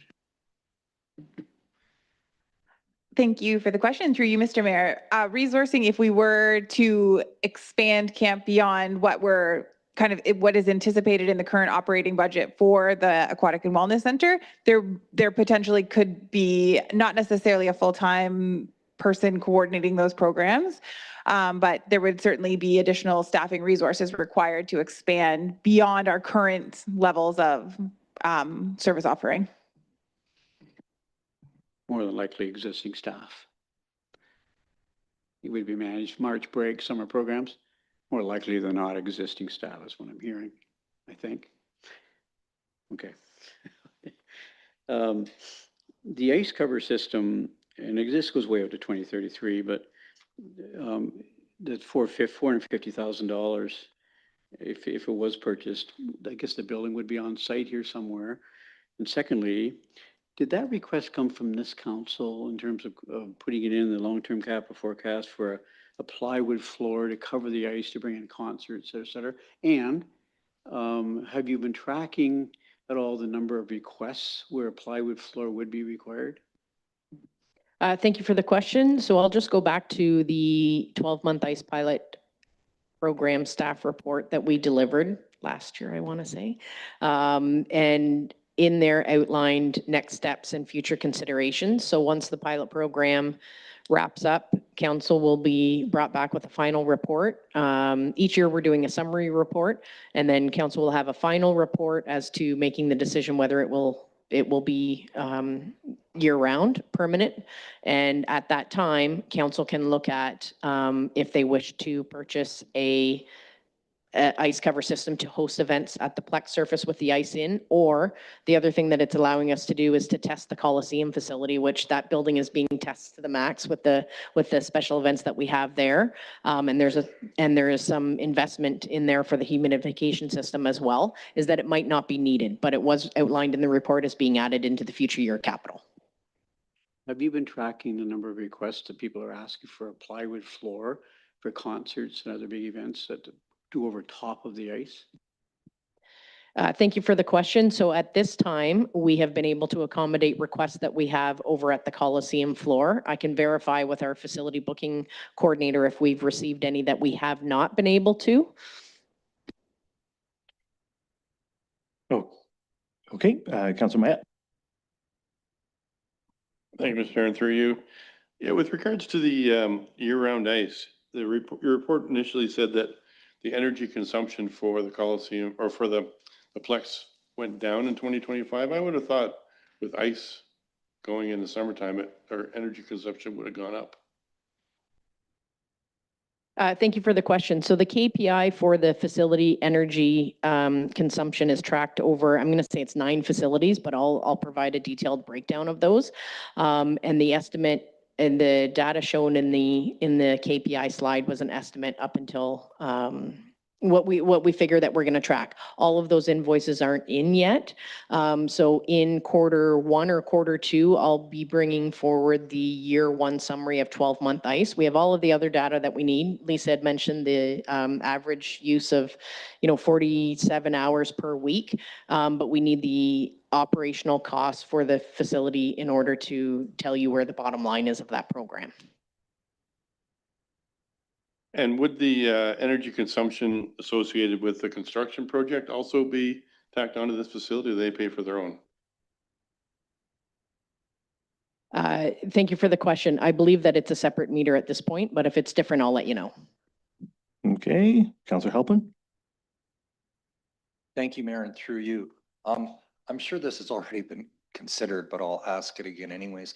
I noticed with the facilities that, like the Plex and the Coliseum, especially, that sometimes in the morning, they're not used much. Have they ever thought of just shortening the hours that it's open and staff is available and eliminating? Like, for instance, if you find that from 11 o'clock on or 10 to 11 space is only used once a week, they ever consider just closing that space and then have the savings of staff and everything as well?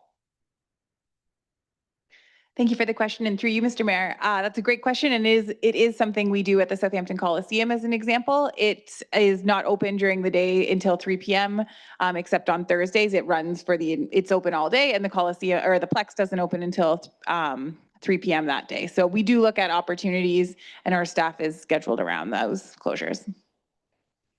Hey, thank you. Further comments, questions from members?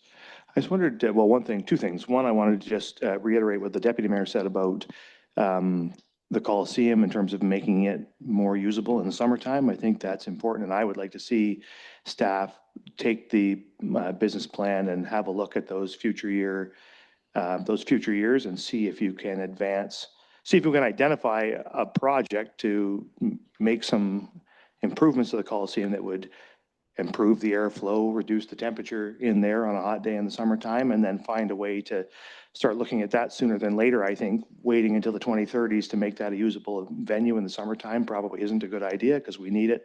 And I think probably it makes more sense to use the Coliseum than it does to buy a floor for the Plex and figure out what to do with that, since you don't need to haul the floor in and out of the Coliseum. So I think we should be looking at that, and I'd really like to see us do that. Perhaps we could include that as a possible amendment for council to discuss and see if council agrees. The other thing, I just wanted to mention briefly the ice allocation policy, and you said, Lisa, in your report that what you were looking to do was codify essentially what is already going on with ice allocation, but I really don't think ice allocation is working very well. Like right now, I'll just give you an anecdote about my own sons. Like my oldest son is in U18, and what has happened in the last couple of weeks is he's going to play a game. He's in local league. He's going to play a game at the Coliseum, and at the same time, the Grey Bruce Bulls are playing a game here at the Plex. And because of that, there's no refs for my son's U18 game, and so his games get canceled. They've had 2 canceled in a row. There's also issues with conflicting uses between different leagues, like when you have Saugeen Shores minor hockey using the facility, and then you insert, for example, adult men's senior hockey in the middle of that time, then the minor hockey game ends up getting curfewed before them, and then another minor hockey team has trouble getting into a dressing room afterwards because that men's league team is insisting on their start time and stretching beyond their time to turn over that dressing room. In other words, we're having conflicts developing where, frankly, like in my own humble opinion, our minor hockey users, our youth should get primary, our lower league, local league youth should get primary access to that facility. And Saugeen Shores residents should get, and their league should get primary access to those facilities. And I feel like we're just kind of slipping on that front, and our ice allocation is not working well. And I think part of that is the town, and you can correct me if I'm wrong, but my impression is that the town's approach to it has been to let the leagues, to put all the leagues in a room and let's sort this out and kind of have a negotiation between them about who's going to use what when. And I think we need to be more assertive in that process. Like, I think we should have a new approach to ice allocation. We own the buildings. We represent all the people. We should be saying to the groups, here's what you get. Here's when you use it. And, you know, like I know the deputy mayor and now the vice deputy mayor today both raised public skating, and they're quite right. Like, they're absolutely right. There should be public skating, and we should have, you know, we have 2 hours. We should have more than that. And we need to insert ourselves and say, there's going to be 4 hours a week, right? And this is when it's going to be. And the rest of you, you get your time when you get it. And all, you know, these leagues, they keep adding and they keep adding a new league, adding more teams without thinking about the availability of the resource. And eventually we have to step in and be more assertive and say, look, there's only 2 ice rinks. That's a pretty good number of ice rinks for a town our size. And it costs a lot of money to build an ice rink. So you guys are going to you have a responsibility for making sure that your league doesn't overwhelm the available services that the public can provide. And so we have to, I think, be more assertive. So I would like to see a different approach, frankly, to ice allocation. So I'm glad to see it's in here. I'm glad to see you're working on it. I guess this is my suggestion in terms of how you approach that work. I don't think just a sort of a codification of what's existing is good enough. I tell you, there's an awful lot of frustration among parents and out there right now about the state of how their kids are getting access to hockey. And I think we have a role to play in fixing that. So I think we should. Any comments to that? I don't know. I ranted there. Thank you. And through you, Mr. Mayor, I would just say thank you for those comments. We appreciate the awareness around that. And we definitely want to ensure that the process represents the users and has priority around our minor sports users in particular. Yeah, thank you. Vice Deputy Mayor. Can I just quick follow up what you said? And I 100% agree with you. And I have grandkids in minor hockey here. And I do attend out-of-town games a lot. My granddaughter's 14 plays for the Maitland team. And I do have the opportunity to speak to the facility managers. And signs on the doors, teams must leave the dressing rooms 30 minutes after. And there's some pretty strict policies around the province of Ontario. We're a little bit lenient here. But that's just because of track record too. It's the way we've always done it. Sometimes teams can be in there an hour and a half afterwards, which we tried to tighten up over the years. But I did want to say that you know, when Mr. Dunn was here from minor hockey, he was vice president, I think, and he came in here and represented the Bulls and tried. I did ask you this question straight up. I said, you have the names and addresses of the people who play for the Bulls that are not residents. And your answer to me was, we trust them. And we should trust them, right? To say that when Mr. Dunn said 51% or 50% of their players from the Bulls are from Saugeen Shores, they said, we'd like to have the minor hockey rate, Saugeen Shores minor hockey rate. And I asked you the question that night. I said, do we know that the majority of the players are still from Saugeen Shores? And the answer was yes, it was still the majority. But and just from what you're speaking to, Mr. Mayor, I think that, because I have another grandson plays house league, and they get their 1 game a week, sometimes a practice a week. But I don't want to take, and I don't think we should be taken away from our house league program. And I don't think we should be having people from out of town take up valuable ice when our own kids aren't able to use it. Now, they are able to use it, but not to what extent. So I support, and it really would be great to see, I think, Lisa and Schreids somehow track with the Bulls teams what percentage of those players are from here in Saugeen Shores. And if you could ever find that out, I just think from a council's perspective, that would be a good thing to know. All right, thank you. Is there anything else on this before we go on now from recreation to facilities, I believe is what's next, right? Parks and facilities. I don't see anything else. So thank you, Lisa, and we'll go on then to the manager of Parks and Facilities. Thank you, Mr. Mayor and your worship, and good afternoon. So the Parks and Facilities Division manages a wide variety of functional properties and active and passive parks. And I'll put a plug in there for the passive parks. We've heard a lot about active parks and rentable spaces and outdoor sports, but those passive parks I'm pretty passionate about in terms of access. Anyone can go to a park, enjoy the outdoors, find some fitness, play on a playground, and at no cost. So pretty proud of the work we've done around passive parks as well. We also operate harbors in Port Elgin and Southampton, a couple of tourist camps in both settlement areas, library buildings, medical clinics, operations, as well as a multitude of facility lease agreements. The Parks and Facilities Division also operates and maintains beautification in the downtown cores, horticulture, arboriculture, and about 18 kilometers of waterfront, which residents enjoy and a lot of people come to Saugeen Shores to gain the benefit from as well. Moving on to emerging trends, we continuously monitor the impact of increased public demand for the use of our parks and facilities.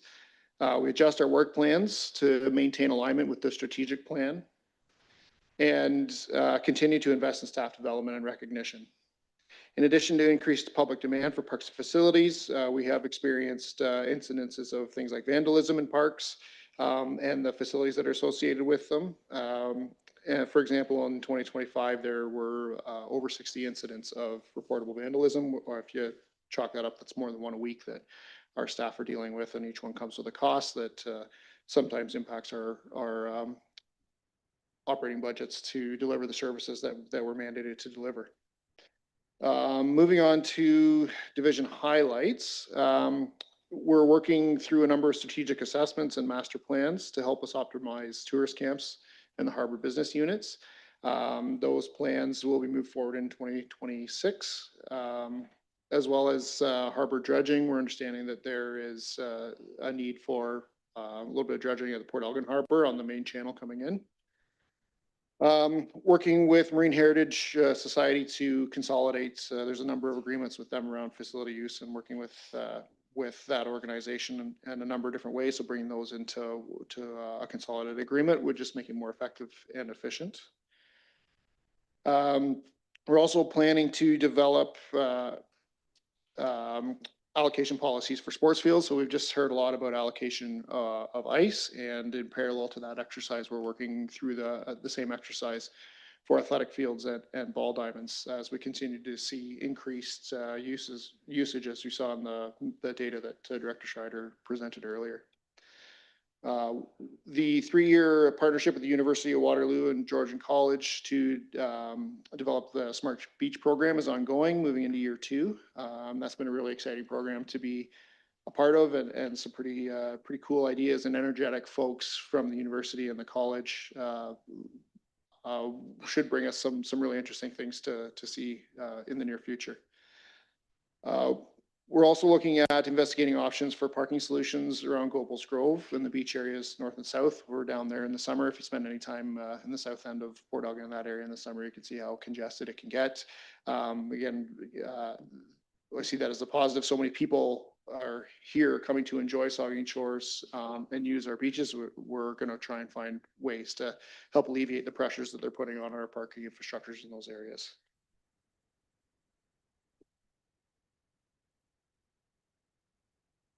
Replacement and maintenance program for fencing throughout the Port Elgin tourist camp. We did identify some concerns this year with fencing that has lived beyond its useful life.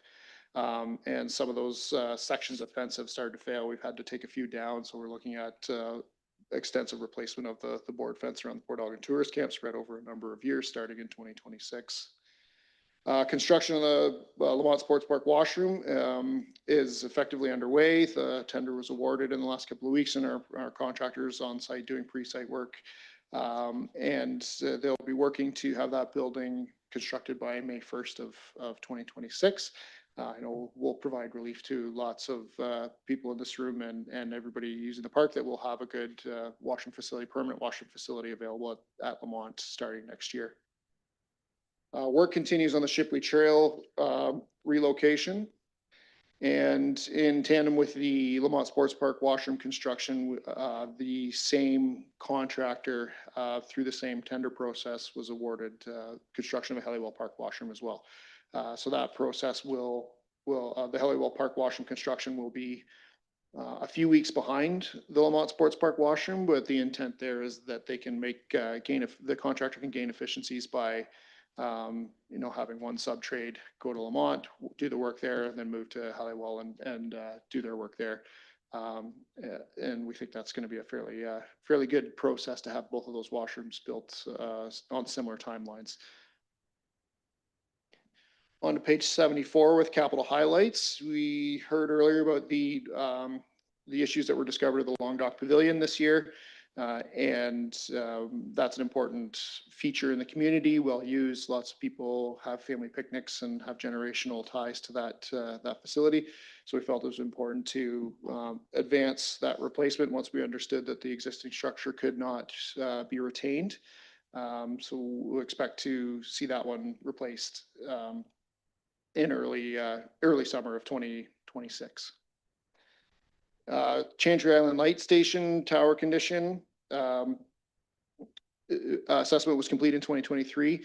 There's partnerships with the DFO and Marine Heritage Society. We'll be working through defining responsibilities and looking for funding of how we're going to carry out the recommendations that came from that report. Dock replacements at the Port Elgin Harbor, GF&I on the north end of the harbor require replacement. And those projects are advancing with the support of our project management services and the development services division. So certainly grateful for the project management support that we're receiving from that group on the dock replacements at the Port Elgin Harbor. Goebels Grove playground replacement is scheduled for 2026. That playground has been identified as a priority based on some deteriorating. It's a wooden playground, and some of the wood on that playground, or quite a bit of the wood on that playground, is starting to show its age and not necessarily be up to the standard that meets the CSA code for playgrounds. So new playground at Goebels Grove in 2026. And the Blue Water Trail connection is kind of tied to the Shipley Trail relocation. So once we have clarity on how Shipley Trail will connect to Shipley Ave, then we can also advance the Blue Water Trail connection. On to future year highlights on page 76. And again, the Smart Beach program continues. We're in year 2 in 2026, 2027 will be year 3. And working on that early warning advanced beach hazard warning system that will hopefully improve safety for users and also give them other visibility on things like weather conditions if you're and cameras so you can look at the beach. If you're planning a trip to Saugeen Shores from an hour away, you could log in and take a look at how the weather looks in Saugeen Shores and what the waves look like and whether you want to make your trip that day or save it for a sunnier day. Listed as 2027, but work will be ongoing ahead of that in 2026 to update and modernize the airport interface agreement. The agreements we're operating from now have been in place a long time. A lot of things have changed in terms of how the municipally requires things operate there. And it's time to update and modernize that agreement with the airport board. We will also intend to evaluate our bench program. Currently, we have 526 benches that are subscribed in the bench program. As you can imagine, that's a lot of assets to maintain, to keep contact with the owners on, and also looking to create a system that provides better access for people who wish to participate in that program. Right now, we up to about this year, we were maintaining a waiting list and the waiting list just continued to grow.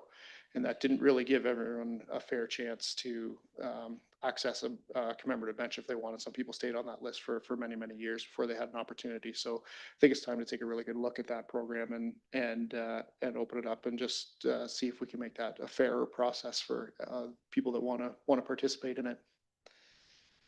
Looking ahead to 2027 through 29, retain a consultant to design and provide cost estimates for electrical upgrades in both the tourist camps. I can tell you, managing the tourist camps for my first season this year, the electrical system is in need of some TLC. So that's going to go a long way to helping us manage our operating costs, provided there would be some upfront capital to restore it. There's Port Elgin Waterfront Master Plan projected for 2027 through 2028. And also in 2028, we're looking at the feasibility sort of on the heels of the 12-month ICE program, part of that report was by the time 2028 comes around, will there be an opportunity for looking at 12-month of the year parks programs to help us respond to those demands in the communities or those requests in the communities for things like winter trail maintenance and other outdoor recreation opportunities, 12 months of the year, and perhaps making Saugeen Shores more of a 12-month destination. Harbor dredging is obviously Lake Huron is always pushing sand our way and other things our way underneath the water, and maintaining that main channel into the harbor is important for our harbor users. Lamont Sports Park Phase 3 projected for 2033 and 2034. Obviously, once Phase 2 opened this year, we'll get a handle on operating that, and around the 24th, when the needs assessment comes out, we'll get more details on what Phase 3 may or may not look like. Beach boardwalk replacement in 2020 or 2034. Again, a well-used asset. We don't have great numbers on the number of users, but if you go down there on any given day in the summer, there's a lot of people using the beach, and making sure that those are safe and accessible for people to continue to use is just part of our asset management plan, along with replacement of Moby mats on a similar timeline. The Southampton Tourist Camp Laundry Facility is projected for 2034. We completed a laundry facility at the Port Elgin Tourist Camp this year, and we saw strong use, strong revenues. Certainly a good business case for providing those facilities within our tourist camps. Yeah, any questions on parks before I move on to facilities? Questions on the Parks Division, Councillor Grace, then Mayette.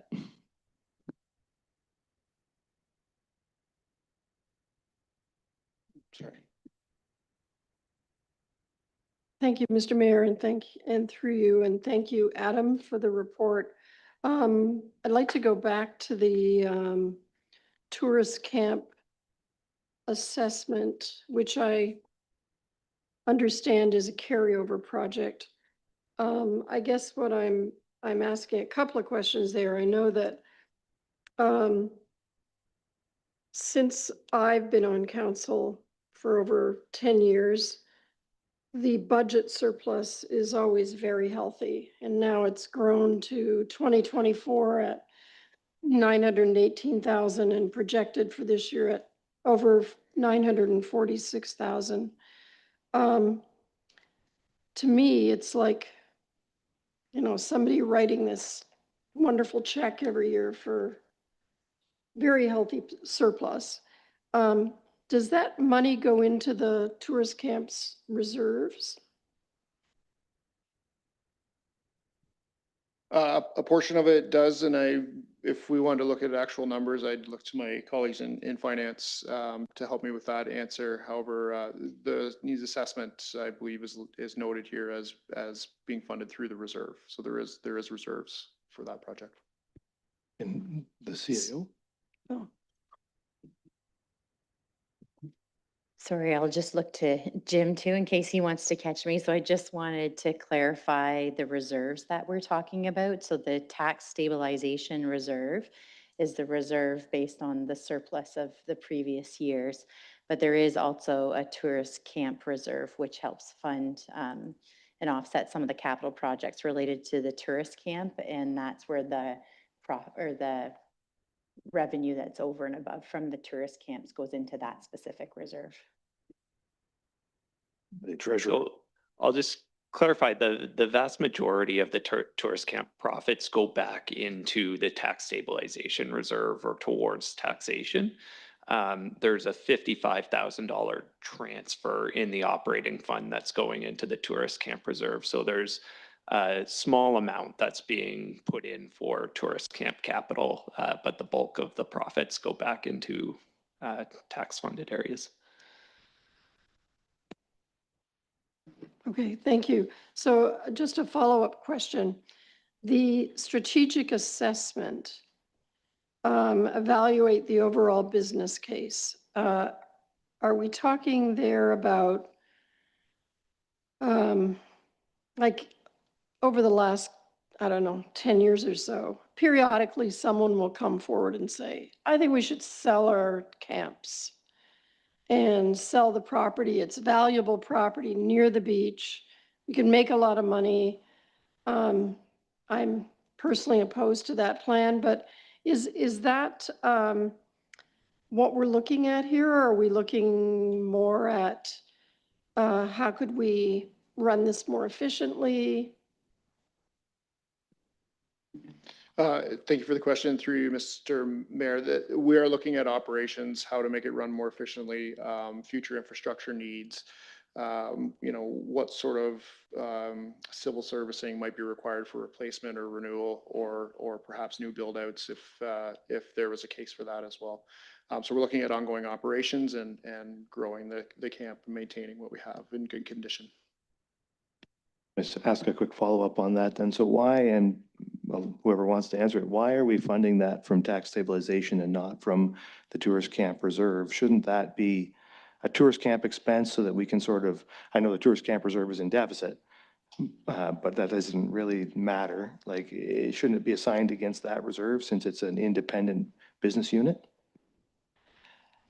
I think the question behind that is with the $55,000 that is going into the reserve and everything else is being taken as a dividend, if I can call it that. Really what we're doing is foregoing a little bit of that dividend in order to do this study. There's just not, we're not putting enough money into the reserve to fund it. And that's also should be a piece of what's being investigated when we do this study, is to say how much should be taken as a dividend and how much should then go into the reserve to fund its future capital needs, et cetera. I guess it's a philosophical discussion because really you could also spend a lot of money thinking really hard about that and it really doesn't matter, right? Like it's kind of irrelevant because town's paying for it. If we take the dividend and if we pay for the work from the future capital reserve or from the tax stabilization reserve, as opposed to from the tourist camp levies, as long as it's making $1 million a year, it's kind of irrelevant, right? So I guess, but we're getting more, like it's more than that, right? Like we're getting more out of this business case than just sort of figuring out where the money goes, I guess, right? Like we're actually looking at investments we might need to make in the park. Is that right? Yeah. Okay. The answer is yes. So where was I then? Okay. I got, I had Dave next, Councillor Mayette, then Help, and then Deputy Mayor. Okay, thank you, Mr. Mayor. Through you, I have a couple of questions to do with the parks and the tourist camp. The parks and trails, now, if you go to the bottom of Catherine Street, there used to be a set of stairs down there. I think the stairs are probably still there, but dilapidated. And then there was a floating bridge across the town pond.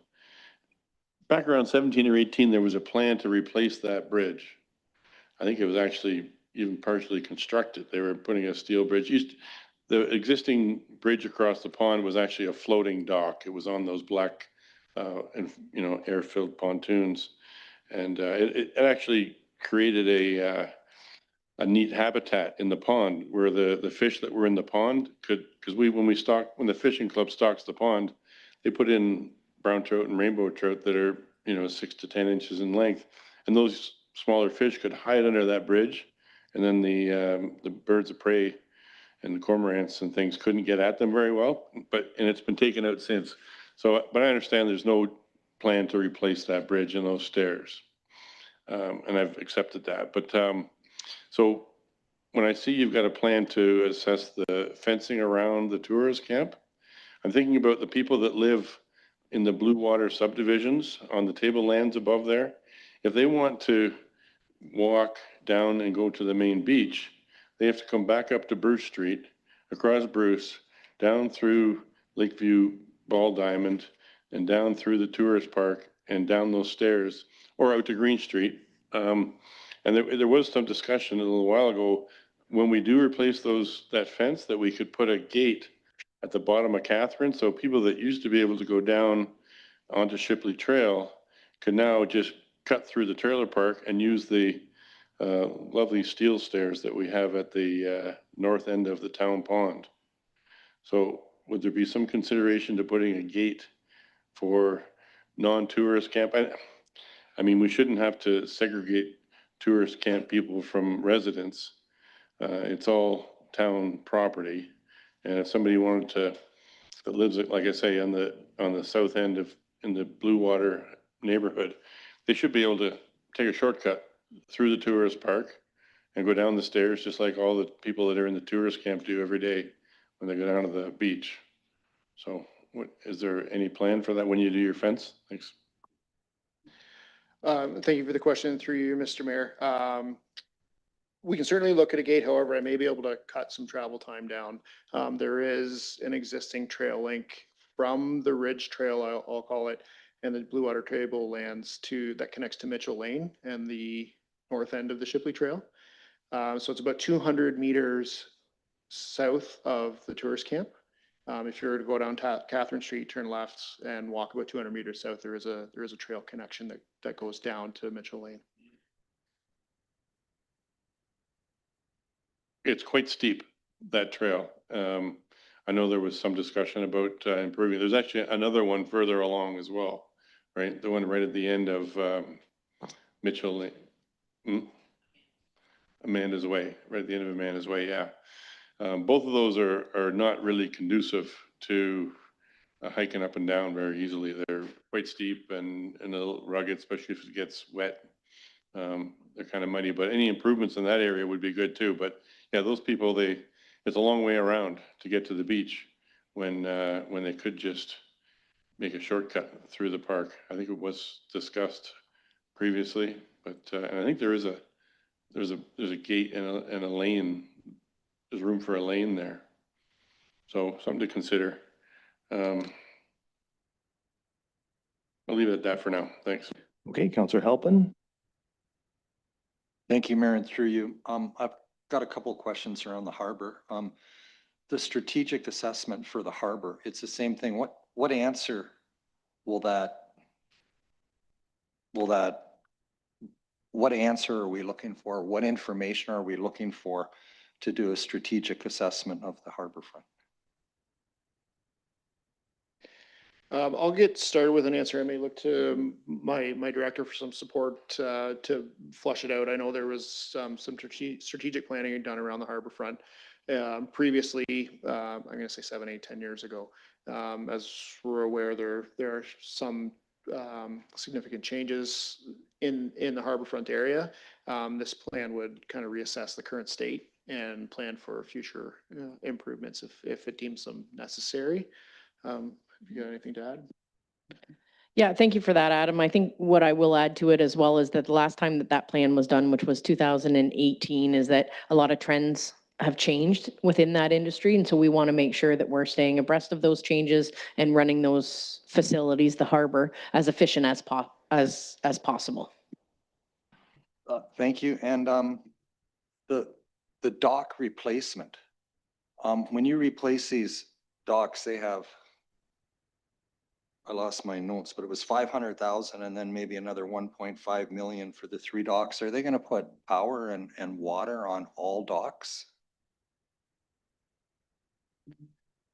Thank you for the question. And again, through you, Mr. Mayor, there was a 2025 project to run the power infrastructure on dry land to the point where it would connect to the docks. However, that project has effectively been put on pause until we had certainty that the docks themselves were approved. We didn't want to put the infrastructure in without knowing that we were going to be moving forward with something to connect the power to. So to answer your question, yes, power is planned for those docks. And there's a shovel-ready project ready to go in the spring, pending approval of the docks for 2026. Okay, so have they, like, in one way, I thought maybe you'd do your assessment and ask people, because do you think that everyone that has a boat wants to have power and water and double the rate? Considering on those 3 docks that don't have it, on 2 of the docks for sure, most boats that are on there now, there's nothing to plug water or electrical into. They're small fishing boats. They're, you know, so like if is it the plan to make it all for big boats and to drive all the small boats out? Because like if you got a little fishing boat, 20-foot fishing boat or something, and you're paying whatever it is, 1,800 a year, and then you have water and power and the rate doubles for something you don't need, like is that going to happen? We do have a mix of power and non-power docks available. For the future of those docks, I believe the intent is to have power available at each of the slips. We may just move other boats to docks that don't have power if they're looking for a slip without it.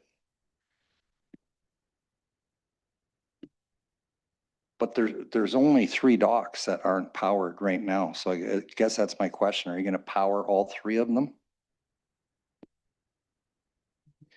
The power going in is modular, and again, I'm struggling a little bit. I'll be honest with you, I'm struggling a little bit with the question because I'm not managing the project directly. Again, we're getting project management support through a different division. I can certainly speak to the 3 docks are going in, and power will be available to power each one. The number of pedestals I will have to come back to you with. Okay. Okay, the deputy mayor. Thank you. I have a couple too. I also had the question about why a tourist camp strategic assessment was being funded by the tax stabilization reserve. This dividend that was spoken about, if we go back and look at the historical record, we're back to the level we were many, many, many years ago.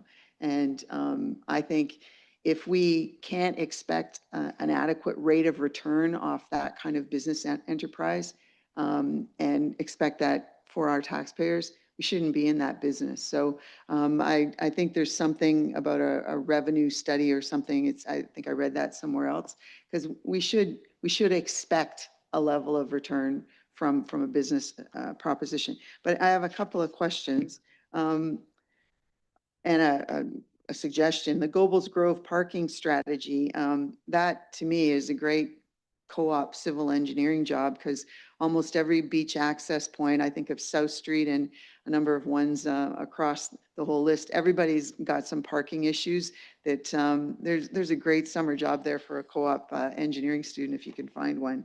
I did want to ask though about Halliwell Phase 1 is here. If you could just, it's in the budget. There's nothing here that shows anything continuing in the longer term with North Shore. Can I ask specifically, is North Shore Park finished? And then there's nothing here specific to any additional phases for both Jubilee and Halliwell, despite the fact that we created these master plans. Are they gone from any future consideration? What would it take to get them back if they are gone, at least with Jubilee anyway? That's one question. Okay, thank you for the question. Through you, Mr. Mayor, I did hear your question earlier and had an opportunity to review my notes on those projects. Today, we're looking at a 10-year planning horizon, and internally, I've got a document that's expanded a little further beyond that. Those future phases were not projected in the existing 10-year window, so they're showing in year 11 plus around 2035 to 2037. To go back to your question about North Shore, we were fortunate to be able to effectively complete phases 1 and 2 together, and a third phase was somewhat smaller in scope. Again, is projected out beyond the 10-year forecast, and along with Halliwell and Jubilee, they do have future phases that we are tracking, and internally we can see them coming, but they're just not in that 10-year planning horizon for this budget. So if a group of people who got quite excited about the potential for a dog park in Southampton, they rally themselves together, can they come and talk to you about how to move something forward, perhaps with a little different funding model? I'll just leave you with that thought.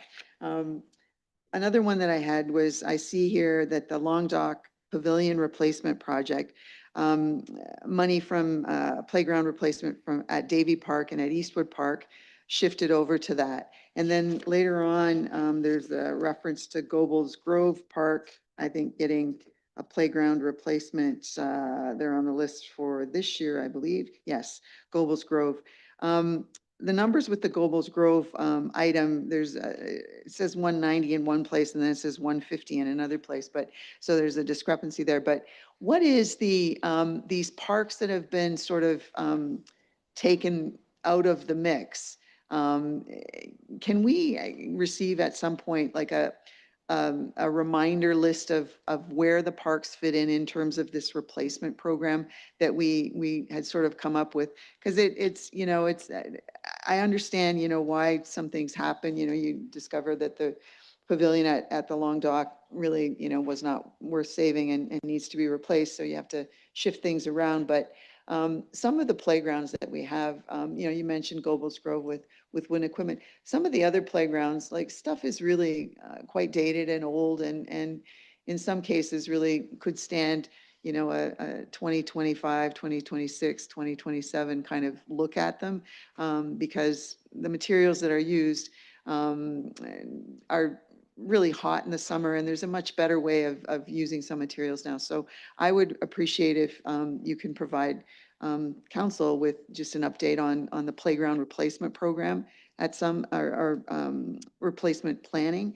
I'm also kind of, and I probably know the answer to this, but Jubilee was, it was in a later phase for an upgrade to the accessible park there. I'm glad we've installed an accessible park out at Lamont, but again, the Jubilee Park it's quite dated now and in need of a refresh. I don't know where it is on the list now, and without it phase 2 for the Jubilee Master Plan showing up until way down the road, it seems like a missed opportunity there. We also have had numerous requests related to parks, one north of the river in Southampton. I know we had a little bit of discussion about that here around this table, but it still should be somehow on our radar because there is no playground facility out there. I've brought up the idea of a swing set beside the church in Burgoyne before too, to get a park out there in Burgoyne. I realize we don't own that property. But also, there's a tremendous growth happening behind the Independent. And I'm not convinced that we've yet have a plan for adequate passive park space with playground equipment there for the number of kids that are anticipated to be moving into that part of town.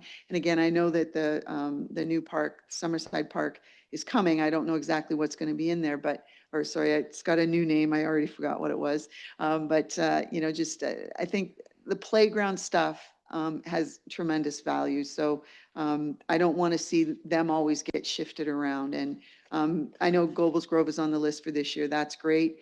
But Davy, Eastwood, Jubilee, some of these other parks are parks that would be used tremendously by residents for, much longer than just the summer season. Anyway, I'll just leave you with that thought. One more, and I'm going to count on the Vice Deputy Mayor to come in after me and I'll follow him again. But on the bench program, thank you very much for finding my bench. I really appreciate that you found my bench. But listing it on here has a bench. Let me find it here.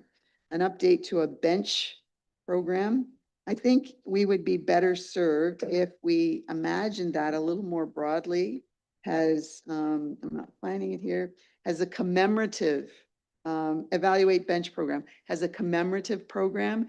I know trees fit in there, that's a little different, but there's a lot of these big rocks that have been placed in parks and places like that too. And some of them do serve well as sitting spaces, but others have these massive plaques plunked right on the top of them, which effectively makes them decorative. I'll give you that, but they don't provide any functional space beyond, or functional opportunity as a sitting stone or something like that. So I think evaluating a bench program, if you expanded that to commemorative program, you might be able to pick up on maybe some policy adjustments related to rocks and potentially trees too. In terms of I'm most concerned about the placking situation with the rocks.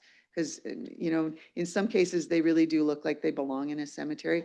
And I love the cemetery, but they belong because they look like markers with these big plaques on the top. And so I just will leave you with that thought too, as a potential just tiny expansion to that particular item. Thank you. Thank you. Further comments? The Vice Deputy Mayor?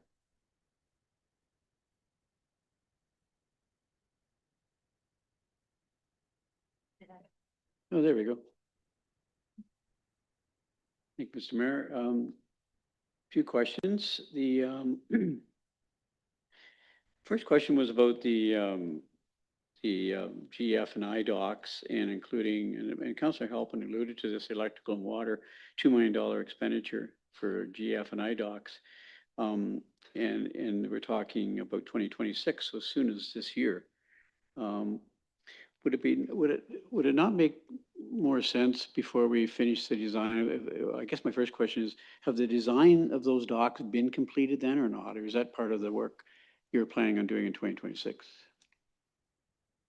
Thank you for the question, and I do have, I did get some timely clarification from our project management office while we've been sitting here discussing. So if, through you, Mr. Mayor, if I could just loop back to the answer for Councillor Halpin's question, is all 3 docks are intended to have power at each slip.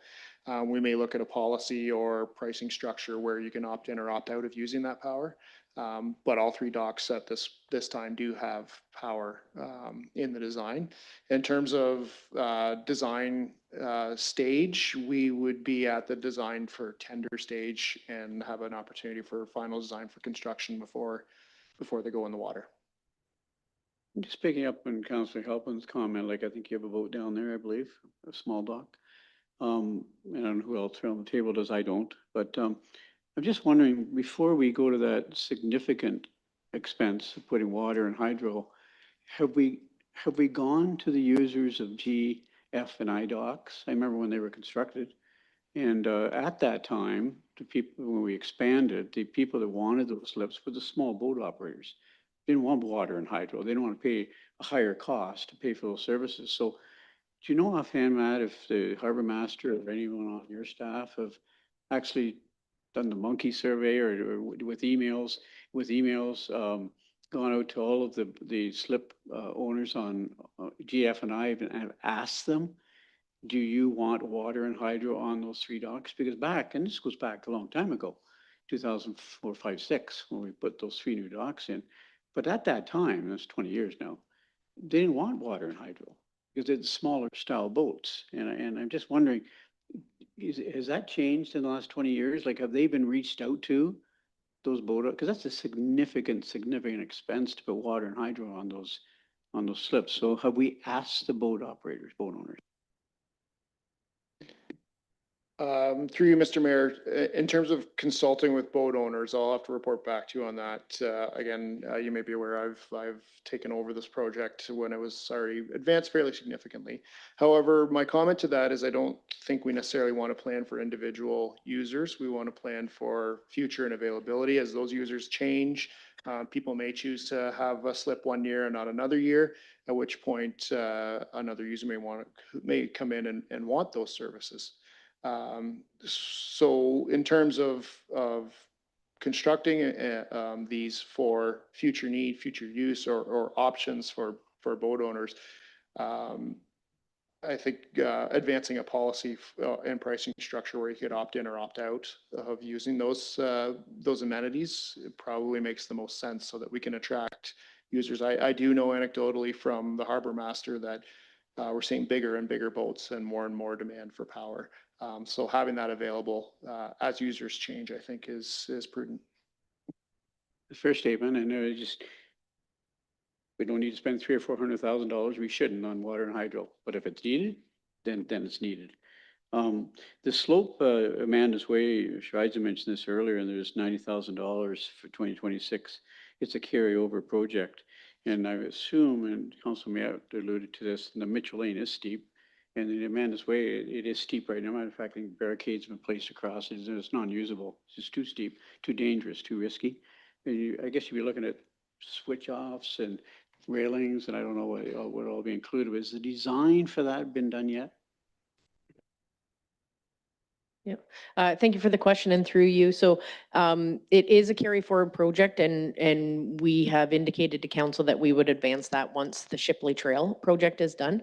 So I think that will also help with some of the questions that Councillor Mayette had addressed as well, is that at the end of Amanda's Way, there are funds there for stairs to access that, that particular access point to Shipley Trail. Good to know, stairs. Okay, not a bicycle switch off where you can take a bike down. So it will be stairs, you're thinking. Okay. My next question related to, give me a second. Oops, I have to switch my pages. The design of the master plan for the waterfront master plan, 3.5 million total. I look back and thank you, Ariel, for sending me the waterfront master plan from 2014. I was just going through it. And that plan actually back then, and our deputy mayor actually was the chair of that plan, I think, the waterfront master plan back in 2014. And I think it was done at no cost or very little cost to our taxpayer, which is great. That plan back then was $6 million is what it shows in the plan, which is significant. This shows 3.5 million, and with some of the monies to be spent, it says here, detailed design master plan to complete it in 2026. I'm just wondering if we should be, like in light of CCV, I looked at the plan, and some of the lands in that plan from 2014 is actually overlaid, in that plan where CCV will be built. And I'm just wondering, should we, rather than spend any money on this in 2026, should we not be waiting until we get a final decision on CCV? Because they're taking up quite a piece of land down there that spills over into some of the development land that we were talking about with the 2014 plan. So I'm just wondering if we should be waiting before we spend any monies right yet till that decision's made on CCV. Guess we have the manager engineering. Thank you, and through you, Mr. Mayor. Actually, this waterfront design project is, we are just carrying over from last year. And we are just waiting on the progress of CCB. So just so that we can have a better coordination with the design aspects of CCB and the Port Elgin main beach. So that's why we are waiting. This is a carryover project. CCV or CAO poked me with their pen.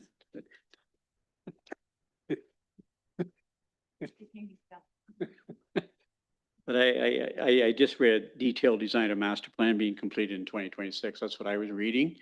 And over the right column, it does say 2027, but it does say 2026. So my only comment was, I think that we should be waiting until we get that final decision from CCV. That was my comment. Yeah, that's what we are doing actually. Okay. So yeah. Great.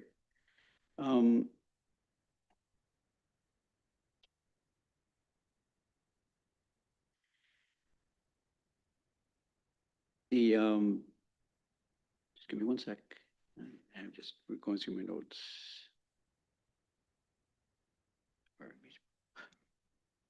Moby mats. And I know it's 20, 34, $50,000 replacement. I just want to get feedback. I drive by Nobles Grove frequently, 2 or 3, 4 times a day in the summer. And I did see one person trying to push their walker out to the waterfront. And I actually stopped and I talked to the resident, and because she stopped and she's trying to get down to the waterfront, and she made it about halfway and turned back. She wasn't, her mobility wasn't that great. And I asked her why. She said because the terrain underneath the Moby mats was so rigid that she couldn't actually maneuver her walker out on, getting further down to the waterfront. So I got a couple questions with the Moby mats. Are you finding that they're being successful, or are you seeing, maybe in Southampton, I don't see it so much in Gobles, but are they being used? How much was the wheelchair, the mobility wheelchair with big tires that goes down the water? How much was it used? who managed that? And where was it stored and how do people sign it out? I just don't quite understand that program, how it works. Okay, thank you for a couple of questions there, and through you, Mr. Mayor. In terms of the Moby mats, I do believe they are very successful and appreciated. That said, a sand beach and shoreline is highly dynamic. We have significant crew dedicated to waterfront maintenance in the summer, and we do monitor them, adjust them, a couple of times a week if we need to. Anytime there's a storm surge or significant rain, especially, we're making sure we're checking those. Admittedly, there may be times where someone's trying to use them in advance of us getting there to adjust them, but we do put significant effort and pay close attention to the condition of the Moby mats and adjust and maintain those as we need to. And going back to the accessible beach wheelchair question, those are, one is in Southampton near Jerry's Fries. It's a self sign out program.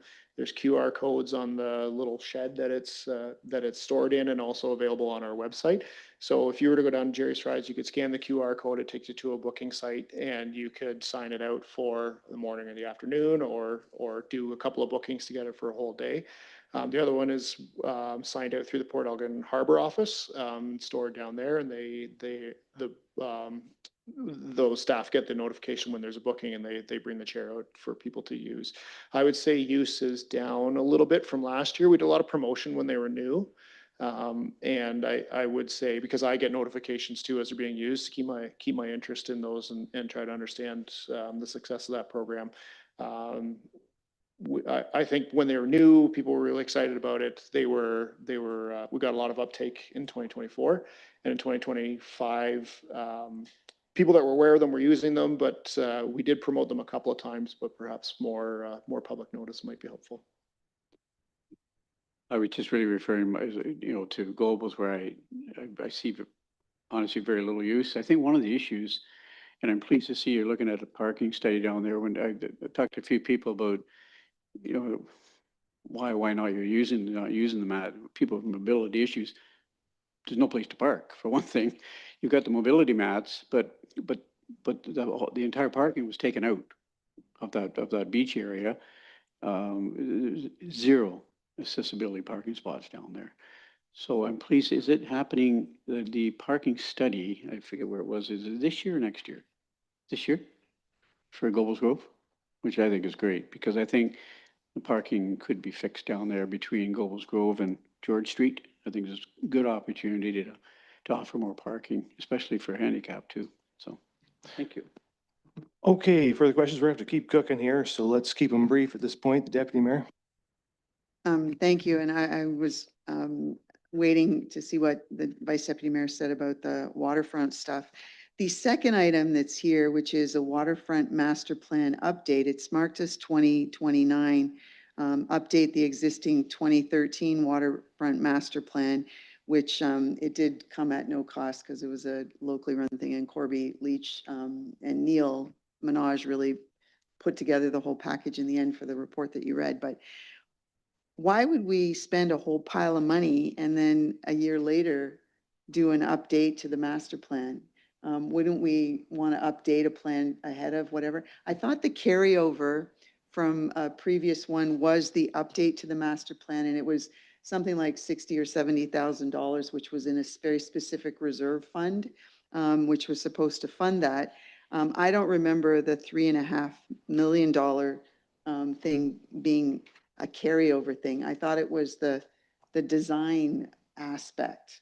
But even if it was the other way around, why would we plan to spend a whole bunch of money and then immediately after that go in and then decide what we think needs to be done? The CAO will answer it.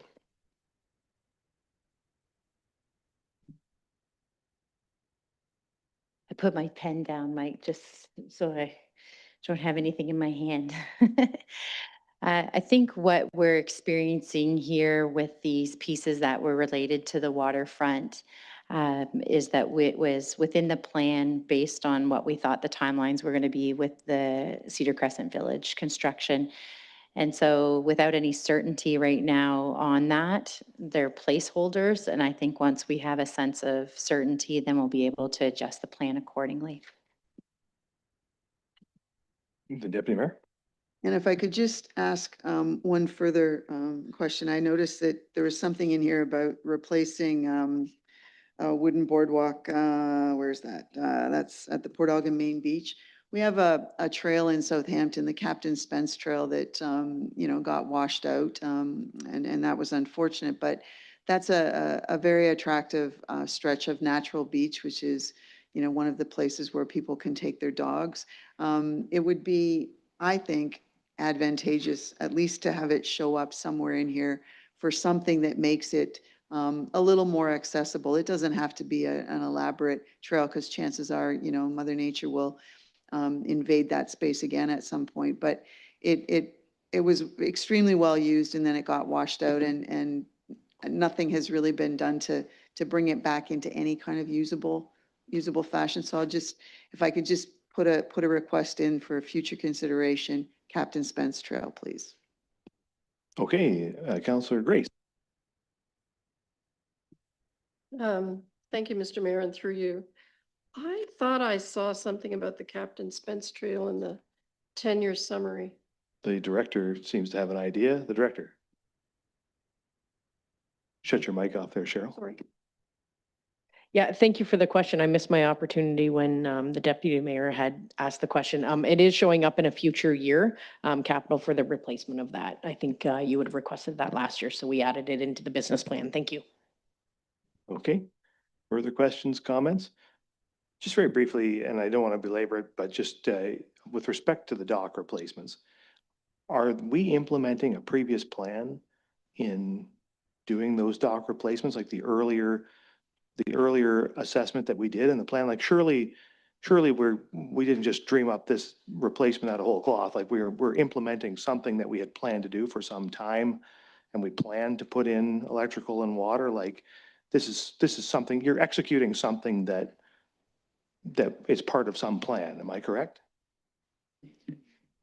That's correct. This is the, I'm going to say, although it's not listed as a phase, it's the last phase of dock replacements. I know we've done improvements on the south side of the Port Elgin Harbor, and this is just ongoing work to complete that project. And those previous plans included water and electricity on those docks. Yes, so that's the way to look at this. We have studied this. We're doing something we plan to do, and we've got the logic behind it, and that's why we're doing it. Okay, if there's nothing further on the parks, then we'll go on to the facilities.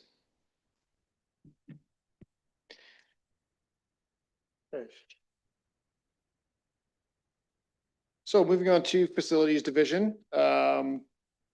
There's one division highlight in the facilities for 2026 and into 2027 is completing an energy audit of non-recreational facilities. We talked about the arenas and those rec facilities earlier. Parallel exercise in non-rec facilities will occur in 2026 and 2027 to examine opportunities for reducing the demand for energy consumption in the non-rec facilities. Looking at capital highlights, Port Elgin Medical Clinic rooftop unit replacements. Some of those, I believe there's 3 up there, and 2 of them are in pretty tough shape. We're moving quickly on the first one as soon as possible. There's also rooftop unit replacements scheduled for the Southampton Medical Clinic on the same timeline. And identified at the Port Elgin Library. There's, if you've been to the Port Elgin Library, there's some big heavy glass doors off the side street.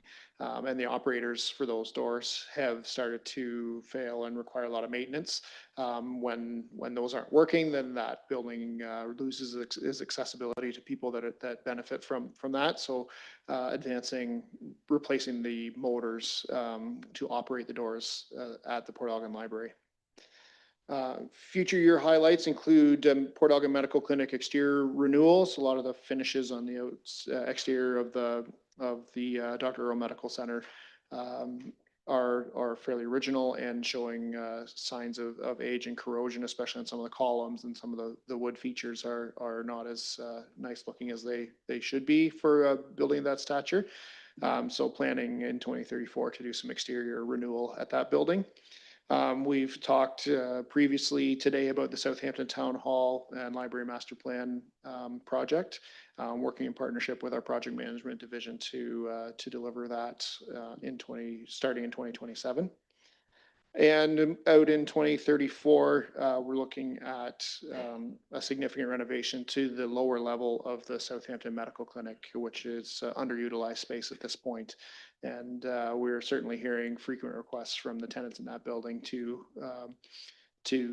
create space that they can use for clinic administrative space at the South End Medical Clinic. A little shorter than parks. Are there any questions on facility side? Questions for the manager on the facilities, the deputy mayor. Might be a question really for Jill, so stay tuned, Jill. If a doctor were to drop into our lap today, in the absence of any work to enable the lower level of the Southampton Medical Facility clinic to be more usable, if a doctor just showed up here, do we have some space for them in one of the two facilities?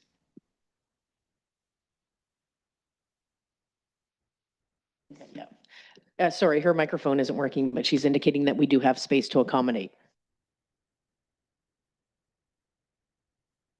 Great. Further questions on the facilities? I don't see any. So back to the director. Do you want to wrap up? Yes, thank you. And thank you to Adam and Lisa.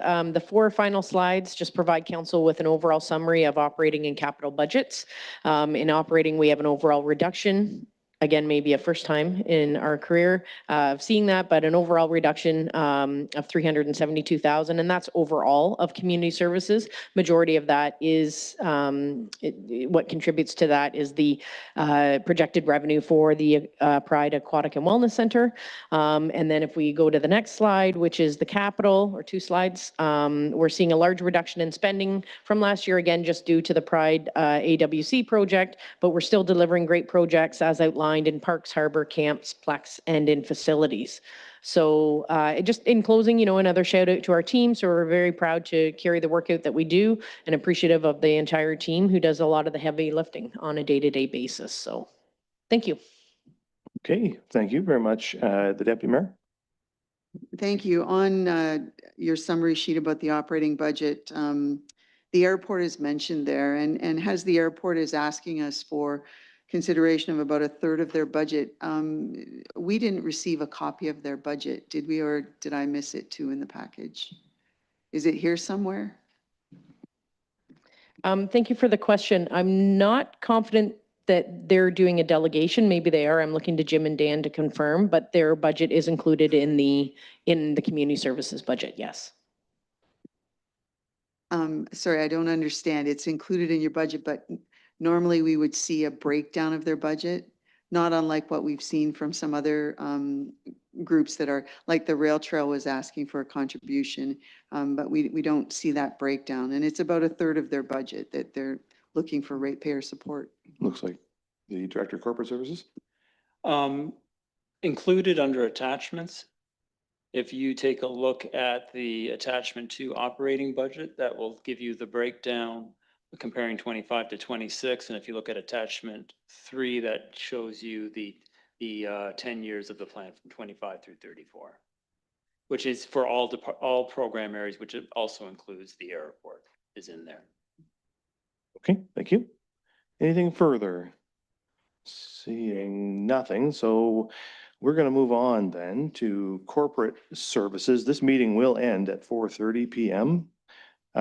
So we have until then to do whatever it is we're going to get done here. So Jim, no pressure. But we're going to carry straight on through into corporate services, and I will turn it over to the director. Well, to start, I am actually feeling a lot of pressure because it began with the deputy mayor pointing out that it's going to be very hard for anybody to follow Kristen and the exciting act that she puts on. And now I not only have to not be boring, I have to be quick as well. And with that said, although we're not as sexy as community services, we are doing the grinding work in the background that assists all of the other parts of the town's operations to operate. We're the hub and the core of the town's administration. Community services role, corporate services, sorry, I'm trying to change departments. Corporate services role is to provide professional services and advice. We support how the municipality functions, and we help the operational departments deliver their services. And by doing that, we support the overall administration of the organization.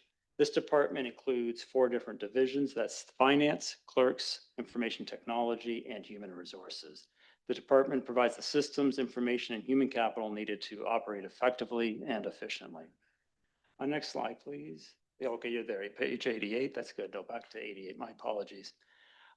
We have 4 distinct divisions, as I just said. For clerks, we are currently, I'm sorry, I got my page numbers wrong. Yes, if we can advance to the team there. In the clerks division, we are currently in the middle of recruiting for a manager. For finance, that's led by our CFO, Daniel Wechter, who you've heard much from today as he was answering your questions. IT, our manager is Darren Hill. Right there. There's Darren Hill. Sorry, thank you. And our HR manager, Lindsay Binning, sitting right here behind me. Looking at the slide here, you can see that we have our head count here is, it's shown on, back to slide 88. My apologies. Here you can see our head count. We're going from 21 people to 24. And with that, that includes 1 temporary person and 2 full-time. Moving on to the org chart now. On this org chart, you'll see that there are 2 requests for permanent staff that have already been pre-approved. That is a financial analyst under the finance department, and we have under HR, we have a co-op student, so a 4-month student. With the new request for the financial analyst, the finance division has a dedicated, hardworking staff, but the reality is demands are outstripping the resources available. Earlier, there were some questions about comparisons to other municipalities. In the case of finance, because in looking at this job, we did a little bit of that background work. And for our comparative municipalities, which are Collingwood, Meaford, Goderich, Kincardine, Lambton Shores, Owen Sound, Blue Mountain, Brockton, Hanover, North Perth, and Port Hope, the average is 5.6 employees per 10,000 residents. Saugeen Shores is currently at 3.8. So 3.8 versus 5.6. A significant difference between those two. With the pre-approved position of the accounts payable, accounts receivable coordinator, that would get us up to 4.4. Still well below the average of our sister municipalities at 5.6. When we add that financial analyst, that would bring the finance division staffing up to 4.9. Again, still below the average of the other municipalities at 5.6. So along with the growth impact that we're seeing and the staffing levels that are below those levels of our sister municipalities, we feel there is a driving business need for this position. The cost of this position would be $98,000 a year in wages plus benefits. On the co-op student, this, as I said, is a 4-month student. The decision here, again, was driven by data. The data here is that beginning of every year, our HR division hires 50 seasonal employees. So it's a huge, intense workload in a specific time of the year. And that number is going to grow as we implement new programs such as the Pride Aquatic and Wellness Center. So with this position, we will be bringing in assistance during that very heavy period of recruiting those seasonal staff from the January to April time period in order to support HR as they do that work. The cost of this position is $16,000 for the 4-month period. Next slide, please. Our priority areas are operational effectiveness, where we advance cybersecurity and training initiatives to protect the town's digital ecosystem, and we invest in technology to support our operational effectiveness. Financial stability, we are managing the budgets and the business plan. As you're painfully aware today, that's a big part of what we do. And we monitor and maintain the financial performance of the municipality. Relative to workforce, we ensure that we have effective workforce management and that we promote compliant, safe, and inclusive workplace. The next three slides, slide 91, are our KPIs. And I'll go through and highlight some of these measures. For operational effectiveness, our measure is the number of cyber attacks, and we are sitting at 2,124 to date. So a significant increase in attacks, which should make everyone feel somewhat stressed, but to alleviate that stress, I want to point out that we were able to block successfully 100% of those attacks. But that's just the nature of the environment that we are in today. With the vulnerability index, we are very close to the average of 18 with a projection for 2025 of 17.6. So we are better than the target, but not quite as good as we were the year before. Training is being completed regularly with new hires, so we're anticipating that we will continue to be at 100% trained for our staff. And the scheduled hardware replacements are due to be completed this year. Next slide, please.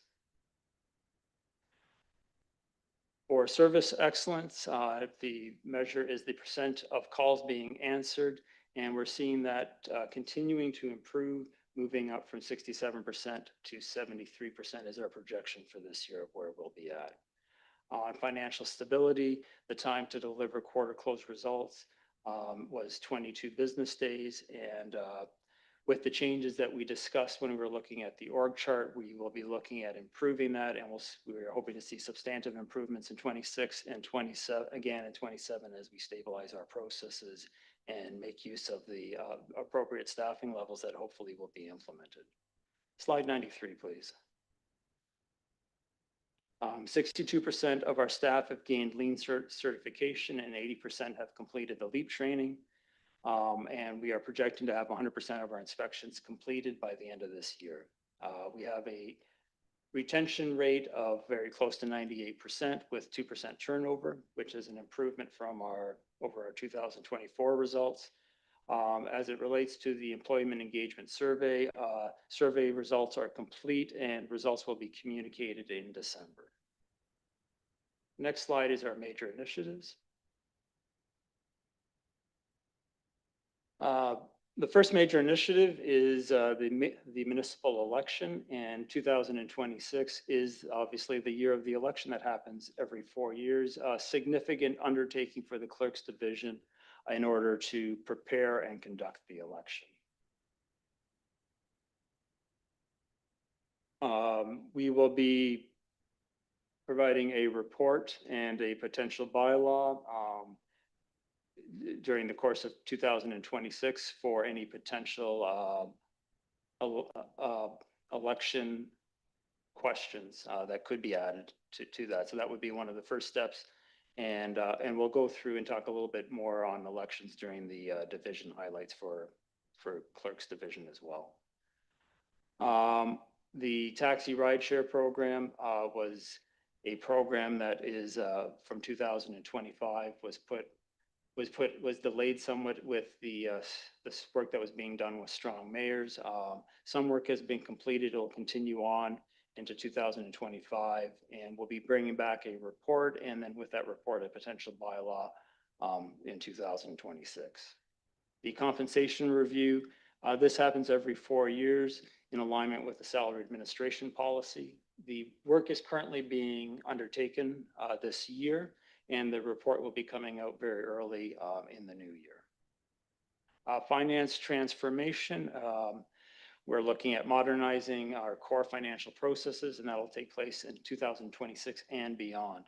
This will include automating processes, and the work will result in staff having time freed up to focus on high priority value-added tasks while improving the services to our customer, and those customers being both internal customers and external customers. At this point, you can advance to the next slide. And once again, I'd like to introduce Darren Hill, our Manager of Information Technology. Maybe I'll just pause there for a moment, Jim, and just ask if there's questions or comments with respect to the KPIs or major initiatives. Councillor Grace.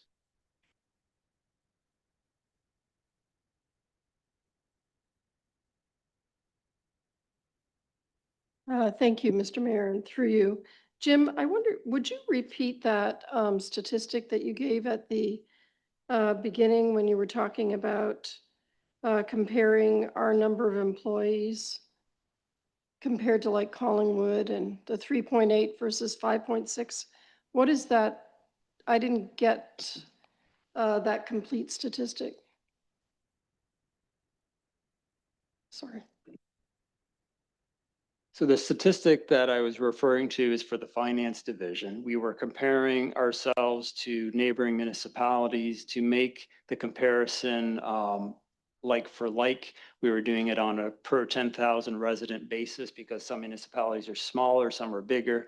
So the average is 5.6 employees per 10,000 residents. And we are currently sitting at 3.8 with the additions that we have here proposed. That would bring us to 4.9, so still below the average.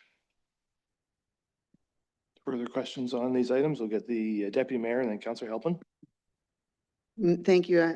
It's good to see the taxi cab rideshare review in here. I just can't remember, was the clerk's office also engaging in the county-wide discussion about regional transit? Is that anywhere in here? The director or this? The CAO? Doesn't matter.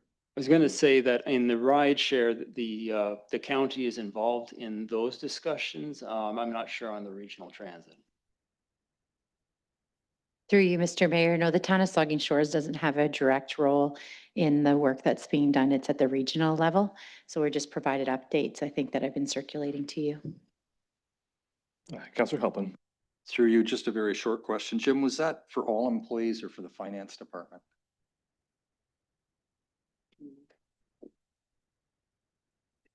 That is a statistic for the finance division. Further questions? Or yeah, oh, sorry, I couldn't see there. Vice Deputy Mayor. Just a quick question, Jim. Could you just name me 5 comparators? What 5 municipalities were used? It was more than 5. We had Collingwood, Meaford, Godridge, Kincardine, Lambton Shores, Owen Sound, Blue Mountain, Brockton, Hanover, North Perth, and Port Hope. Thank you. Further questions? I just would note too on the rideshare question, it's good we're still working on it, but in the fall economic statement, the Ontario government had some language in there about beginning consultations and work on developing a provincial rideshare framework. So the province has heard some of the advocacy that's been going on that. So, excuse me, that work is good, but it may yet be sort of overridden by an even better scenario, which would be a provincial framework, which would make our work maybe less necessary. Everything's better. Certainly this would be better from the province. I don't know about everything, but this would be, at least in my view. All right, if there's nothing further, then we will move on to the IT division and the manager of IT. Thank you, and through you, Mr. Mayor. Slide 92, please. So as said, the services managed include designing, implementing, and operating all the IT equipment across all our locations, all of which continues to grow as we hire new folks and new locations. The number you see there is currently we're supporting 430 computers and mobile devices. And once the AWC is up and running, it's going to be over 450. So focus is on increasing efficiency of existing staff and platforms, maintaining cybersecurity, working with the higher level of government entities, insurance providers, subject matter experts. We maintain quite a good relationship with a number of working groups. So the other quick stats, help desk in the past 12 months have resolved over 1,150 tickets and about 135 hours specific to the police services. Slide Next slide, please. And just some things that govern our work are anti-spam legislation, police guidelines, the IT acceptable use policy, the Government of Canada cybersecurity controls, and ITIL version 4, which kind of helps guide our service delivery. Next slide, please. Emerging trends. So obviously we still have lots of people working remote while we finish our renovations and build, and people working flex hours. So there's always that under consideration. IT asset management, as mentioned, 450 devices are just the workstations and phones. We're over 800 devices when you think of all the other bits and pieces that make everything work. Through procurement, asset tagging, the life of their use, and then proper and secure retirement or disposal.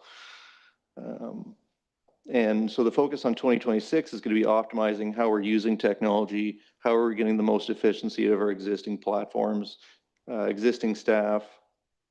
There is obviously some staffing increases both in the budget and the pre-approved positions at the AWC. And then ongoing support both for expanded e-commerce and really focusing on moving things to the cloud and also trying to get as much automation as possible to free up staff for other tasks. And as updated in the acceptable use policy the other night, generative AI, or Gen AI as we were calling it, seems to be creeping into just about every platform we use. So just making sure that we're using it in an acceptable and safe manner, but also getting as much efficiency out of that as possible. Next slide, please. Okay. So division highlights. Number one is business support services. We added this in a previous year just to kind of highlight some of the things we do behind the scenes for other divisions that might not otherwise come to the forefront. So obviously the first year operations of the AWC, there'll be lots of things in motion and small tweaks throughout the year as we turn into a fine oil machine. The fire department has moved retirement of Fire Pro. It's a very legacy clunky platform, moving to the cloud in 2026. And due to some requirements from the province, we've had to roll out Adobe Acrobat and Microsoft Teams to all police officers and staff. They're now responsible for redacting or labeling documents for redaction to the Crown, which was previously done by the Crown themselves. So it's mandated some extra software purchase for them. Expansion of cloud-enabled printing. So we've rolled this out in 2025. There's a small expansion to 2026 for the shops and fire hall as well. So it does allow anybody to basically walk up to any printer, print to any device, and securely retrieve that print job. The big one for us in 2026, we'll be looking at, this was in a staff report earlier this year, is moving to managed detection and response. So currently we do have an endpoint security that runs on every phone, every laptop or desktop, server, etc. So the latest version of that managed detection response is a more proactive approach. We're looking preferably at Canadian vendors, and they proactively watch 24/7, have the ability to mitigate and then contact us. As a small division, we do not have people that are able to be 24/7 ourselves.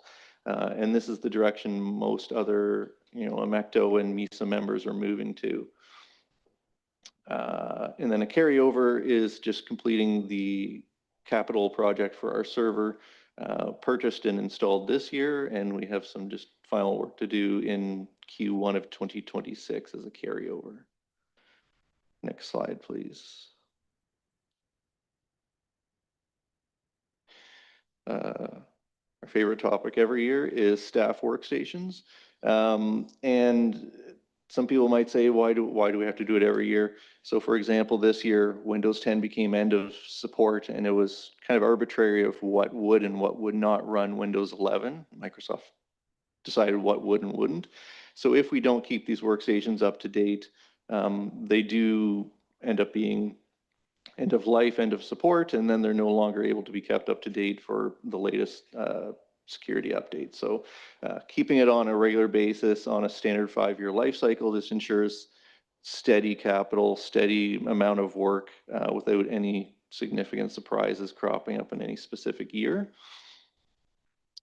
Expand Wi-Fi to key existing public locations. So there is a couple locations, including the like canteen and Bobby Orr room, that were not within the scope of the AWC to do within the budget of the AWC.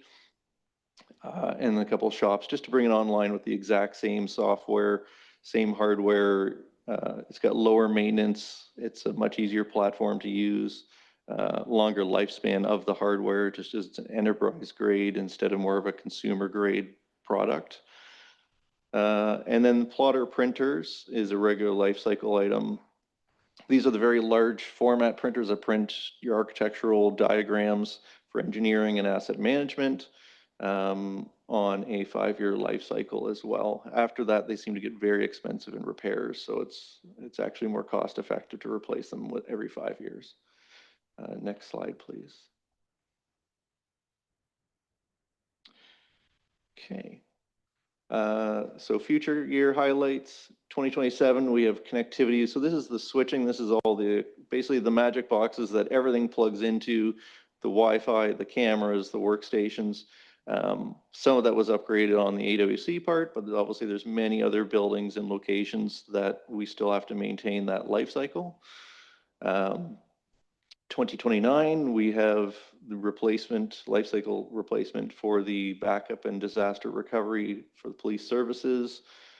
And then in 2034, we have backbone wireless. So these are without relying on internet providers in the area, we do own our own private network that allows us to connect locations and be more resilient than relying just on Bruce Telecom or Eastlink or one of the other providers.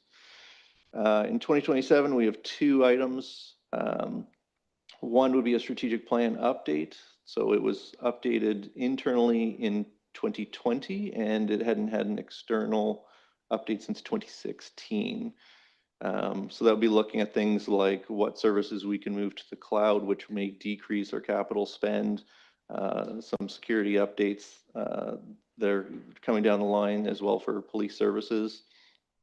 And then an audit itself over the next 10 years, several security audits, which are mandatory for police and highly recommended for our cyber insurance renewals. They test both internally and externally, just as we add equipment or introduce new platforms. Next slide, please. I think that's it. That's it. Thank you. Forward. Darren, questions or comments for the manager, the deputy mayor, and then Councillor Mayette? Thank you. And through you, you mentioned expanding Wi-Fi service, and you said 2 specific locations. They're both in this complex, right? This building. Where else? You know, I'm assuming there's a couple of other public buildings like the Coliseum and Lamont Sport Park. Do you maintain public Wi-Fi that we're providing from the town anywhere else? Thank you for the question. Through you, Mr. Mayor. We do. So we did put in Wi-Fi this year at Lamont Sports Park. We do maintain Wi-Fi at the Coliseum, so that would also be replaced. It's about 6.5 years old now, and the curling club itself, actually. Yes, the remaining couple points here at the Plex. And then, so the rest of them would be potentially the business center downtown. We also have our Arlington shop and our Saugeen shop, which is mostly staff oriented, not public oriented. Are we providing the Wi-Fi at Jubilee Park? Is that, there's Wi-Fi underneath the pavilion there by the splash pad. Is that us, or is that a Rotary sponsored thing? Thank you for the question. Actually, it's neither. It's Bruce Telecom put that in during COVID to allow people to have Wi-Fi or to do connectivity for people that may not have Wi-Fi or at home where they could disperse. I'm actually surprised they haven't remove that, but potentially, yes. If there is a request from Parks, there is a couple areas under consideration that if they were to go away. And then there's also some small recurring licenses for the harbor as well that's included. Way to go, Diane. Councillor Mayette. Thank you, Mr. Mayor. Thanks, Darren. I'm not sure if this falls within your bailiwick or not, but over at the airport, there's a tower there that I think Bell put up. Bell put up, and Rogers is now tagged on, and they increased their footprint.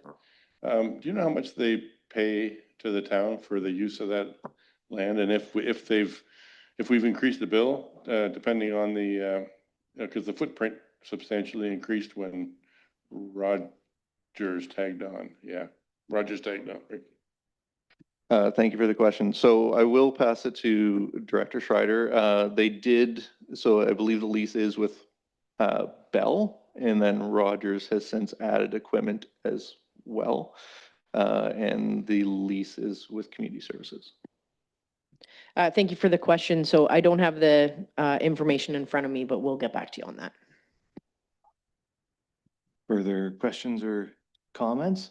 I just wonder if you could just explain the logic to me, like how we're thinking about where we allocate these capital projects, because these future year capital items for the police service in this budget rather than the police service, but the police service has a capital budget. These are capital items that are being done for the police service. Why are they in this budget and not in the police services budget? With IT, what we have done is taken costs from various departments, including the police, and we centralized it under IT so that it's more centrally managed. But if there's to be a new ask from police, then we would be having them present that ask rather than having it presented from IT. But if it's just a life cycle upgrade, replacing what's already there, then Darren would speak to that rather than having police speak to that. Okay. All right. If there's nothing further, then we'll move on to the clerk's division and the director. Next slide, please. The Clerk's Division, or you could also call it Legislative Services, supports council committees and internal partners to conduct the work of the corporation. Their work is steeped in legislation, bylaws, and policies, finding the right balance of regulations with flexibility to enable meeting internal and external clients' needs. The next slide, please.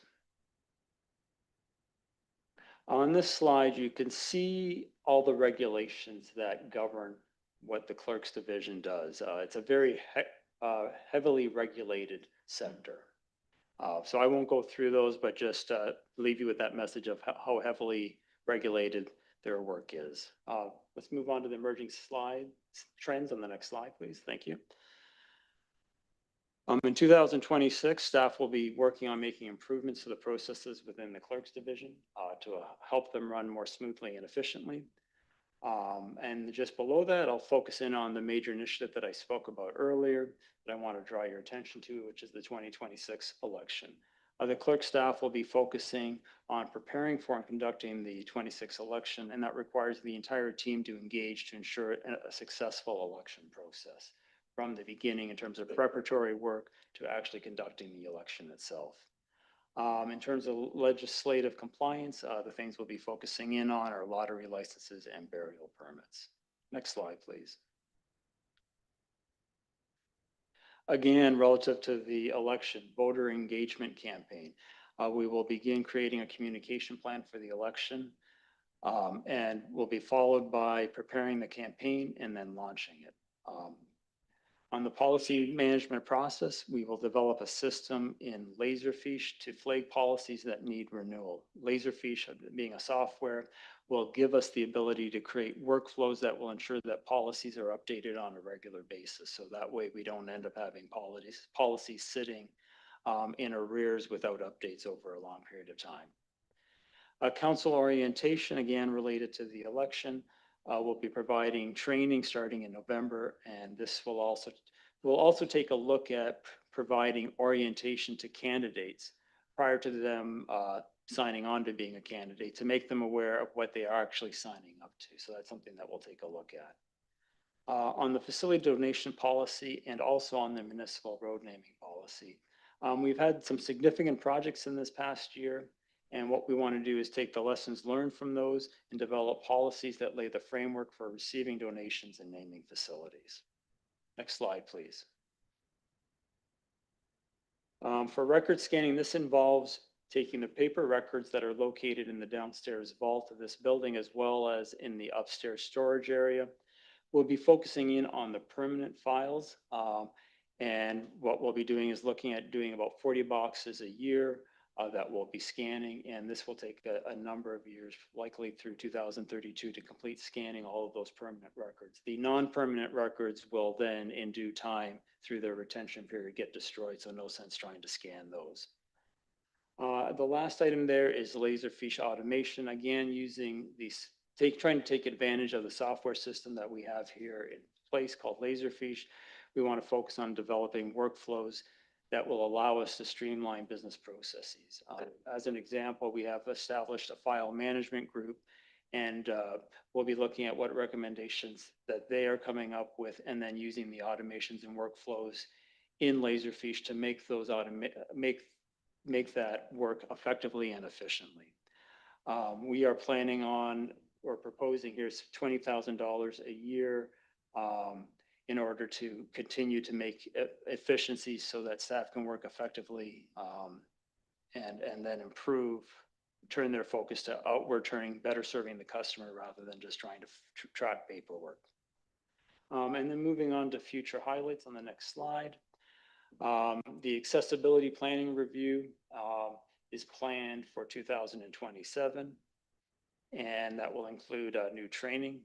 The airport committee, there will be work done also in 27 by community services, and our clerk's division will be supporting the community services department in that work. And lastly, we'll be taking a look at an FOI management platform in 2027.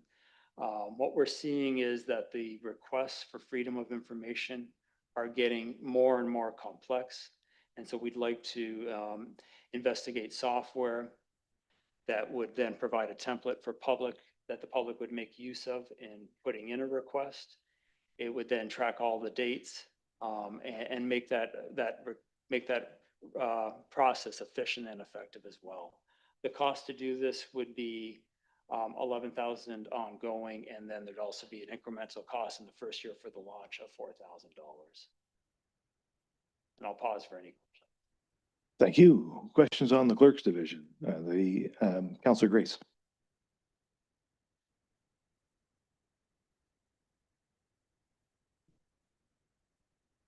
Thank you, Mr. Mayor. Excuse me. And thank you, Jim, for the report. Just a question on the record scanning. I'm not sure if this is still a work in progress. I'm finding it very difficult to access past agendas and minutes on our website. I'm just not sure. I mean, I can, it's almost impossible for me to find them on my own. That is not related to the record scanning, because I think what you're referring to is records or agendas that are already electronic, and we will take that away and see what the issue is and investigate and get that corrected.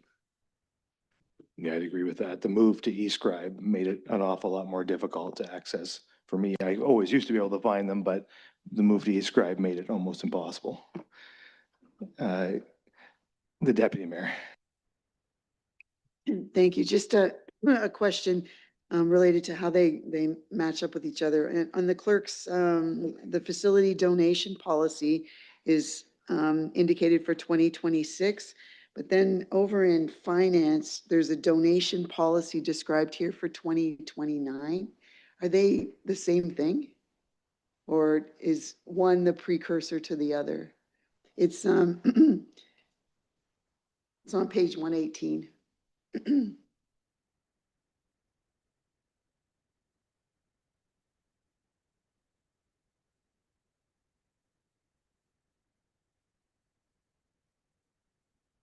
So in the one case, with the clerk's division, we're looking at when we're receiving donations and how does that reflect in recognition? And then later on, we'll be looking at an overall comprehensive policy relative to donations, not just restricted to that. Okay, further questions? I'm just wondering with regard, so we have in the future highlights the airport advisory committee review, which is good. I just wonder, shouldn't we have somewhere in your work plan for the next 10 years, review of the mandates of all of the statutory committees? Yes, we can add that. I think it would be good. It would be nice if you could figure out how to time them to align, to come close to municipal election cycles. But that will be probably impossible for this cycle, but perhaps shortly after this coming set of elections and then thereafter, either just before or just after, probably just after a municipal election would be a good time to review them. Okay, is there anything else? Councillor Stack. Sorry, just a quick question on the records, both the record scanning and the laser fiche optimization, and maybe you noted it, I just wasn't listening close enough. What comprises the 20K spend? Is it just like disposal of the materials and licenses? I'm just curious where that money comes from. In the case of the record scanning, we send the material out to be scanned and destroyed. In the case of the laserfiche optimizations, that is a third-party software company that then provides programming to do the workflows in the laserfiche software to create the automations.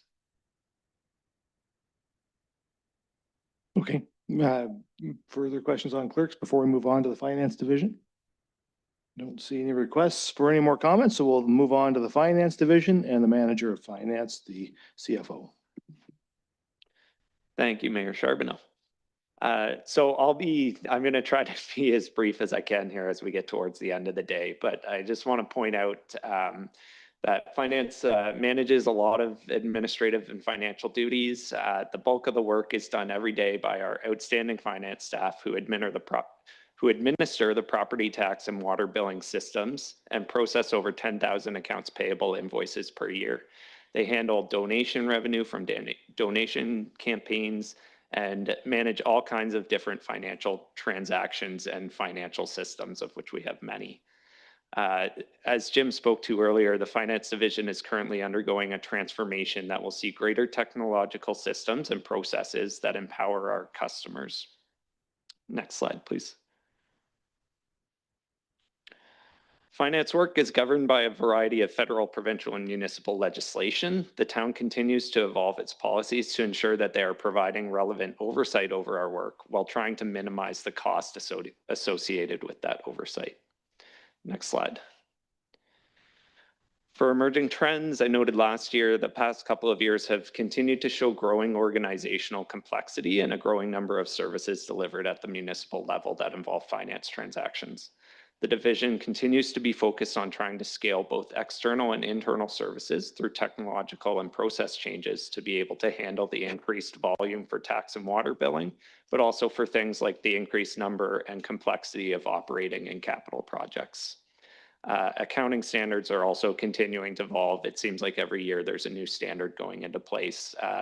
Still managing the asset retirement obligations change from 2023, as well as other standards updates in areas like revenue recognition. Next slide. We'll get to the highlights, the finance highlights, the best highlights. The top priority of the finance team is to accelerate our year-end close and produce financial statements for approval by council by an earlier date. Work is just beginning with our auditors to try to prepare for the 2025 financial audit. Our next item is our goal of transitioning tangible capital asset reporting from our legacy citywide platform to the CityWorks platform that's used for broader asset management activities. This is a multi-year project that involves some policy work in 2026, along with continued work planning with the asset management team. Next up, the Aquatic and Wellness Center remains on here as the final implementation items wrap up. The final debenture will come to council in a couple of weeks, and the project will wrap up in early 2026 when the work is done to put the asset into service from an accounting perspective. Next up is the proposed creation of a risk management policy. This has been identified as an internal need to assist in guiding towards sensible and prudent insurance minimums in different types of agreements. The scope of the policy may also touch on aspects related to overall insurance policies held by the town. The new advanced metering infrastructure and associated water platform continues to evolve into 2026 as the town looks to produce all of its water bills directly from the data in the new electronic platform. This will also involve better integrating the new tools into the daily processes between staff and customers. Next slide. A new development charges background study will be brought forward to council in Q1 2026. The work on this has started already with the final work needed to establish new DC rates happening next year. This item requires a lot of support from the planning team and all departments that help identify their growth-related projects. The 2027 business plan is an annual item that is shown as a division highlight due to the significance of the work involved. Next up, town staff continue to explore the options for a water and property tax portal that would allow customers to view their balance and pay their bills. We are looking at a new ERP system, so we're looking at stopgap options that we can use with our existing system for a couple of years. But the choice may be made to implement a portal after the new ERP system implementation, so that may not be for a couple of years. The next item is allocation procedures, which is a project that will use the town's budgeting software, which is Questica, to allocate administrative and other costs to different service areas of the organization. As an example, this will mean implementing a system that divides IT and finance costs to service areas such as parks, thereby enhancing the visibility into the true costs of services and providing council with more fulsome data. Financial performance monitoring is always an area. We've been working very hard at this for the past couple of years of trying to provide the systems for our internal customers. We're trying to make sure that regular transactions are posted in a more timely manner and aiming to enhance the number of reconciliations that we do mid-year that make the financials, again, more fulsome and more complete. Next slide. The finance division seeks to improve processes related to long-term revenue planning, specifically by working in tandem with the strategic reviews that were presented earlier on Harbor and Tourist Camp. The internal work done on this item will lead to a staff report that summarizes how fees and charges are set for different business areas. So as an example, our water and wastewater rates are set every 5 years in our financial plans. And we want to have that same schedule of an every 5 or 10 year review for different areas of the business. The town implemented a number of new Laserfiche forms in 2025, and the work will continue in 2026 to ensure that forms and workflows related to finance are being managed within Laserfiche in order to create clarity and consistency in our processes. The town continues to use automation and technology in as many processes as possible, and a number of processes will see change in 2026. Last item on this slide is that council has already approved budget related to new purchasing software, and 2026 will see the launch of that new software. The RFP just closed for that, and the preferred solution will be selected shortly. Next slide. Finally, work towards a new financial enterprise resource planning platform. So our main financial system to replace the existing legacy system will continue in 2026. The senior financial process analyst contract position will be vital in moving that work forward. Next slide. So for future year highlights, the town enhanced its citizen engagement in the 2026 business plan process, but we'll be looking at further enhancing the type of feedback that we're getting from residents and how that feedback is presented to council to make sure it's a robust system that's in place. Assigning authority policy is needed to clarify roles and authorities in the areas of banking, payroll, purchasing, and leases. The town's procurement policy was last updated in 2022 and is due for an update in 2027, which could then lead into work on an Indigenous procurement policy. Next slide.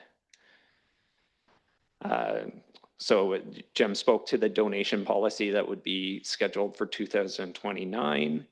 And the final item deals with enhancing the business plan data available to the public through the development of Power Business Intelligence BI reporting. With that, I'm happy to take any questions. Thank you very much. Questions for the treasurer, and we'll start with the vice deputy mayor and then Councillor Helbin.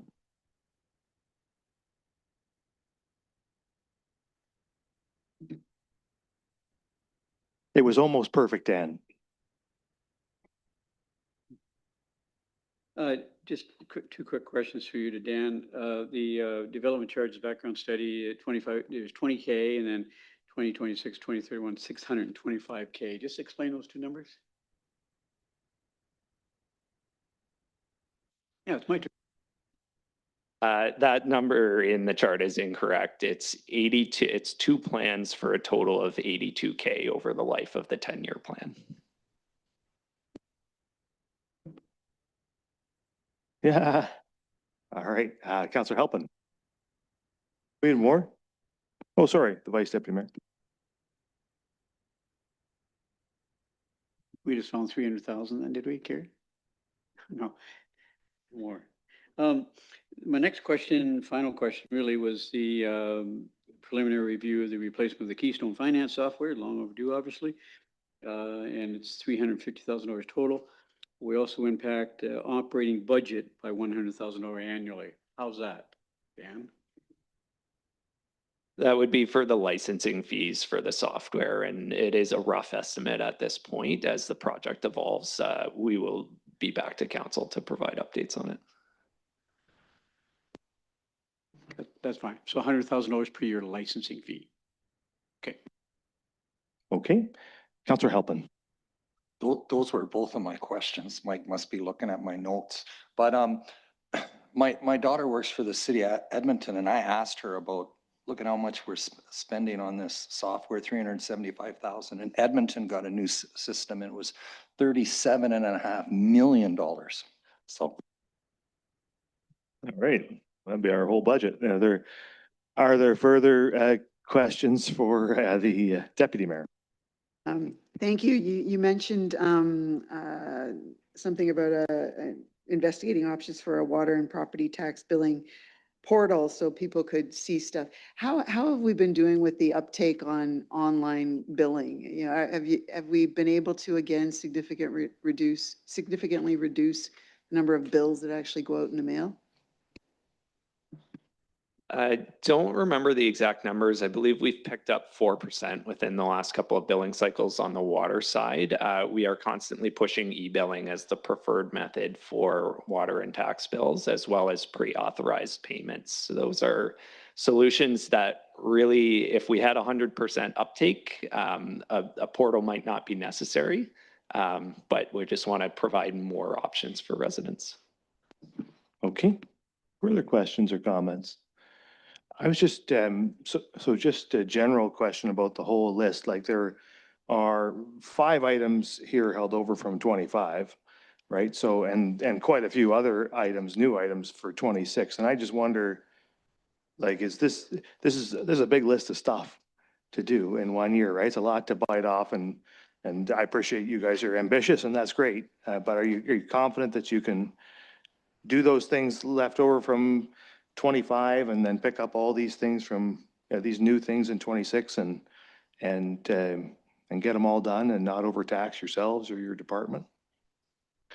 I think that a number of the items in the list are multi-year options and presented as multi-year options. So we want to ensure that they're on the radar and that we are investigating upfront efforts to make sure that we're investigating all options. And I'll use the customer portal as one where the outcome of the 2026 action is just options investigated. It's not a full implementation of a solution. So I think with the staffing plan that's been proposed in the plan, we intend to make it through this list. Some items will be multi-year items though, for sure. All right, good enough for me. Any further questions or comments? If not, then thank you, Dan. We'll go on to the HR division and the manager of human resources. Thank you, Mr. Mayor, and through you. No pressure. We've got 10 minutes. I'll do my best. Okay, so to begin, I would like to reiterate the point made earlier by the Director of Community Services, and that is our staff are most important, and I'm glad that we're ending with that. We have an incredible and dedicated team at the town, and the Human Resources Division is committed to supporting our workforce, ensuring our staff have the resources and assistance necessary to consistently provide high-quality service to the public. The Human Resources Division is responsible for coordinating the strategic staffing priorities set by Council and the administration. The division provides core human resources services, including recruitment, compensation and benefits, payroll, HR information systems, HR policy development and compliance, corporate training and development, health, safety, and wellness aimed at promoting a positive workplace environment that engages staff. Next slide, please. This slide highlights the emerging trends that are anticipated for 2026 for the division. The town aims to strengthen its position as an employer of choice by focusing on improved talent acquisition, retention, compensation, employee recognition, career growth, and succession planning. Efforts to advance diversity, equity, and inclusion are being prioritized to create a more welcoming and innovative workplace. Proactive succession planning is recognized as vital for ensuring leadership continuity and organizational resilience. Human Resources will continue to drive public trust and service excellence by supporting a skilled and adaptable workforce. Additionally, the town is embracing the digitization and automation of HR processes to increase efficiency and accuracy as staffing needs evolve. Next slide, please. The division has 5 highlights for 2026. First is ISO 45001 certification. So the health and safety of our workforce remain our top priority in the town. The ISO 45001 certification is the international standard for health and safety management systems.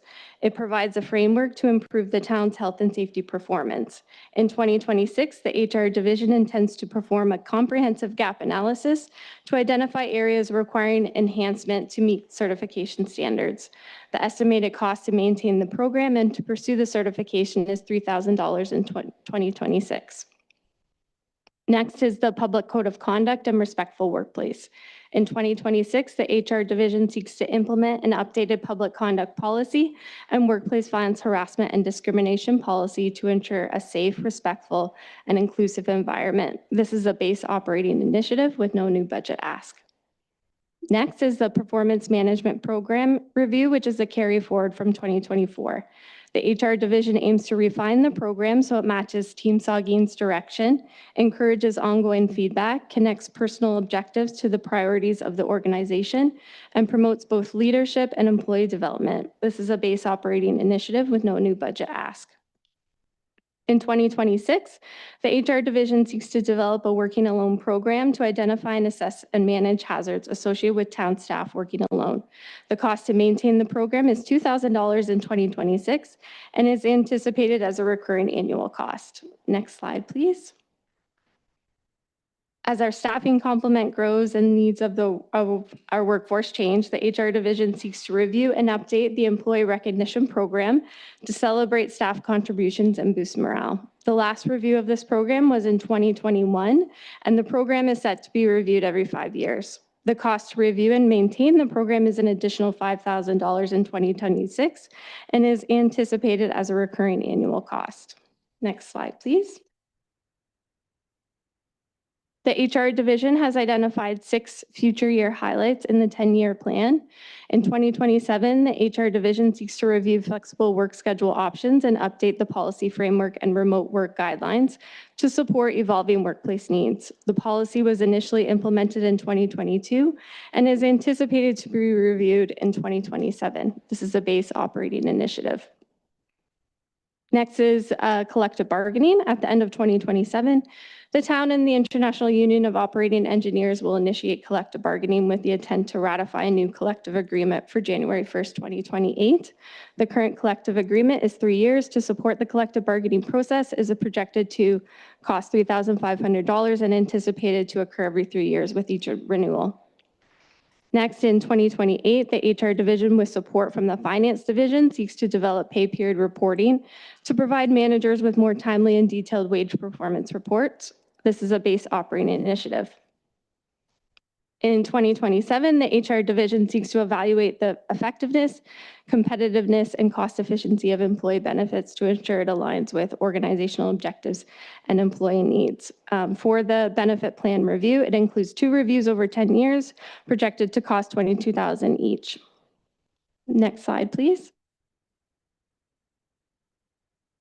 Based on the 2026 gap analysis for the ISO certification, HR will lead the implementation of specific action items for ISO 45001.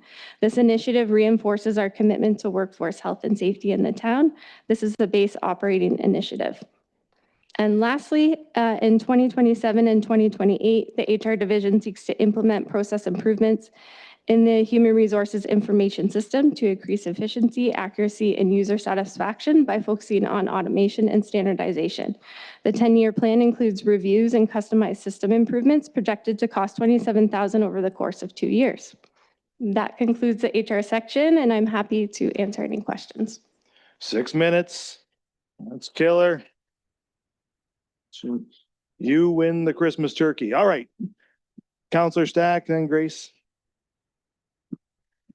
I can't promise I'll be that fast. So just on the ISO 45001, so I think it's great we're doing that. I just had a question on the cost. Is that so? Does it take, so for the term, I think it goes 2026 to 2034. Is that the entire period to do the audit and get the certification? And then after that, we continue to do the gap, we address the gap analysis? Okay, so I'm seeing a nod. So just the public code of conduct, is that similar? Like, I know we've sort of, this kind of leads to my discussion from the other day around decorum. So is it just sort of something we're going to post and say that these are expectations when treating staff and engaging? Is that sort of getting a nod there? Yes. Okay. Just on the employee recognition, just so I'm clear. So we have a 17K base funding to go towards, so it's a 2-part question, to go towards actually providing recognition in the form of, I'm assuming, like, I'm not actually sure which, but gifts and lunches and stuff like that. Is that nodding yes? And then I'm just not, I'm not following what the additional 5K is for. Can you just explain it a bit further? Thank you for the question, and through you, Mr. Mayor. So the recognition covers, we have service recognition, we have a luncheon. We also do, over the holiday time, we have distributions for that. We do an employee appreciation day as well. That covers all of our staff, so not just permanent full-time. As we have talked about previously in the slides, we've seen an increase in our staff complement. So the program was reviewed in 2021, so we've seen an increase in staff. Also, there's additional costs associated with things such as food prices, items such as that we want to expand. This is a simple example, but for we have bereavements, so we make donations or flowers. Currently, it's $50. I don't know where you can find flowers for $50 anymore. So that's just kind of those simple examples that would help covering those costs. So it's more like that 5K is to address the increasing in prices. Okay. And then sort of a related question. I think I know the answer, but just to confirm, the Saugeen Shores Police Service is not included in that employee recognition. Is that correct? Okay. The, Thank you for the question, and through you, Mr. Mayor, they are included in the recognition. Sorry, so then are they, so the reason I'm asking is kind of a side point, but it's going to come up. So are they, are we sure that we're including them in all the employee recognition events? They are included, so they're part of our service recognition, the holiday December. We do have various events that we may do for specific departments or staff, but police are included, yes. Okay, so maybe we can have an offline, well, I think the deputy mayor may have a comment, so maybe I'll pause on that because I have one more comment. So on the benefits review, I guess a couple of questions. So are we including costing and comparisons with others, like sort of similarly situated municipalities? I'm seeing a nod. And then this is just a general question. Do we provide post-retirement benefits as part of the retirement package?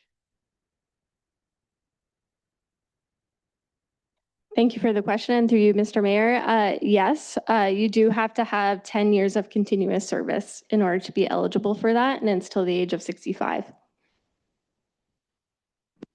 Sorry, the benefits are till the age of 65 because in the province. Okay. Okay, thank you.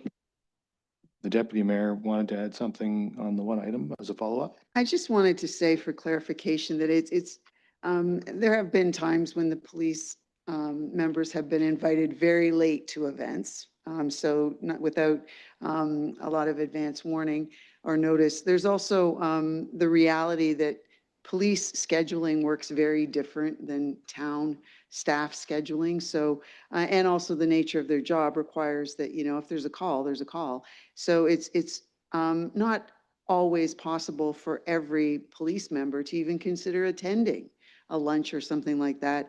And, you know, some of the, so I don't think that that's fair to say that they're included because it's not the same opportunity to participate. And definitely there have been instances where invitations have been issued immediately before events. That's all I wanted to say. Okay, thank you. So I got Councillor Grace and then Halpin. Thank you, Mr. Mayor, and through you, and thank you, Lindsay. Just going back to the employee recognition program, just so I'm clear, the $5,000 for the review and update, that's not an annual review and update, is it? It would be an additional annual recurring cost, yes. Okay, well, I'm opposed to it being annual, sorry. The CIO will speak to it. Just to provide some clarity, I think that Lindsay is going to be doing two things in 2026. One of the things she's going to be doing is taking a review of the employee recognition program. That's something that we do internally. That's a staff cost to undertake the review. What Lindsay was speaking to is that we're requesting a $5,000 increase to the employee recognition program, and she outlined a number of places where cost of living is impacting the way that we're able to deliver the recognition. So the 5,000 is an ongoing request in order to compensate for what we're seeing. We're not able to do what we used to be able to do with $17,000. Okay, Councillor Halpin. Thank you, Mayor, and through you. So we're spending 111,000 on growing people and now another 17 plus 5 on employee recognition. That be correct? The CIO. We're spending what you said on the growing people section, and the request is for an additional 5 in employee recognition. Yes. Thank you. And for the no, I flipped my page for the staff. I'm sorry, for the benefits, the benefit plan review. Isn't that something we could do in-house if we're just comparing? Like, do we have to hire a consultant to see if we're giving good enough benefits to people? The manager. Thank you for the question and through you, Mr. Mayor. I equate it similar to the compensation review. It does take a number of resources of staff time. I think there's an element of what we can do, but what we're also looking for is that specialty experience of where they can assess trends and what's needed, and also find additional potential cost efficiencies that we cannot do at our level here at the town. Okay, the Vice Deputy Mayor. Very quick question, union negotiations, $11,000, $2,500 a year, just quickly, why the 11 grand? So that's over the 10 years. So it would just be the initial more administrative fees. So as an example, if we need to reserve any rooms to conduct outside of the town, or we also do printing of booklets, and there's just administrative components to going through that collective bargaining process. Okay, anything further on the Human Resources Division? I don't see anything, so quickly to wrap up, the director, you have final comments on the overall corporate services budget? Thank you, Mr. Mayor. Starting with the IT division, you see a cost increase of 176,000. Division highlights that were presented by Darren today add up to $74,000. We have IT-related costs transferred from other departments were for IT software, and that adds up to 57,000. Inflation's another 51,000. On the clerk side, a $197,000 increase. The bulk of that is related to the election of $129,000. We have some small adjustments in animal control and in council that are predominantly inflation related. In finance, a $480,000 increase. On the next slide, please. The division highlights that we outlined are 429,000 of that.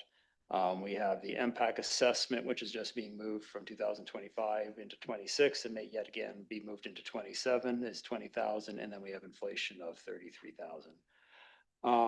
The corporate line is a increase of $9,000, which may yet change, but that was based on the